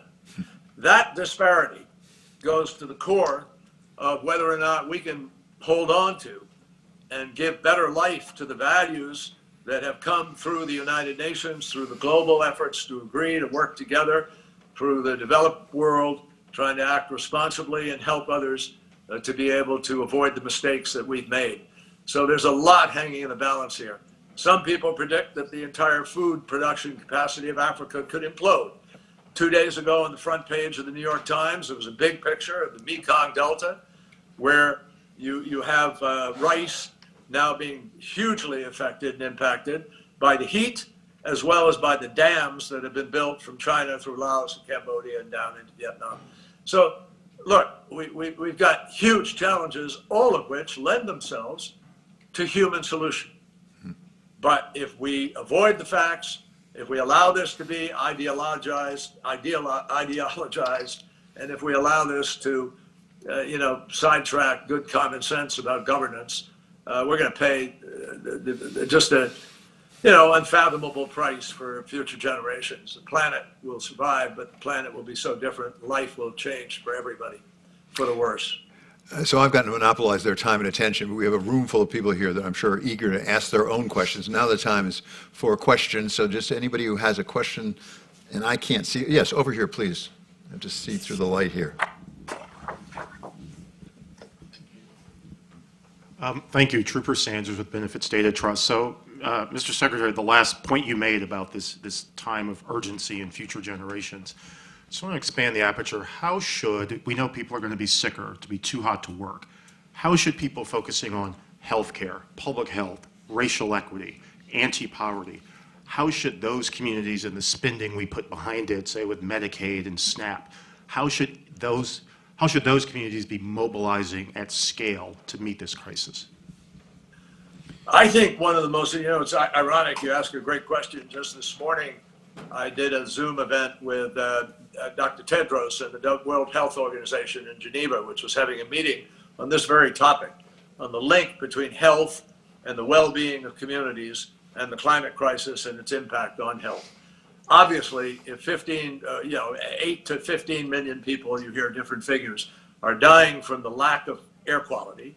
Obviously, if 10 million people a year are now dying from the extreme heat in which human bodies can't work outdoors, can't live outdoors. Millions of people were sleeping outdoors in India in the last couple of days because of the heat, which stays above 30 centigrade through the night with no sun. Imagine what it's like in the daytime. So, we have a health crisis here. And it's one in which, millions of people are dying, are being killed today by something we know is the active agent in that killing. It is fossil fuel emissions that are not unabated emissions. And that is the key. And there's a fight even developing now between people who say, well, we ought to be phasing it out altogether, versus those who look at the curves and the modeling and say, no, we're going to have to manage carbon to some degree, because it's only by managing carbon that we can avoid the worst consequences and get enough of a chunk reduced fast enough to do the job. And by the way, once we finish getting to net zero 2050, we still have to suck about 1.6 trillion tons of CO2 out of the atmosphere, so it doesn't continue to do the damage that it is doing today. That requires carbon management. So we're going to have to find a way to get quick accord on how to approach these larger challenges. But the health challenge is front and center part of it. And what I would ask the health community to do is start screaming bloody murder globally, particularly here at home, so that people, when they go to the ballot box, are going to vote common sense and vote science and vote facts. And in the end, that's perhaps the greatest contribution. They can tell the stories of the people coming into the hospitals and how they've been exacerbated by the problems of the climate crisis. And that link has not yet been drawn sufficiently, other than in policy rooms and entities around the world, but not for the general public. And I think the best thing we can do is get it out there. Okay, I think we have time for just one more question. Yeah, right down here in the front. Thank you. I'm Kathy Boffman-McLeod. I'm the director of the Adrienne Arsht Rockefeller Foundation Resilience Center at the Atlantic Council. And we are focused on extreme heat and addressing extreme heat. And it cost the U.S. economy $100 billion in worker productivity losses alone in 2020. We see that there is not enough risk capacity to go around, capital to cover the risks, and the reinsurance industry is beginning to show the cracks. This might be for you, David. When does the crack open up? When does the financial system begin to reflect the true costs of the way that it functions? Well, first of all, you overestimate my knowledge. I'm a talking head. We usually ask questions, but I mean, listen. I don't know about that. You're already seeing it, right? I mean, you look at the amount of money that is going into ESG funds right now. That can't be a coincidence. There are a lot of people who have money who want to put it into this. The question is how it gets implemented and where it goes out. I think there's a big question, and the Secretary referred to this. How do we standardize it? How do we regularize it? How do we know, in fact, that we can compare carbon offsets across different markets? And there are possibilities, and we have them in Europe, we have them in Canada with some voluntary carbon markets. Some people think that there's real opportunity here that could expand out dramatically. So I think you are starting to see it. I think there is a role for government regulation to make sure it's regularized so people know how the investments are being made. But I think there's a substantial appetite out there. In fact, I would say, and again, both of these people know the politics much better than I do, the fact that there's such a backfire, as it were, from some elements in the politics indicates how much of a desire there is. We wouldn't be hearing so much about it if there weren't a real desire for it. Senator? Yes, the whole fight over woke capitalism, the attack on ESG efforts, the criticism of some of the major funds that are taking initiatives like this is exactly because the fossil fuel industry sees the potential harm and the impact of shifting where trillions of dollars get invested, both the potential that they would lose some of the financing incentives that they get from the government and the potential that their pools of patient capital, investment capital dry up. That's exactly why I think we're having these unusual fights at the state level, state to state. State treasurers are having fights over whether or not they should remove woke capitalism from their management of their state pension funds. At the end of the day, and John spoke about this far more eloquently than I will, we have avoided since the dawn of the Industrial Revolution fully bearing the cost. Those who generate the revenue do not bear the cost of things that are polluting and harming our entire planet and the entire human population. If markets work and work rationally, they have to work to address that. The only way really to do that is to have a price on carbon. I've worked hard to get a bipartisan bill to get a price on carbon. I can't count to 10 in the Republican caucus. I can count to 3. I need help finding 7. Maybe some people are hearing help with that. Well, I'm afraid that our time has run out. We could go an awful long time, but I really want to thank both of our people here who are terrific. Senator Chris Coons, of course, from Delaware, and Secretary John Kerry. He is the U.S. Special Presidential Envoy on Climate. Thanks a lot, gentlemen. It's been very, very helpful.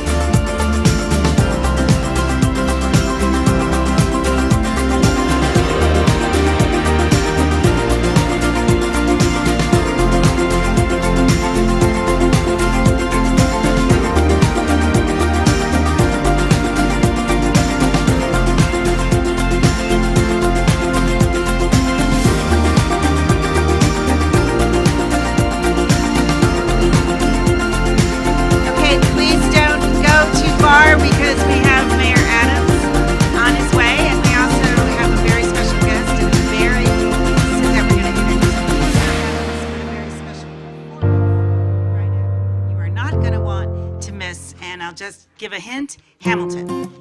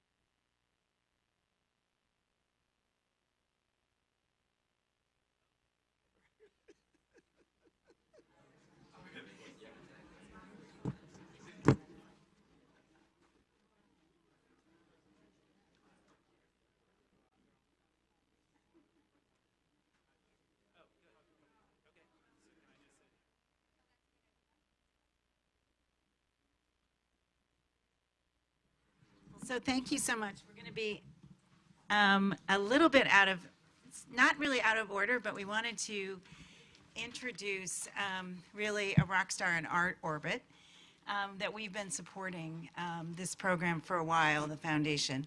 So we're very proud to have this long-standing partnership with the Miranda family on EduHam, which is almost since its beginning in 2016. It combines classroom lessons with live performances. EduHam reaches students nationwide in a way that few other programs do that we've found. And we're very pleased to have with us today Luis Miranda. Luis is an icon, and we consider you an icon, certainly, and we know that many others do too. You're an accomplished philanthropist, strategist, and advocate who focuses on a diverse range of issues affecting working class Americans, which follows a great panel we had today on working class Americans. And you're a recognized public leader. Another claim to fame is that he is the father and inspiration of Luis Manuel Miranda, and also Lin-Manuel, sorry. I'm confusing you both, yeah. No. I worked very hard not to call him like me, because I am a junior. So I didn't want him to be a junior. So anyway, we want you to tell us more about EduHam and to also introduce us a little bit later after the mayor speaks to our amazing student performers.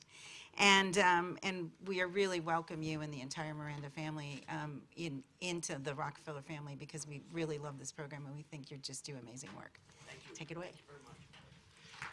Thank you. It's if you don't mind, I'm going to stand.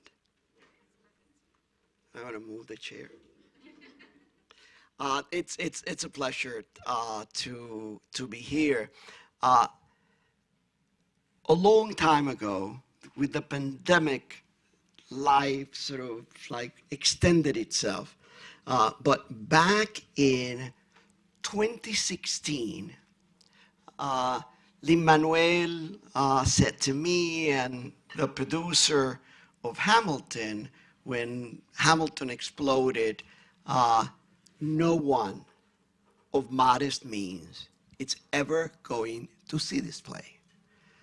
This will become the play for the most affluent in our society, and we could see it at the public theater when day after day people sold tickets for $8,000, $9,000, $10,000. We once sold 2 tickets for $50,000 for a charity. So Lin-Manuel said, we got to do something, and EduHam was born. I talked to friends that I had at Rockefeller Foundation, and they called me a couple of weeks later and said, we have good news and bad news. The good news, it's that we're going to be your partner. The bad news, it's that we don't want more partners. We're it. We don't want you to raise money from anybody else. You could get opinions, but we're going to do the program. We had joined forces with Gilda Lerman, whose sole job is really to work with history teachers. And 7 years later, we have had 190,000 kids who have seen Hamilton in person and have participated in EduHam. When the pandemic started, we opened the program online, and we now have 11,000 history teachers throughout the globe participating in the program, and we have served 940,000 kids online. So I want you to know that your investment has paid off beautifully. Because not only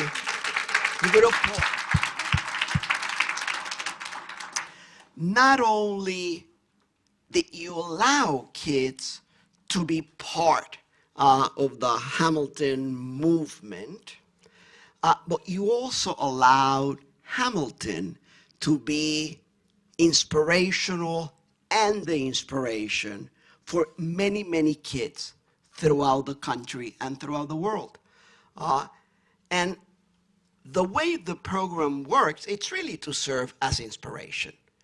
We have a website, we have history, we have the songs. Now it's even in Disney Plus, so you could even see it in Disney Plus with the original cast. And then you go in a self-discovery trip with your history teacher to find out what grabs you and what do you want to create. And today you will have a treat by having some videos of kids who have done EduHam and some kids who have done EduHam and will be here to present their art. And that's important because I remember being the dad of a kid who went through that journey. My first memories when his present to us, Lin-Manuel's presence to Luz, my wife, and I, was always mixtapes. And quite frankly, we didn't want him to save money and give me another tie that I was not going to wear. And so he perfected the act of mixtapes. And he will grab the essence of people in putting together a number of songs that actually captures who that person was. I always remember in one of my mixtapes when he was around 11, he included a song that I didn't even know that he had ever heard. It's from my favorite singer in Puerto Rico, Alberto Carrion, who's now a viejito, he's now a very old person. He wrote this song when I was a kid. And he closed the mixtapes with that song. And I remember telling him, do you know that that's the song you are playing at my funeral? I said, well, good to know that it's already in the mixtape. And that same concept, it's the concept that helped Lin-Manuel create. I'll tell you 2 short stories. I never know how, but I included myself in the making of Encanto, the Disney movie. And I ended up being a consultant to the movie and participating in all of the meetings and so on. And I was able to witness directly how you move from experience to creativity to a final product. We went to Colombia. We ate in different regions. We ate different kinds of food in Colombia. We went to various regions and listened and danced to the music of that region. We went to Barichara, a small town like the town I grew up, and spent a couple of days there. And somehow, I can't explain you how, in my son's brain, that food, that music, those experiences, those talks with regular people in Barichara resulted in Encanto. 8 songs, now the most streamed Disney music ever, Latin music to that, 8 songs that were in the top 100 Billboard all at the same time. So we hope that the process that Lin-Manuel uses, it is the same process that many of these kids are going to use through their lives. And we hope that the intro to EduHam, with your support and Gilder work, will result in many Lin-Manuels moving forward. Thank you.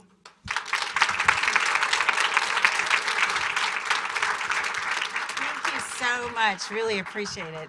The mayor is out of his car and coming up, so if you can please stay seated, we'd appreciate it. And then we'll show a video and performance in a second. Thanks.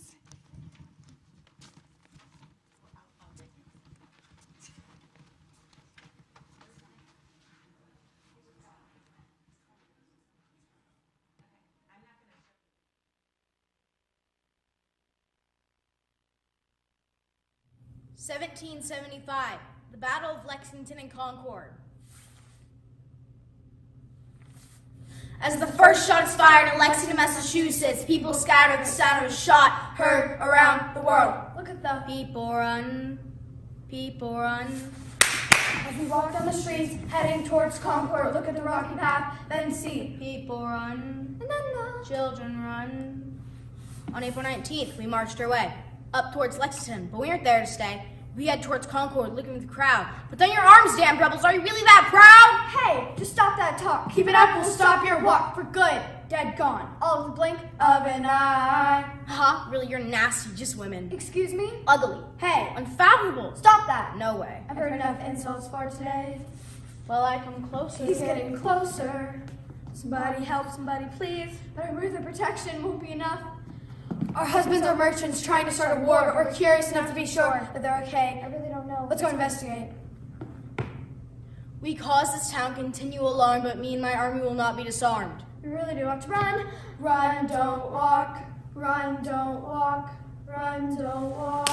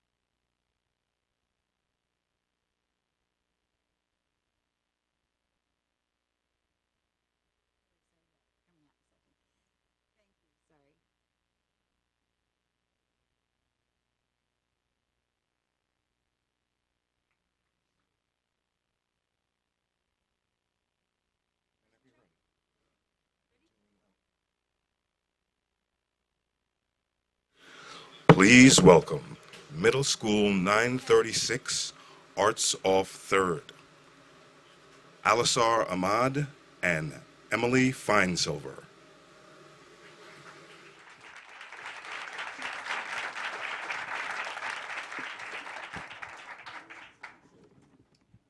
Dear Hamilton, it takes a heart to love my sister. How could you betray her? 1796, in the home of my aunt, I introduce you to my sister. You should have never been her mister.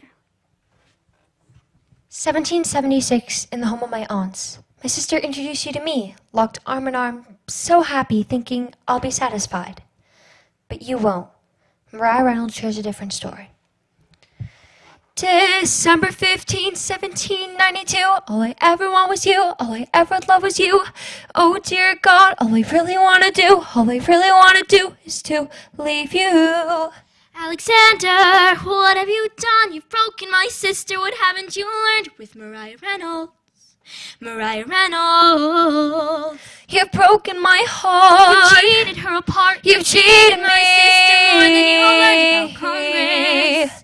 Oh, Alexander, Should I forgive but never forget? Forgive but never forget. Forget. He told me I love you too much, crossed my thoughts too entirely. Whoa. He told me that no one could pay tribute to your deserts than I do. He told me I love you. What did I do to deserve this? Trust me, honey, he's not worth it. Alexander, Alexander. Oh, my dear brother, why? My dear brother, why? I guess I'll see you on the other side. Angelica. Oh, dear Eliza. You are right. Tough night. I lose my son in a fight. Alexander Rex and I'd forgive but never forget. I can forgive nor won't forget. Forgive but never forget. He'll never be satisfied. I'll never be satisfied. Forgive but never forget.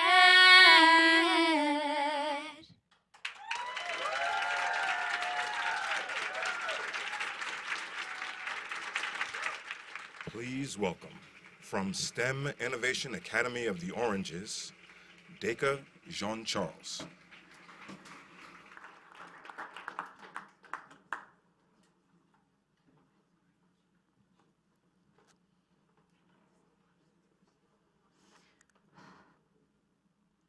Braintree, Massachusetts, March 1776.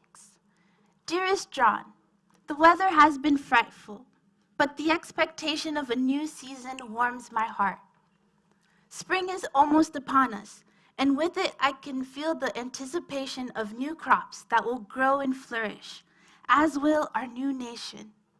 Although I yearn that you should write to me letters that are at least half as long as the ones that I send to you, I fervently pray that you will respond favorably to what I have to say below. I believe within the depths of my soul that as you prepare to declare independence from England and form a new government, you will remember the ladies. You men make the rules, for centuries it seems, and the truth of the matter is that we're tired of your schemes. There is, as you know, more than words, black and white. Just because it's written down doesn't mean that it's right.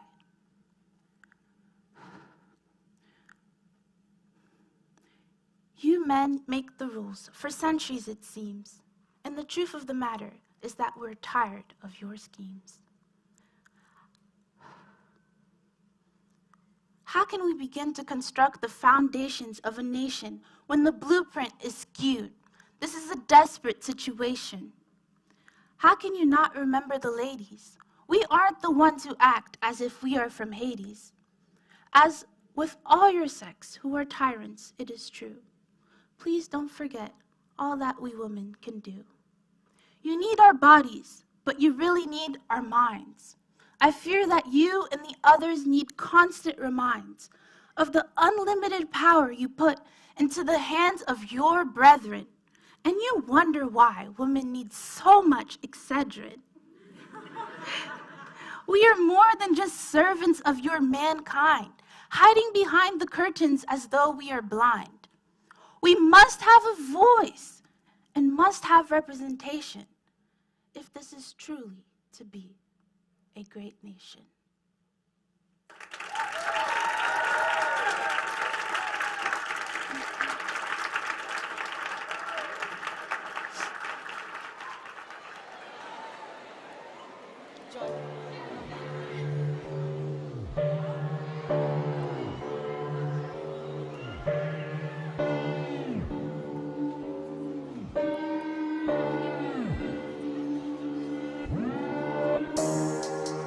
The Declaration of Independence.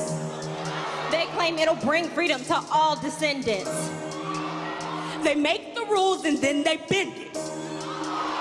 Freedom only counts when you they descendant. Freedom for who? Not for you, because you black. You a slave? What a shame, crying about it will get you back. Thomas wants freedom, but I just can't believe him. He wants to be free, but own slaves that look like me. Mr. Jefferson, can I get a word in? Oh, you want freedom? That's what I heard. And what about us slaves? What about our pain? You're just a Negro, ma'am. You are insane. You think I'm stupid, you're gonna make me lose it. I'm a human just like you, I deserve my freedom too. Boo-hoo. Boo-hoo. Freedom for who? Ha. Boy, I need my money quick. So go out in that field and stop talking all that. What a bunch of hypocrites, all trying to act big. You wanna be free, but treat us just like pigs? You walk around, chest up, with your head and your ass. Girl, don't you know Massa will have you hung up fast? We hold these truths to be self-evident, that these dudes weren't even original residents. How are you gonna declare independent when you can't put the words black and free in the same sentence? Life, liberty, and the pursuit of happiness. What meaning has these words without any countenance? Come on, Jefferson, all it is common sense. So please give us our independence.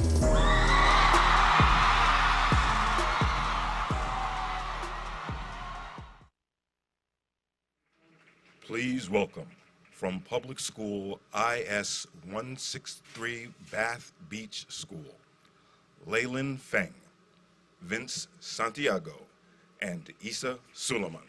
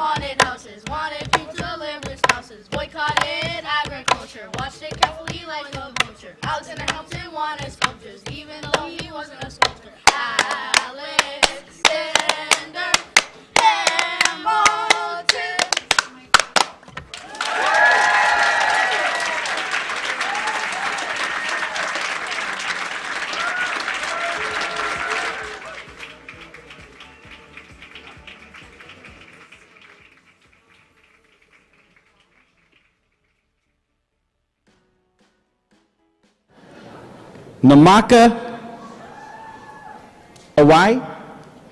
Yes, Decker. Give it up, give it up. Thank you for getting my name right. All right. The squash no longer tastes the way I remember. Before white men made a feast of my people, the soil was kind to my aching feet. My mother learned to hold me from the crisp rhythm of the river. Now the soil does not know who to trust. If the crushing steps upon her body are those of a killer's, the river runs red now. So many of us shot, dead. Last thing we hear is our skin crying, open, I will fight. I will lead 4 of the 6 Iroquois nations to fight beside the British. This war has made a corpse of our tribe's trust. But I'm doing this so the squash can taste like home again. I do not fight for the British. I fight for my descendants to live peacefully without their culture being ripped away the colonies have pillaged. Want to reap the lands further west? I am a British officer. Fluent in English, a faithful Christian, I command and negotiate and lead to survive. I do not trust the white man. The British promised us land and they gifted it to themselves. I know they do not trust us. Coined us Mohawks, English for man-eaters. We are the Kanekahaka, meaning people of a place of flint and crystals. I know the white man has already carved my tombstone. Joseph Brant, born 1743, died 1807, lived uncivilized. My last words will be, Have pity on the poor Indians. If you have any influence with the great, endeavor to use it for their good. Don't forget, we natives fought. Don't forget we were here during the white man's war. My native name is Thayandanega, and I pray that my legacy will not be forgotten.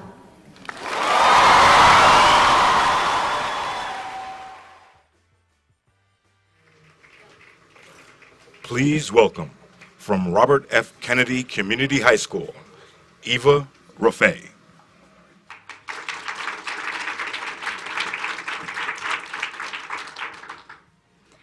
My name is Eliza Hamilton, but it is the last thing I am. Before you call me Hamilton, call me a philanthropist, for I founded a free school for children in New York. I co-founded Grand Widham, the first private orphanage in New York City. Before you call me Hamilton, call me a socialite. I was the genius behind my husband's social achievements. I hosted parties and I hosted events. Before you call me Hamilton, call me a sister. I put my siblings before myself, and I picked their happiness over mine every chance I got. Before you call me Hamilton, call me a daughter. I aided my father on his expeditions, and I helped him through business. I am a proud Hamilton. I am the best of wives and the best of women. I am the uncredited aide of Alexander's work. It was me who would pick up the pen when his hands got tired. I am just as much his wife as he is my husband. I am Elizabeth Schuyler Hamilton. It is a woman like me who paved the way for other girls in this great nation. It was my persistence and my bravery that made America the way it is today. I am Elizabeth Schuyler Hamilton, and I am a founding mother of America. I am the reason behind the Hamilton legacy. Thank you.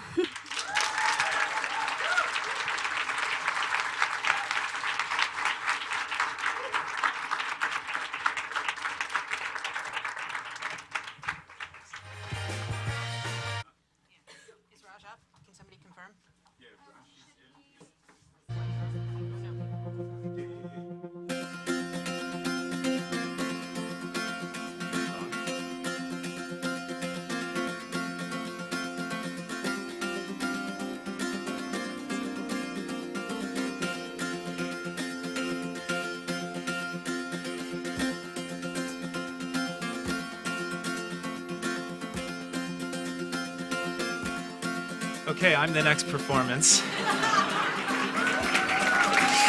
I can sing, I can rap. I don't know where Luis is. We can do a duo. Actually, if you want a fun video, you can watch Luis and his family doing some musicals online. But we'll not try to imitate that. Let me just say thank you all for being here. We're really excited to have the opportunity today to open this incredible center for bringing together leaders, whether they are 6th grade budding rap stars or whether they are the titans of finance and society here in New York, or whether they are our grantees, as you met earlier today, working on behalf of community workers, care workers, domestic workers here in the United States, or working on behalf of those who go hungry or live without access to electricity, water, healthcare around the world. And we get to, as part of the Rockefeller Foundation, be a part of a community that has built up over 110 years. Actually, I was reminded, just sort of thinking about today, that actually our history representing the Rockefeller family's charitable work actually started before this institution was even created, with a $250 grant to a seminary in Atlanta to help a group of young black girls get an education. That grant led to more grants over time, which became Spelman University, named after Laura Spelman Rockefeller. And we have this proud association with institutions from Spelman through to the World Health Organization, the CDC, the United Negro College Fund, and on and on and on. And I think on behalf of the few hundred folks that are part of the Rockefeller team here in New York and around the world, we try every day just to honor that legacy and support those of you that are out there doing the tough work of bringing justice to communities that haven't always experienced it. So thank you. Thank you for being here, and thanks for allowing us to sort of host you today. Thank you. Now, we are a global institution, and you'll see in the property here at this site and around the building that we do a lot of work around the world. But Mayor, I wanted to say this with you in the room, sir. We are first and always a New York City institution. And we believe this is the greatest city in the world. We believe that a lot of the things we dream about, whether it is bringing food to kids in schools in a way that it changes their behavior and improves their health and fights disease, and our Food is Medicine work, which is a tremendous partnership we have with Mayor Adams, who's put his personal story and sense of purpose into that, not just in New York City with us, but around this country on behalf of communities and kids who don't always have access to nutrition and health. Whether it's that, or our work on testing and vaccines during the COVID pandemic, or whether it's the next generation of work that we'll be inaugurating over the next series of years in fighting climate change at home and around the world. Our hearts and our energies, our arts and cultures programs start in New York City, and we will always be committed to this city. So in order to honor that very simple and very basic concept, we are thrilled that you, Mayor, are here with us. It's my task to introduce you, although I don't think you need an elaborate introduction, but I will say this. You all know Mayor Adams' story, NYPD, Brooklyn Borough President, now the Mayor of New York.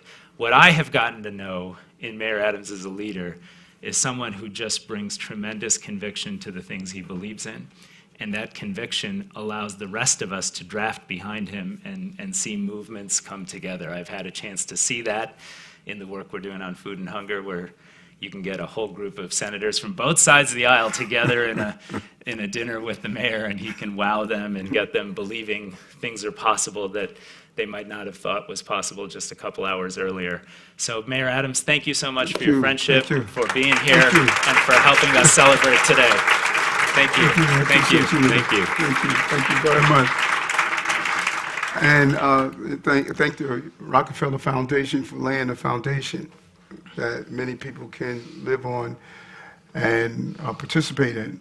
You know, when you think about that being the second mayor of color in the city, first black borough president, a captain in the police department. That's my glory. It's not my story. My story is being dyslexic. My story is being on the wrong side of the law, being arrested. My story is of watching mommy being betrayed in so many levels. My sister did not have a childhood because she was playing the role of mother and helping my mom raise those 6 children. And we have to dig into the story of people to really appreciate them and not their glory. And you're right, what you're doing around food, I know that many of you are doing the work because this is where your heart is, but you're saving lives. I woke up in 2000 and I think it was 14, I couldn't see the alarm clock. The doctor said, Eric, you're going to be blind in a year. You're going to lose some fingers and toes because of your permanent nerve damage. I had an ulcer, high blood pressure, the American package. My body was falling apart. I was taking so many external selfies, I needed to take an internal selfie. And it was food. Changed my diet, and my vision came back, my nerve damage went away, my diabetes went in remission.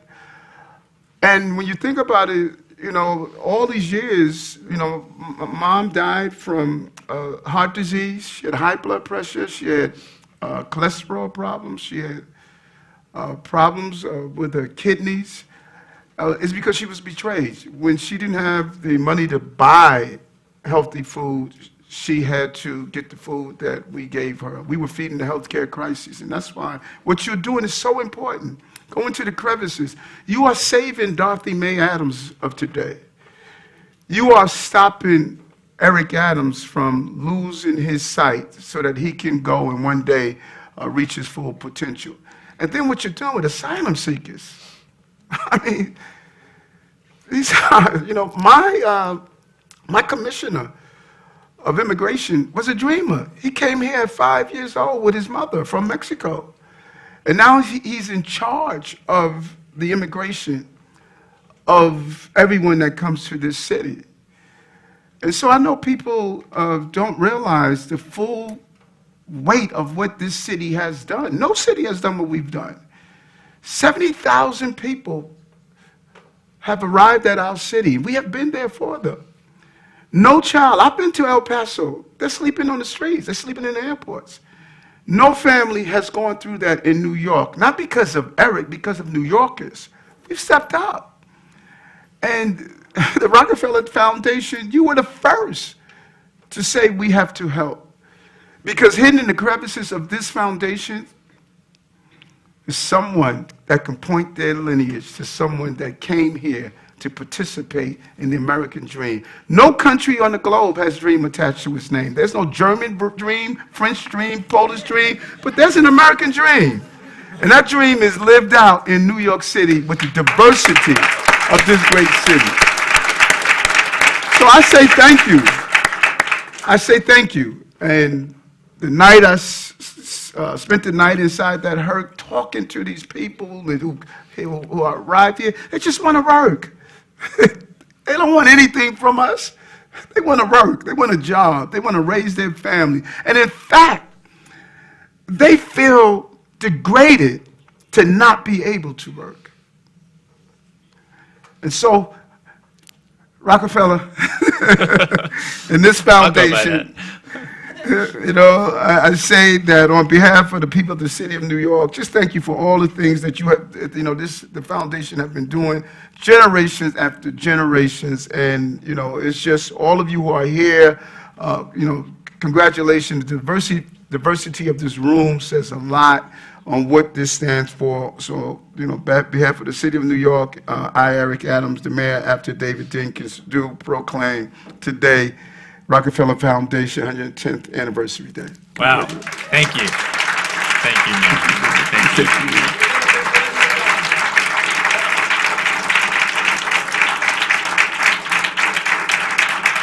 Excellent. Appreciate you. Thank you so much. Thank you.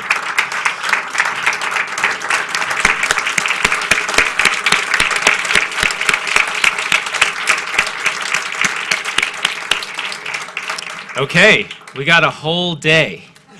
And we're going to turn that into a week and a month and years and decades, and sometime way in the future, some whole other generation will be here to celebrate a 210th anniversary. With that, I think we have one final closing performance from an outstanding, passionate young group of junior high school students. Yep, and they are coming out. Otherwise, all those instruments back there for me and Alan and a couple of you guys to play together, and that wouldn't be good. Thank you all very much. Miss Torres, you want to come on out? Come on out, Liara Torres. Now, this is my homie, and she about to wear y'all out. So y'all make some noise real, real, real loud. Y'all show us some love. Have fun.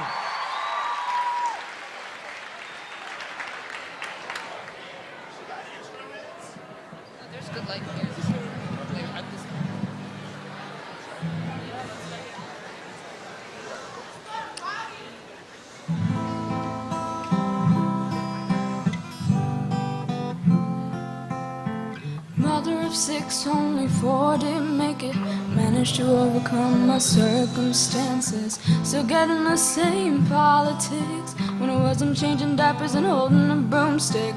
Self-educated through which I accelerated my status as a mother and a wife. I knew the struggle, a day in a woman's life. It wasn't supposed to be this way. I wasn't supposed to have a say. But my story needs to be told.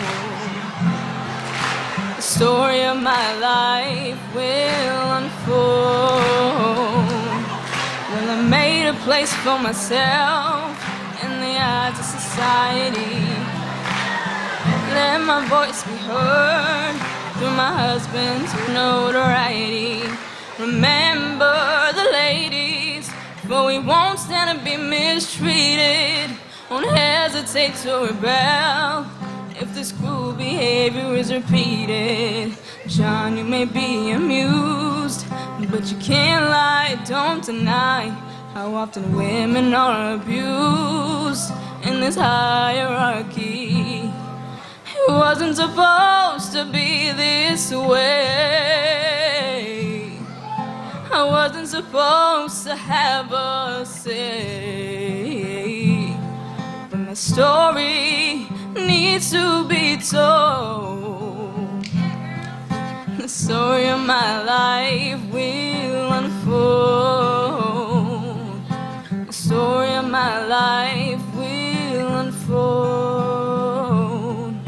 The story of my life will unfold.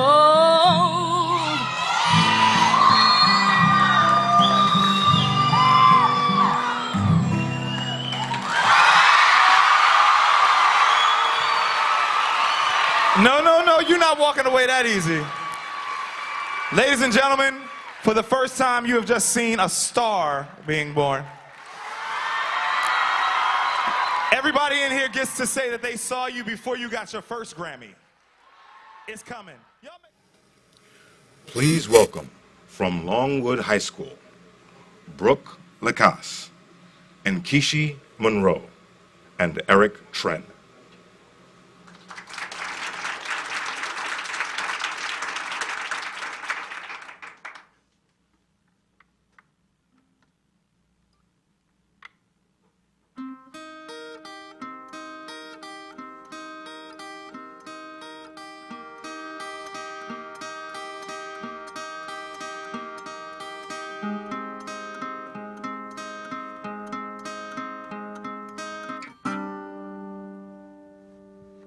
August 27th, 1782.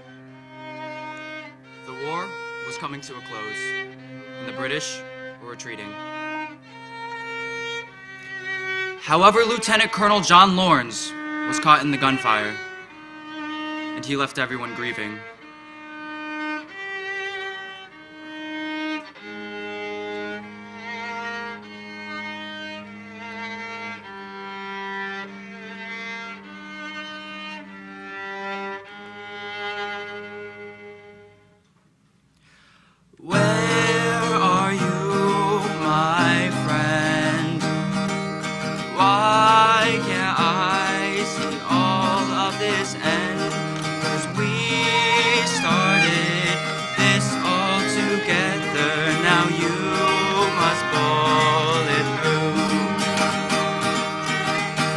I want it to last through your lifetime, but even without me, I know that you'll be fine. We fought with the Sons of Liberty, but I wonder now, will my daughter be free? Now I'm lying here at the end of this war, and I wanna know if I could have done more. Would I start the way towards civil rights? But it looks like this is the end of my fight.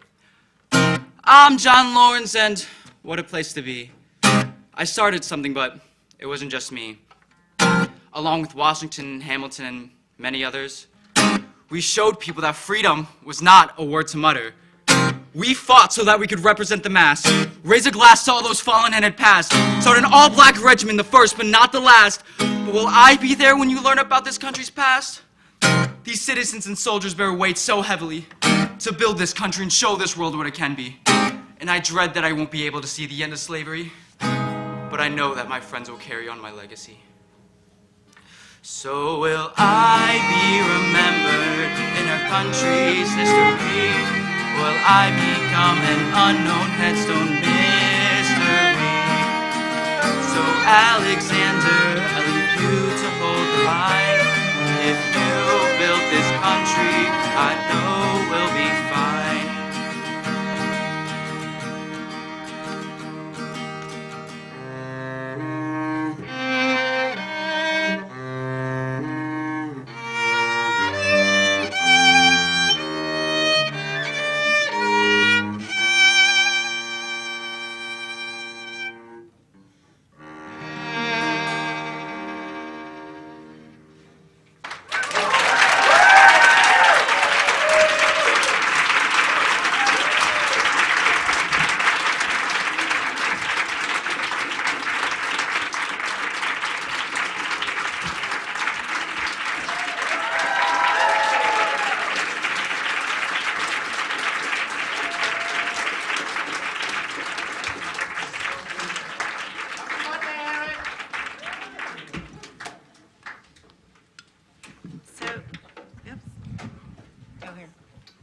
So we just want to. So we just want to thank you so much for coming today and for being with us. This is the first time we've done this. We're going to make it an annual event. Promise we'll get some of these snafus out the next time. But I actually also wanted you to have a drink and some nice refreshments. And also, please do contribute to the painting on and have a cookie. We actually have food art out there to celebrate our 110-year anniversary. But you are contributing to that art because we would love for you to put something down about how you see a sustainable future and an equitable future. And please paint on the fabric, because we will then memorialize this day by framing that fabric and the proclamation as in celebration of our 110-year anniversary and the opening of this amazing convening center and our opening to New York, in New York, and to the world. Thank you so much. Really appreciate you coming.